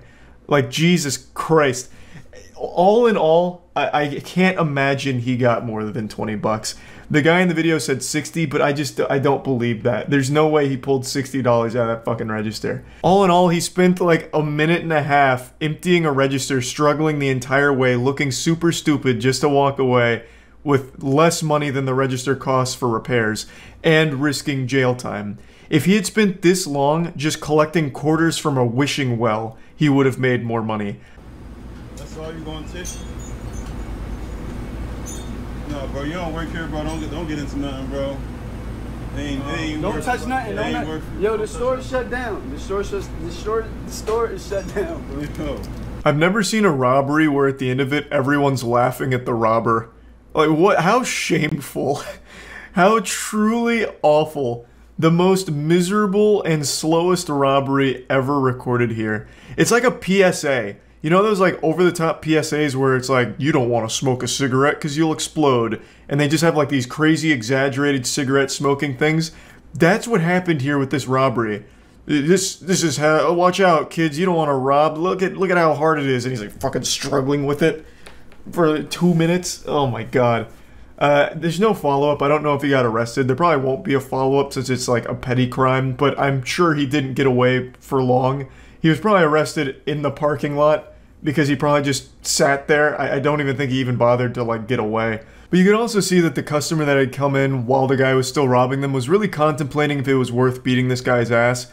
He could have easily snapped him in half, I think, and then he even like, you know, wandered out the door a bit to contemplate further, but the employees are like, bro, it's really not worth it.